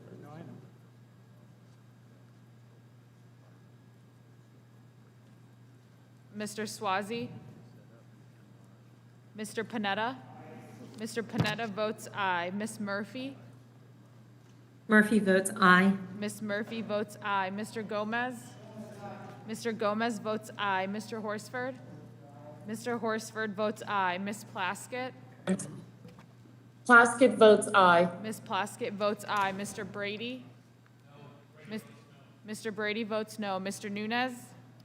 Nunes votes no. Mr. Nunez votes no. Mr. Buchanan? Mr. Buchanan? Mr. Smith of Votes no. Nebraska? Smith, I'm sorry? Mr. Smith of Nebraska? Votes no. Mr. Smith of Nebraska votes no. Mr. Reed? Reed votes no. Mr. Reed votes no. Mr. Kelly? Mr. Kelly votes no. Mr. Smith of Missouri? Mr. Smith of Missouri votes no. Mr. Rice? Mr. Rice votes no. Mr. Schweikert? No. Mr. Schweikert votes no. Ms. Walorski? No. Ms. Walorski votes no. Mr. LaHood? No. Mr. LaHood votes no. Dr. Wenstrup? No. Dr. Wenstrup votes no. Mr. Arrington? No. Mr. Arrington votes no. Dr. Ferguson? Dr. Ferguson votes no. Mr. Estes? Mr. Estes votes no. Mr. Smucker? Mr. Smucker votes no. Mr. Hearn? No. Mr. Hearn votes no. Mrs. Miller? No. Mrs. Miller votes no. Mr. Evans? Aye. Mr. Evans votes aye. Mr. Swazi? Swazi votes yes. Mr. Swazi votes yes. Mr. Buchanan? Buchanan votes no. Mr. Buchanan votes no. Mr. Chairman? Aye. Mr. Chairman votes aye.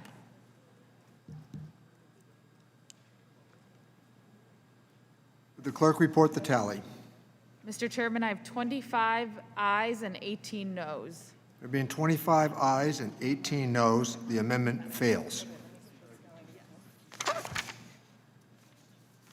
Are there any other amendments? We're prepared to move on. If there are no further amendments, the question is on the adoption of the amendment in the nature of a substitute. All those in favor signify by saying aye. Aye. Those opposed, no. No. In the opinion of the chair, the ayes have it, and the amendment in the nature of a substitute is agreed to. Let me now recognize Mr. Thompson. Mr. Chairman, I move that the committee favorably report Part 4 of Subtitle E, Budget Reconciliation Legislative Recommendations relating to medical, dental, hearing, and vision coverage as amended to the Committee on Budget. The question is on transmitting Part 4 of Subtitle E as amended to the House Committee on the Budget. Members are reminded to unmute themselves for the voice vote. All those in favor signify by saying aye. Aye. Those opposed, no. Aye. No. In the opinion of the chair, the ayes have it. The motion is agreed to, and Part 4 of Subtitle E as amended is ordered transmitted to the House Committee on the Budget. On that, I ask recorded vote. Gentleman from Texas, the ranking member, Mr. Brady, has asked for a recorded vote, and the clerk will call the roll. Mr. Doggett? Aye. Mr. Doggett votes aye. Mr. Thompson? Thompson, aye. Mr. Thompson votes aye. Mr. Larson? Yes. Mr. Larson votes yes. Mr. Blumenauer? Blumenauer, aye. Mr. Blumenauer votes aye. Mr. Kind? Kind, aye. Mr. Kind votes aye. Mr. Pascrell? Pascal votes yes. Mr. Pascrell votes yes. Mr. Davis? Davis votes aye. Mr. Davis votes aye. Ms. Sanchez? Sanchez is aye. Ms. Sanchez votes aye. Mr. Higgins? Higgins, yes. Mr. Higgins votes yes. Ms. Sewell? Ms. Sewell votes yes. Ms. Delbene? Ms. Delvene votes aye. Ms. Chu? Chu votes aye. Ms. Chu votes aye. Ms. Moore? Ms. Moore votes aye. Mr. Kildee? Mr. Kildee votes aye. Mr. Boyle? Boyle votes aye. Mr. Boyle votes aye. Mr. Byer? Byer votes aye. Mr. Byer votes aye. Mr. Evans? Evans vote aye. Mr. Evans votes aye. Mr. Schneider? Schneider votes aye. Mr. Schneider votes aye. Mr. Swazi? Swazi aye. Mr. Swazi votes aye. Mr. Panetta? Mr. Panetta votes aye. Ms. Murphy? Murphy votes no. Ms. Murphy votes no. Mr. Gomez? Gomez, aye. Mr. Gomez votes aye. Mr. Horsford? Mr. Horsford votes aye. Ms. Plaskett? Plaskett votes aye. Ms. Plaskett votes aye. Mr. Brady? Brady, no. Mr. Brady votes no. Mr. Nunez? Nunes votes no. Mr. Nunez votes no. Mr. Buchanan? Buchanan, no. Mr. Buchanan votes no. Mr. Smith of Nebraska? Smith votes no. Mr. Smith of Nebraska votes no. Mr. Reed? Reed votes no. Mr. Reed votes no. Mr. Kelly? Mr. Kelly votes no. Mr. Smith of Missouri? Mr. Smith of Missouri? Mr. Smith of Missouri votes no. Mr. Rice? Mr. Rice votes no. Mr. Schweikert? No. Mr. Schweikert votes no. Ms. Walorski? No. Ms. Walorski votes no. Mr. LaHood? No. Mr. LaHood votes no. Dr. Wenstrup? No. Dr. Wenstrup votes no. Mr. Arrington? No. Mr. Arrington votes no. Dr. Ferguson? Dr. Ferguson votes no. Mr. Estes? Mr. Estes votes no. Mr. Smucker? Mr. Smucker votes no. Mr. Hearn? No. Mr. Hearn votes no. Mrs. Miller?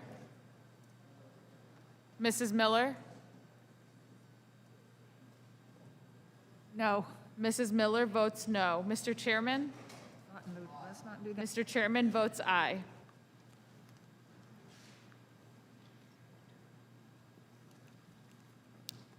The clerk will report the tally.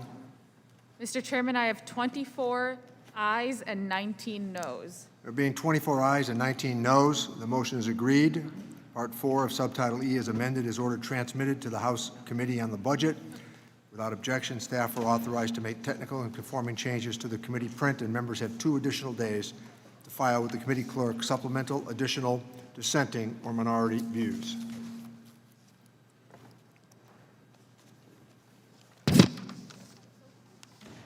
Our next order of business is Part 1 of Subtitle E, the Budget Reconciliation Legislative Recommendations relating to pathways to health careers. I now recognize the gentleman from Illinois, Mr. Davis, for the purpose of an opening statement. Thank you, Mr. Chairman. Mr. Chairman, in studying the effects of the coronavirus pandemic on the healthcare workforce, the U.S. Department of Health and Human Services found that allied healthcare professions were disproportionately impacted during the pandemic, and that the health field is currently suffering a shortage of such workers. Given that the Health Profession Opportunity Grant, or HPOG, program trains workers for careers in the allied health professions, we urgently need to reauthorize and expand this program before it expires on September 30th, 2021, so that HPOGs can be a part of the solution to build back better our healthcare workforce. We know that allied healthcare employees such as certified nursing assistants, physician assistants, phlebotomists, x-ray technicians, and medical building specialists are overwhelmingly women, mothers, and many are people of color. Thus, investing in allied healthcare professionals is both an economic recovery issue and a race and gender equity issue.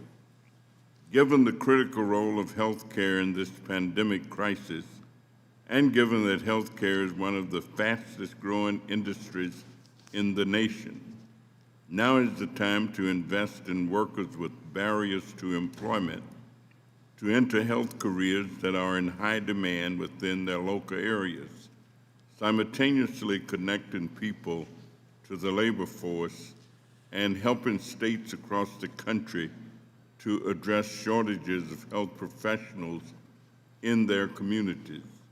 The HPODGE model combines high-caliber job training with critical workforce supports targeted to low-income parents seeking good-paying health careers.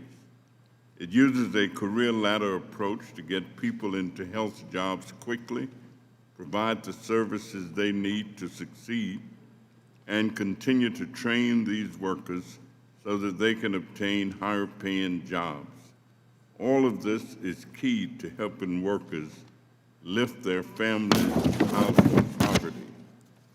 For more than 11 years, we've studied the success of the Health Professional Opportunity Grant Program, and the results of the demonstration are impressive. Participants, predominantly women, single parents, workers from racial and ethnic minority communities, and individuals who did not finish high school, overwhelmingly completed their training, were employed, and were simultaneously enrolled in higher level training to stack their credentials. We know this program works, and we ought to continue investing in it. Let's seize this opportunity to invest in vulnerable workers with evidence-based training and supports to grow our workforce, strengthen our economy, and improve the health of our communities. And Mr. Chairman, I ask unanimous consent to submit for the record dozens of letters of support from HPODGE community. So ordered. Mr. Chairman, I thank you and yield back the balance of my time. Thank the gentleman. Let me recognize the gentlelady from Indiana, Ms. Wolarski, for the purposes of an opening statement. Thank you, Mr. Chairman. As part of their $3.5 trillion expansion of the welfare state, Democrats want to quadruple funding for a program that has proven to be ineffective at helping low-income individuals find jobs. I want to remind my colleagues on the other side of the aisle that American taxpayers already fund a social safety net to the tune of more than 80 programs and $1 trillion every year. All these new programs and expansions are just piled up on top of a broken, fragmented system that's already failing our most vulnerable families and children. But instead of doing the hard work to streamline, modernize, and redesign our existing safety net, Democrats want us to double down on broken forever programs. We know from rigorous evaluations the Health Profession Opportunity Grants, or HPOGS program, has little to no impact on the earnings or employment participants.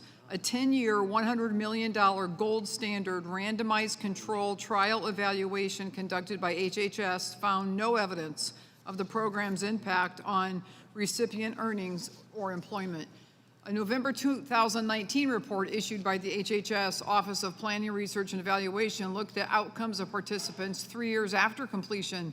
The report found, quote, the HPOG logic model suggests the training and services provided by HPOGs should produce earning gains for participants. However, despite the increase in training completion, we found no evidence of earnings impacting in the 3 year after random assignment.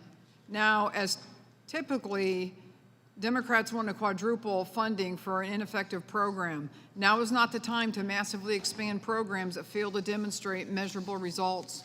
I'm a strong believer in evaluation and building evidence to help ensure federal taxpayer dollars are invested as effectively as possible to improve outcomes for children and families. As a committee, we have to work together on a bipartisan basis, and we have, to introduce evidence-based policymaking into child welfare programs. Creating the Families First evidence-based clearinghouse and providing federal funding for programs with proven results, such as the Maternal Infant Early Childhood Home Visiting Program, or MCV. Providing, as good stewards of taxpayer funds, we should be working on funding programs that are producing results, such as MCV. I'm also concerned about the duplication HPOG has with other existing workforce programs. States have the ability to use TANF funds for similar activities targeted by the same population. HHS also operates a Health Career Opportunity Program, or HCOP, focused on disadvantaged populations. Additionally, the Department of Labor runs a rural health professions program. We should make sure all of these programs are aligned and not duplicative. Republicans support funding what works and backing evidence-based programs that produce meaningful results for vulnerable populations. As leaders, we should be seeking to align funding with the pursuit of measurable goals that will strengthen communities and accelerate opportunity for the most disadvantaged communities, not doubling down on failed programs. With that, I yield back, Mr. Chairman. I thank the gentlelady. Let me now proceed. We will move to consideration of Part 1 of Subtitle E. Without objection, the measure will be considered as read and open for amendment at any point. This time I offer an amendment in the nature of a substitute, which was distributed in advance along with a green sheet explaining it. Without objection, the amendment in the nature of a substitute will be considered as read, open for amendment at any point, and considered base text for the purpose of amendment.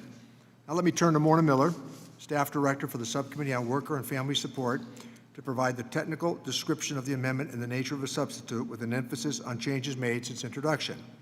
I ask that members hold their questions until after her presentation. Ms. Miller. Thank you, Mr. Chairman. The committee print of Subtitle E, Part 1, Provisions Related to Health Careers, would amend Title 20 of the Social Security Act in order to invest in the continuation of and expansion of Health Professional Opportunity Grants, or HPOGs. HPOGs were originally funded as demonstration grants under Title 20 and are not currently authorized to receive grant funding in any future year. The committee print will provide a total of $425 million per year in fiscal years 2022 through 2026 for HPOG grants, which includes dedicated funding for Indian tribes and U.S. territories.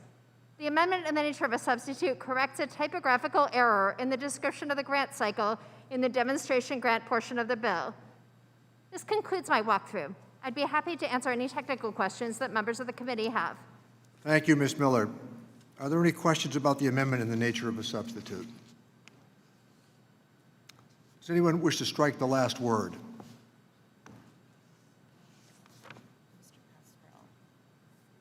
Mr. Pasquale is recognized to strike the last word.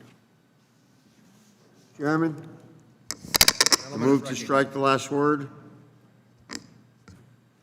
The Health Profession Opportunity Grant is a critical program that helps train and educate low-income Americans to be health professionals. As you know, as everybody in this room knows, the coronavirus has exposed the health system as it is, not as we wish it to be. Thousands of communities rely on this program. It's a lifeline that provides grants for training programs, career coaching, and job placement. Some states have multiple grantees in their cities and towns. There are 28 states, New Jersey happens to be one of them, do not have one of these programs. This deficiency is precisely why I introduced the Health Opportunities to Promote Equity, or the HOPE Act. My legislation ensures every state has at least 2 grantees. Today, the HOPE Act is included in the bill before us, Pathways to Health Careers. Extends and expands the current demonstration grant program. I yield back, Mr. Chairman. I thank the gentleman. Is there any other member who wishes to strike the last word? The gentlelady from Wisconsin is recognized. Ms. Moore. Thank you so much, Chairman Neal. Would you turn on your microphone, please?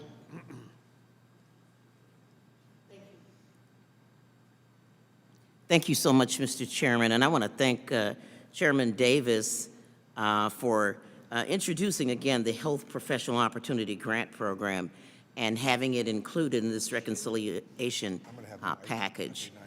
This package incorporates my bill, the Opportunities to Support Mothers and Deliver Children Act. This legislation provides competitive grant programs to low-income individuals for training pathways to become doulas and certified midwives. According to the March of Dimes, there are 7 million women of childbearing age who live in a community with limited access to maternal care, disproportionately impacting rural, urban, low-income women and mothers of color. In fact, Native American women and African American women in particular die in childbirth at 4 to 5 times of their counterparts of white women in the United States. And of course, in the United States is literally at the top of the list in OECD countries in terms of maternal deaths. But doulas and midwives have been at the forefront of this healthcare crisis by providing much needed support for birthing persons, especially those who are at risk. It makes a difference in helping to address infant and maternal mortality when you have a doula or midwife that looks like the patient, that has lived in the community, has experienced what these women experienced. Expanding the training for these non-clinical and healthcare professionals will increase access to these critical services, increase cultural competency, and elevate patient-centered care. I do want to respond to something that has been said about the efficacy of this program. I was here when we really established the fact that the intensity and the length of the program does matter and does have an impact on the outcomes. I also want to reiterate that many of the people who are targeted for the Health Professional Opportunity Grant programs are people who are actual former or potential welfare recipients. There's a lot of discussion on this committee about the work prospects of these women. And so to compare training where you can stack credentials on top of each other, we're in an era where it's been mentioned many times here that there are 10,000 baby boomers turning 65 every day, and to be able to stack healthcare credentials on top of each other to move up a career ladder in health is certainly a futuristic goal that we ought to be striving toward in terms of training potential welfare recipients and giving them some viable work versus the work that we usually put them through with these workfare programs. This is a more sustainable opportunity. So by making the HPOC program permanent, we can provide unprecedented training opportunities that would help us tackle our perinatal healthcare worker shortage, all the while combating our maternal health crisis. I want to thank the chairman again for including this important program in the reconciliation package, and I yield back the balance of my time. I thank the gentlelady. Let me recognize the gentleman from Pennsylvania, Mr. Evans, to strike the last word. Yeah. Mr. Chairman, I move to strike the last word. Gentleman's recognized. I want to thank good leader Danny Davis for his leadership on the subject. Gentleman, turn on his microphone, please. I thank the chairman, Danny Davis, for having the pleasure of working with him and advocating for iPods and the importance of it. My congressional delegation is home to some of the nation's best hospitals: Chestnut Hill, Children's Hospital, Philadelphia, Jefferson, and Penn, which employ many of the ambitious health professionals.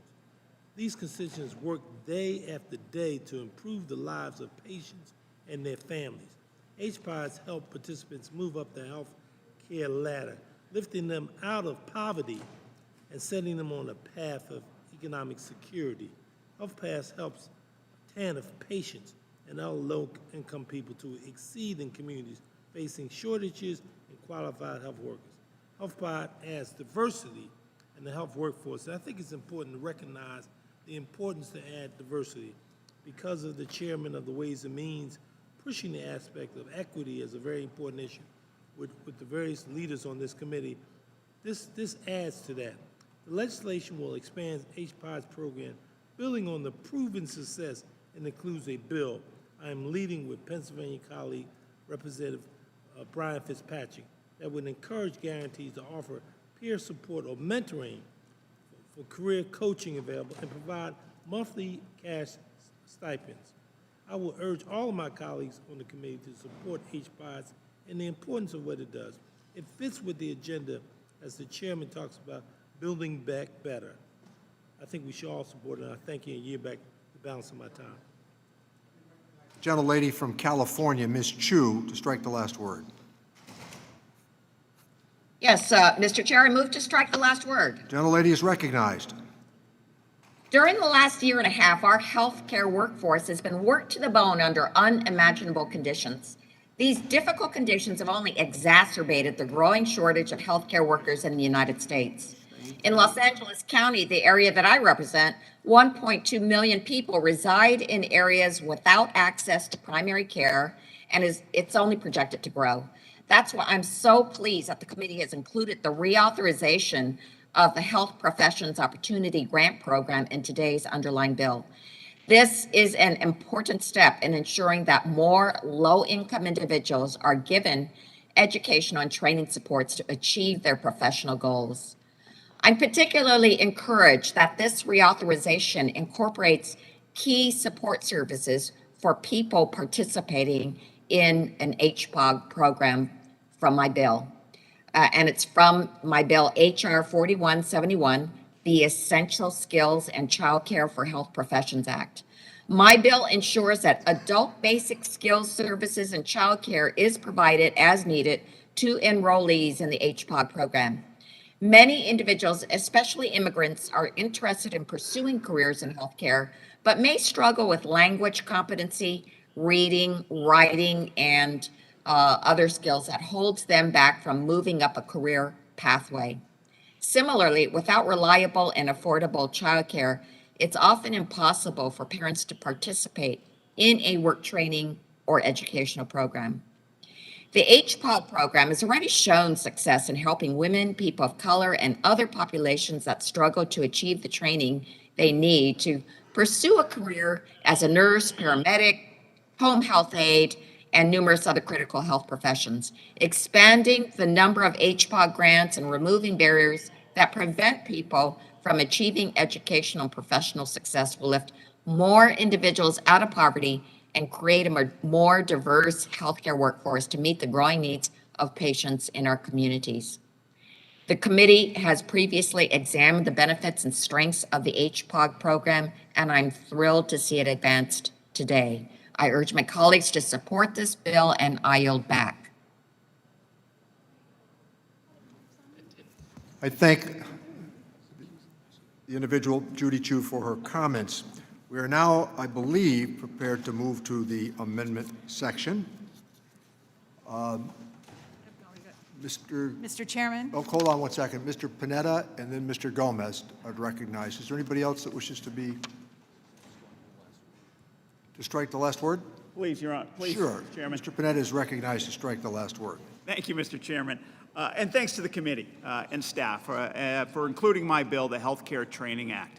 This is legislation that expands, improves our health professional opportunity grant programs. Now, as we've heard, HPOGs are necessary because they provide participants with not just quality training, but also services and credentials that actually allow them to hit the ground running and start advancing right when they begin the job. Now, especially these days, I'm hearing from doctors, from hospitals, and from health clinics about not being able to find employees with quality training and experience ready to provide high-quality care.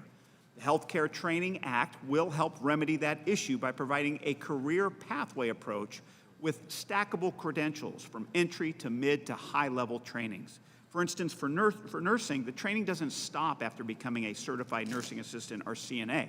Instead, it creates a ladder for promotion with training for being a CNA, an LPN, or even an RN.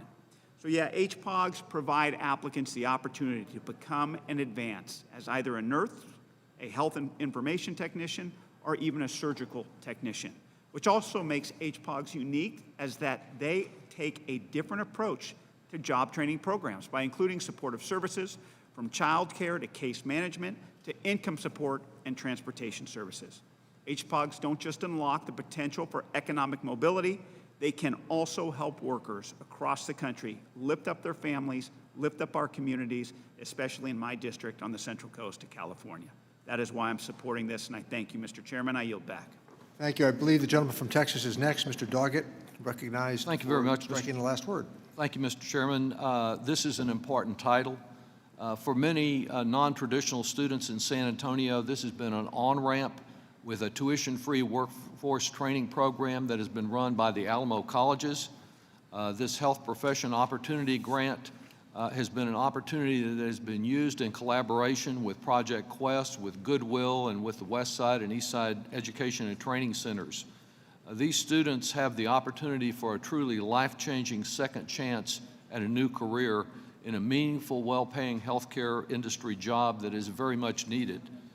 In 2 years, 250 students successfully finished the training, and 85% of those graduates found employment in jobs like certified nursing aides and pharmacy technicians. This is a win for the patients and for the newly minted healthcare providers who lift themselves out of poverty. This program is one that I've been particularly encouraged about the role that community colleges can play, and I've introduced the Promoting Health Careers in Community and Technical Colleges Act, H.R. 3931. That language is included within this title as the chairman has proposed it. It clarifies that community colleges across the country, like the Alamo Colleges and other higher education institutions, will be eligible for these grants. I urge my colleagues to reauthorize and expand the health professional opportunity grants in all 50 states, and I know that there'll be other people who can build on the successes that have occurred under the leadership of Dr. Mike Flores and the trustees of the Alamo Colleges. Thank you, and I yield back. Thank the gentleman. With that, let me recognize the gentleman from California, Mr. Gomez, to strike the last word. Mr. Chairman, I move to strike the last word. Gentleman's recognized. Thank you, Mr. Chairman. And I'm really happy that we're finally moving forward with the reauthorization of the Health Professionals Opportunity Grant Program. Democrats on this committee have made a concerted effort to advance equity, and that means lifting up the most vulnerable Americans by identifying its structural barriers that prevent participation and taking actionable steps to remove these barriers. HPOGs are a great example of our commitment to equity and advancing equity throughout the country. I want to thank the chairman for including my bill, the Tribal Health Careers Act, which sets aside HPOG funding for Indian tribes, tribal organizations, and tribal colleges and universities. Due to historic and systemic barriers, tribal communities are often excluded from resources and economic opportunities. My bill aims to provide Indigenous recipients with education and training to prepare them for high-demand, well-paying positions in the healthcare field. The advantages of HPOGs are not only beneficial for grant recipients, but also for the medical community, which often lacks diversity in its workforce. HPOGs help avoid the preventable negative health outcomes that arise in communities of color due to the lack of diverse representative staffing. I'm proud our committee continues to work and develop policy initiatives that aim to protect and empower underserved and underrepresented communities. And I urge my colleagues to vote aye on this important piece of legislation. With that, I yield back. Thank the gentleman. I believe we are now prepared to move to the amendment section. And the chair is, Mr. Chairman, yes. Ms. Miller? I have an amendment at the desk. Mr. Chairman, I reserve a point of order. Mr. Thompson has reserved a point of order. The gentlelady's amendment will be passed out. And in a moment, we'll have her speak on her amendment. Good job, Giacomo. You totally. It's good. It's all right. You got good points.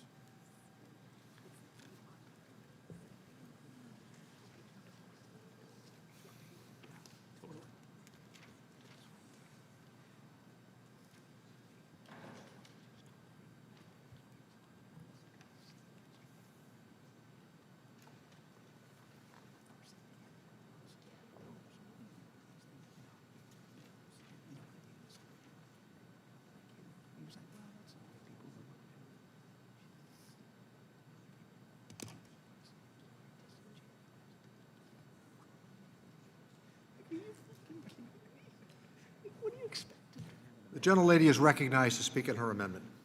Thank you, Chairman Neal and Ranking Member Brady.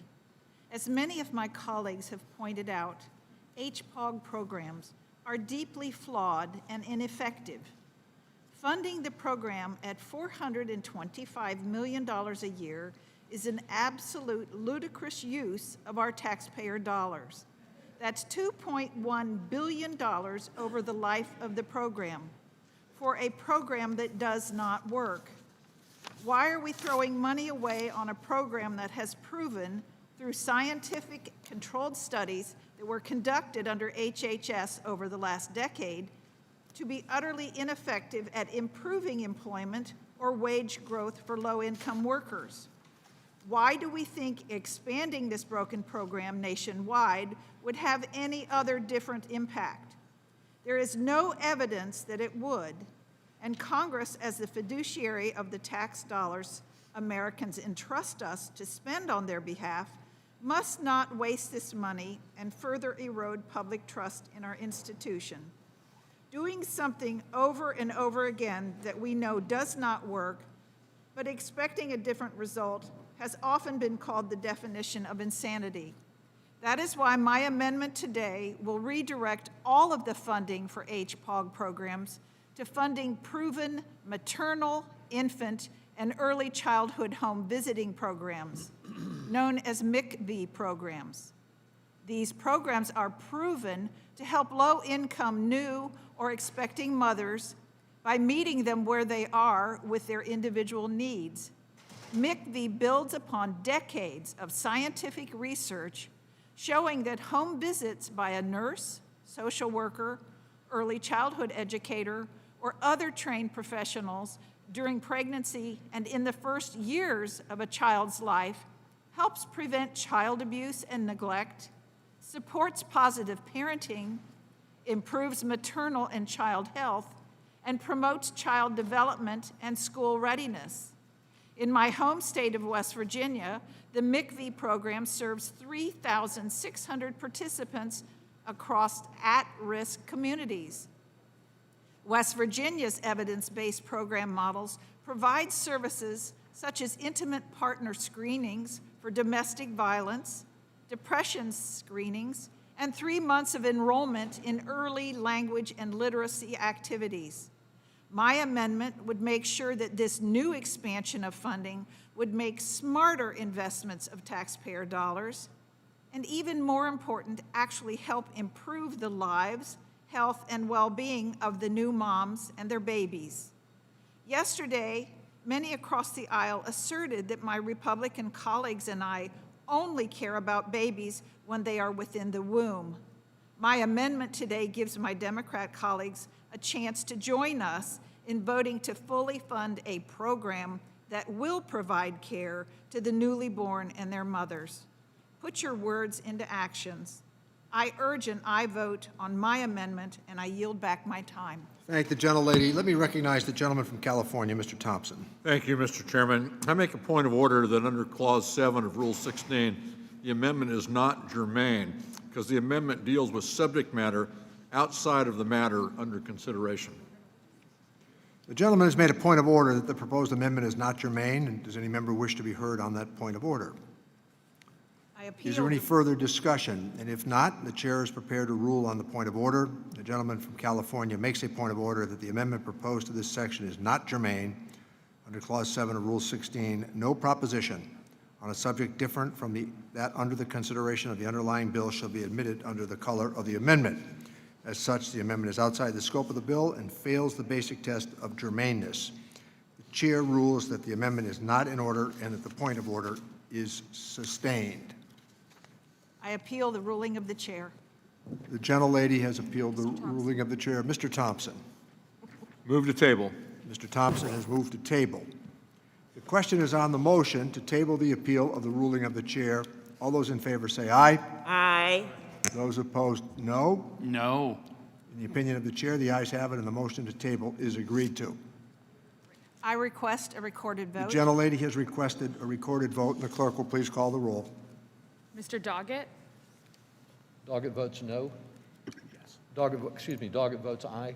Mr. Doggett votes aye. Mr. Thompson? Thompson, aye. Mr. Thompson votes aye. Mr. Larson?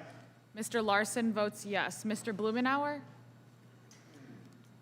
Mr. Blumenauer? Mr. Kind?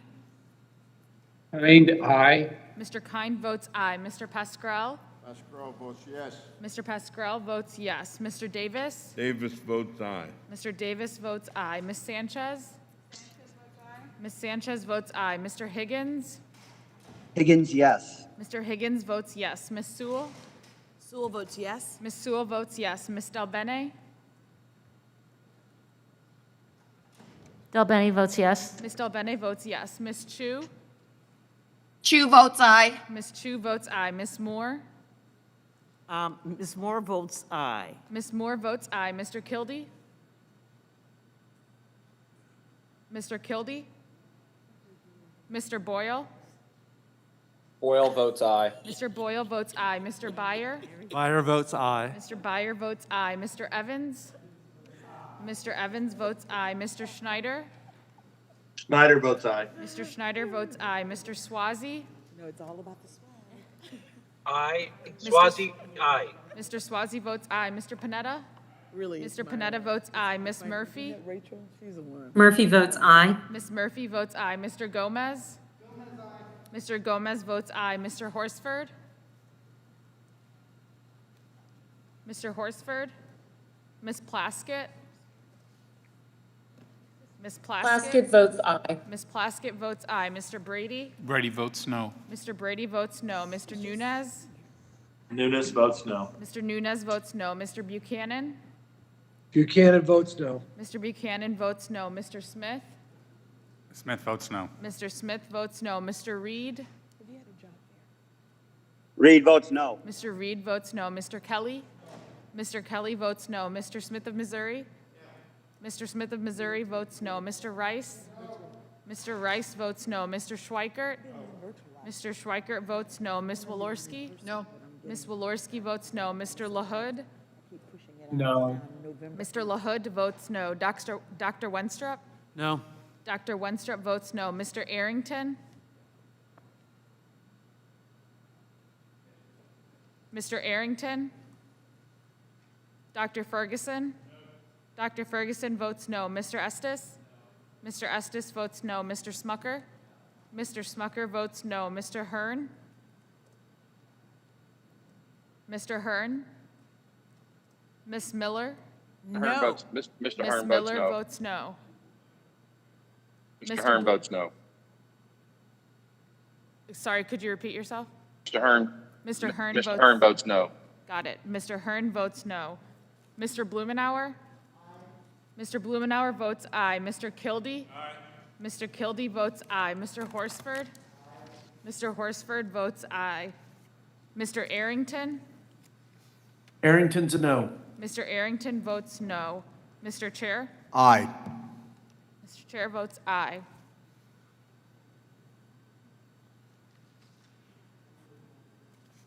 The clerk will report the tally.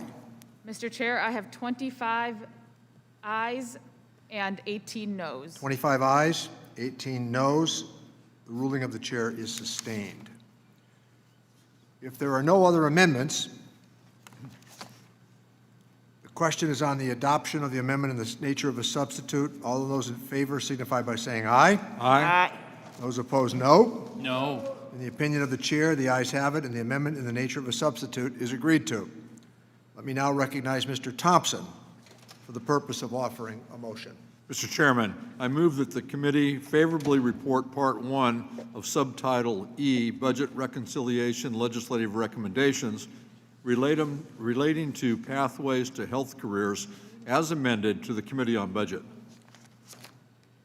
The question is on transmitting the bill, Part 1 of Subtitle E, as amended to the House Committee on the Budget. Members are reminded to unmute themselves for the voice vote. All those in favor signify by saying aye.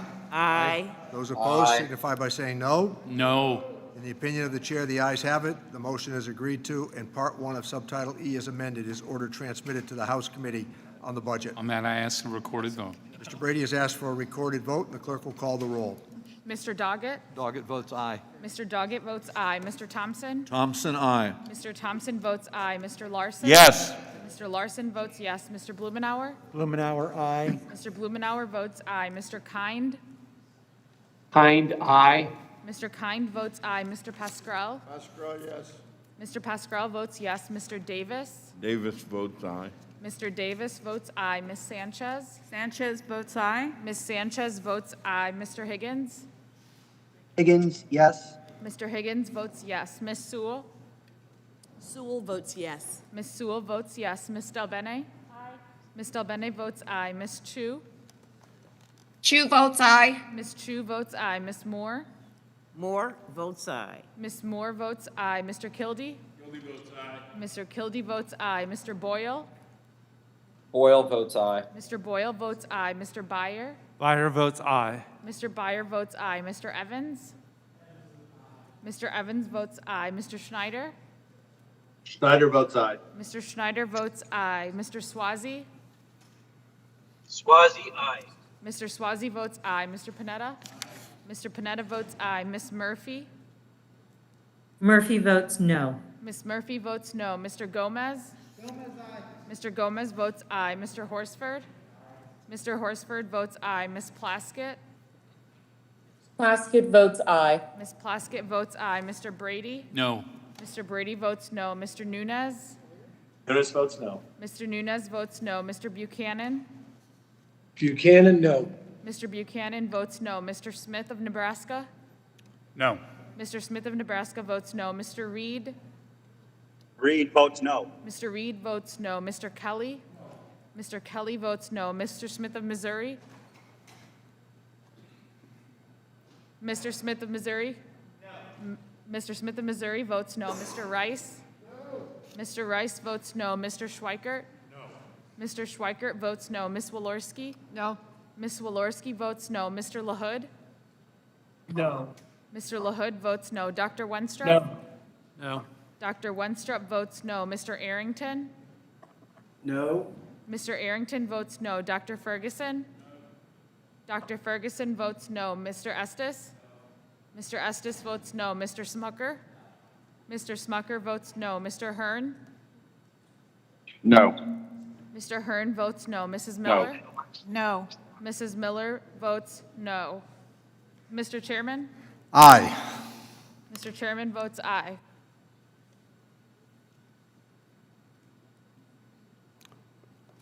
Clerk will report the tally. Mr. Chairman, I have 24 ayes and 19 noes. There being 24 ayes and 19 noes, the motion is agreed to. Part 1 of Subtitle E is amended, is ordered transmitted to the House Committee on the Budget. Without objection, staff are authorized to make technical and conforming changes to the committee print, and members have 2 additional days to file with the committee clerk supplemental, additional, dissenting, or minority views. We now turn to Subtitle E of the Budget Reconciliation Recommendations relating to elder justice, which will fund vital elder justice programs that help protect America's seniors and those living with disabilities.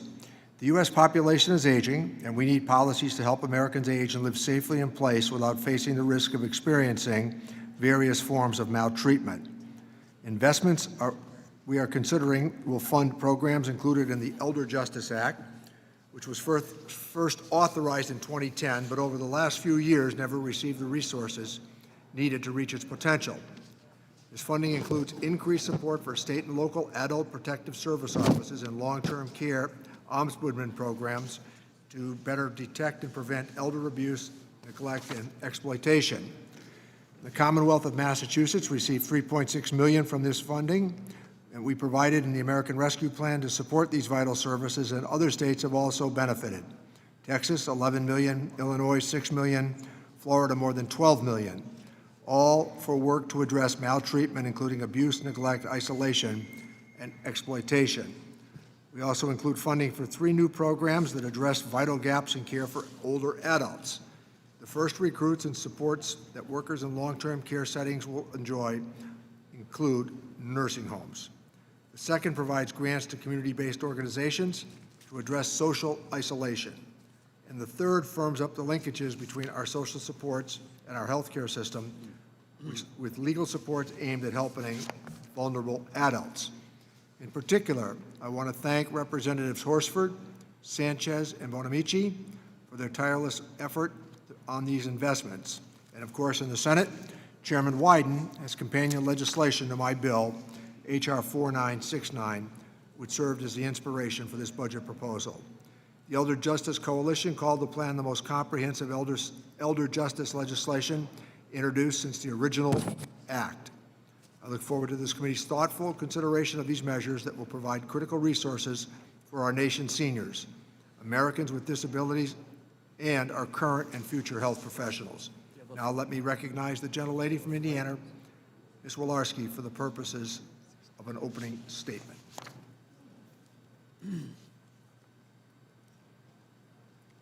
Ms. Walorski. Thank you, Mr. Chairman.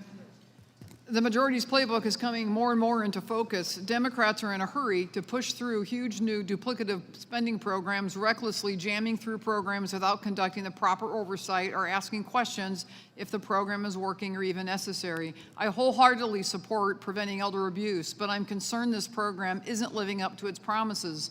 Today, we should pump the brakes on this provision and work on this issue in a bipartisan manner. This title would create a loosely defined $4 billion grant program with a buffet of random supportive services for individuals who work with the elderly, such as home health aides and nursing home workers, including workforce training, student loan repayment, tuition assistance, guaranteed child care, and funding to provide employees with not less than 2 weeks of paid leave. But I have to ask this question. Was I here yesterday, or did Democrats not just pass out of committee $27 billion in new funding for child care and a brand new $570 billion paid family and medical leave entitlement program? And also, let's not forget that Education and Labor Democrats are marking up another $450 billion for child care and universal pre-K at $55 billion for free community college. In addition to all that new spending, we have the Social Services Block Grant, SSBG, which is an existing $1.6 billion program that provides funding for adult protective services similar to those described in this title. Just look at this chart behind me. This is the existing programs and expanding the welfare state. Why in the world are you proposing another $4 billion specialty program for the same worker supports? Are nursing home workers not covered under these new entitlements? Maybe Democrats were worried and didn't want to assume, so they felt the need to call out this particular group of workers. My colleagues yesterday seemed to argue pretty strongly, though, when corresponding with Dr. Winstrup, proposing we not assume Afghan special immigrant visa holders would be included in a brand new child care program. Democrats on this committee said his amendment was redundant and not a point worthy of clarification. So this provision must be somebody's pet program and just got thrown into the grab bag with everything else. Instead of creating massive new government programs and spending on duplicative pet projects, we should sit down, properly evaluate this program so we can ensure it achieves evidence-based outcomes for the intended population. I urge my colleagues to oppose these provisions and yield back. The committee will now proceed to consideration of Part 2 of Subtitle E. Without objection, the measure will be considered as read and open for amendment at any point. At this time, I offer an amendment in the nature of a substitute, which was distributed in advance along with a green sheet explaining it. Without objection, the amendment in the nature of a substitute shall be considered as read, open for amendment at any point, and considered base text for the purposes of amendment. Let me now turn to Morna Miller, Staff Director for the Subcommittee on Worker and Family Support, to provide the technical description of the amendment in the nature of a substitute with an emphasis on the changes made since introduction. I ask that members hold their questions until after her presentation. Ms. Miller. Thank you, Mr. Chairman. The committee print of Subtitle E, Part 2, Provisions Related to Elder Justice, would amend Title 20 of the Social Security Act in order to invest in protecting vulnerable seniors and people with disabilities from harm and exploitation. The print specifically includes investments in protecting vulnerable adults in care settings by ensuring adequate and well-qualified staffing, dedicated funding for adult protective services, investment in a long-term care ombudsman, and investments to fill structural gaps in the protective services currently available to vulnerable adults, such as grants to combat social isolation. The amendment in the nature of a substitute corrects a typographical error in the heading for Section 134201. It also clarifies the period of funding availability for funds under Section 2047.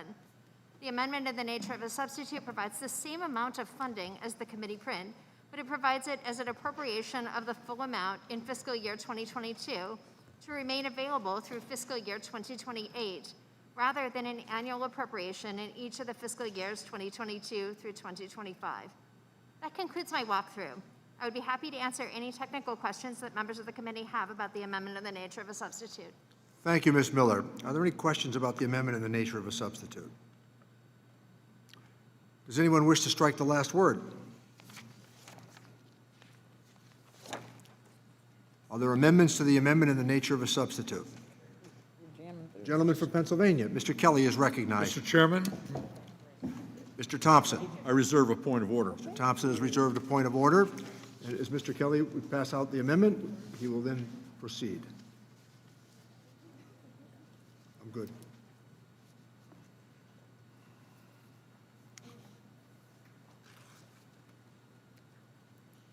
The gentleman is recognized on his amendment. Thank you, Chairman. You know, we can all debate the merits of a new training program created by this bill, and we should. We should have had a hearing, we should have had a debate, we should have been able to talk about it under regular order. I think we all would have welcomed that, and we're not going to have that chance. But to stuff what is potentially a duplicative program into a huge $1 trillion spending package that is being pushed through with an expedited process, it's just not the right thing to do. GAO has identified 44 employment and training programs that provide similar services to similar populations. How do we know the new program in this bill is not duplicative? We do not need to risk wasting taxpayer dollars on another duplicative government program. If we really care about seniors, we should be ensuring the solvency of the existing safety net programs already in place for supporting the health and well-being of our seniors. These conclude Medicare, Social Security, Adult Protective Services, Meals on Wheels, and just to name a few. As my colleague on the other side of the aisle said yesterday, as legislators, we have to make tough choices. We do not have an unlimited checkbook. Just this week, President Biden gave Congress a laundry list of emergency and disaster relief funding needed for the new fiscal year. My amendment would redirect the $4 billion in this title as a down payment to pay the bills that are already coming due. In his request, the President is asking for $8 billion for the Office of Refugee Resettlement to deal with the surge of unaccompanied children coming over the border because the Biden administration has failed to secure that border. In August, on just one day, border agents took 834 unaccompanied migrant children into custody, the highest daily total recorded since the Biden administration started releasing data in late March. My colleague, Ms. Malorsky, and I have been working together since the beginning of this year to draw attention to the humanitarian tragedy unfolding at our nation's border and how it has impacted facilities and homes currently being used for domestic foster care placements for children. With greater than 400,000 children and youth in foster care nationwide, our foster care program already faces tremendous challenges finding homes for our country's most vulnerable children. Most of these agencies are through the faith-based community. In my own district in Erie, Pennsylvania, we welcomed 144 young girls this spring from the border into our community. After only 11 days, the girls were removed and sent elsewhere. I personally went to that facility to see how these children were being handled. The day before I went up, and I made this appointment through HHS, they said, you know what? Half the girls left this morning. I said, okay, fine. Are there any left? They said, yes, there are, but they all have COVID and you can't see them. I have asked HHS for an explanation and for documents about what happened to all these little girls, and I still haven't gotten a response. How do we know that these young children are being cared for? How do we know that the domestic foster care system is not impacted by this influx of children at the border? These are questions that deserve answers, and we need transparency. Mr. Chairman, Ms. Walewski and I have been working and sent letters to HHS, one in April of 14th of 2001, another in April 21st of 2021, another April 23rd, 2021, and another on June 4th, 2021. All these letters to HHS and all of them not answered. I'd like to submit these for the record. So ordered. Now, instead of focusing on the emergency right in front of us, Democrats are going on a credit card spending spree with American taxpayer dollars, making promises about free stuff and leaving all these past due bills unopened. There's an old saying that you should measure twice and cut once, and that you can only spend $1 one time, so you ought to really concentrate that return on that spending is really in the positive manner, especially for the people who supplied that dollar, and those are hardworking American taxpayers. My friends on the other side have an opportunity to show us what their priorities are by voting for this amendment and voting to show some fiscal responsibility to hardworking American taxpayers who are shouldering all this debt. With that, I yield back. I thank the gentleman. Does Mr. Thompson insist upon his point of order? Yes, Mr. Chairman, I make a point of order that under Clause 7 of Rule 16, the amendment is not germane because the amendment deals with subject matter outside that of the matter under consideration. The gentleman has made a point of order that the proposed amendment is not germane. Does any member wish to be heard on the point of order? Is there any further discussion? And if not, the chair is prepared to rule on the point of order. The gentleman from California makes a point of order that the amendment proposed to this section is not germane. Under Clause 7 of Rule 16, no proposition on a subject different from that under consideration of the underlying bill shall be admitted under the color of this amendment. As such, the amendment is outside the scope of the bill and fails the basic test of germaneness. The chair rules that the amendment is not in order and that the point of order is sustained. Mr. Chairman, I appeal the ruling of the chair. Mr. Kelly has appealed the ruling of the chair. Mr. Chairman, Thompson. I move to table. Mr. Thompson has moved to table the ruling of the chair. Mr. Kelly's challenge. The question is on the motion to table the appeal of the ruling of the chair. All those in favor say aye. Aye. Aye. All those opposed, no. No. In the opinion of the chair, the ayes have it, and the motion to table is agreed to. Mr. Chairman, we have a requested Mr. vote, Kelly a recorded vote. requested a recorded vote. I'm looking at that 4 o'clock. Yeah, I know. Pause for 1 second to allow technology to catch up, and then we will take the recorded vote.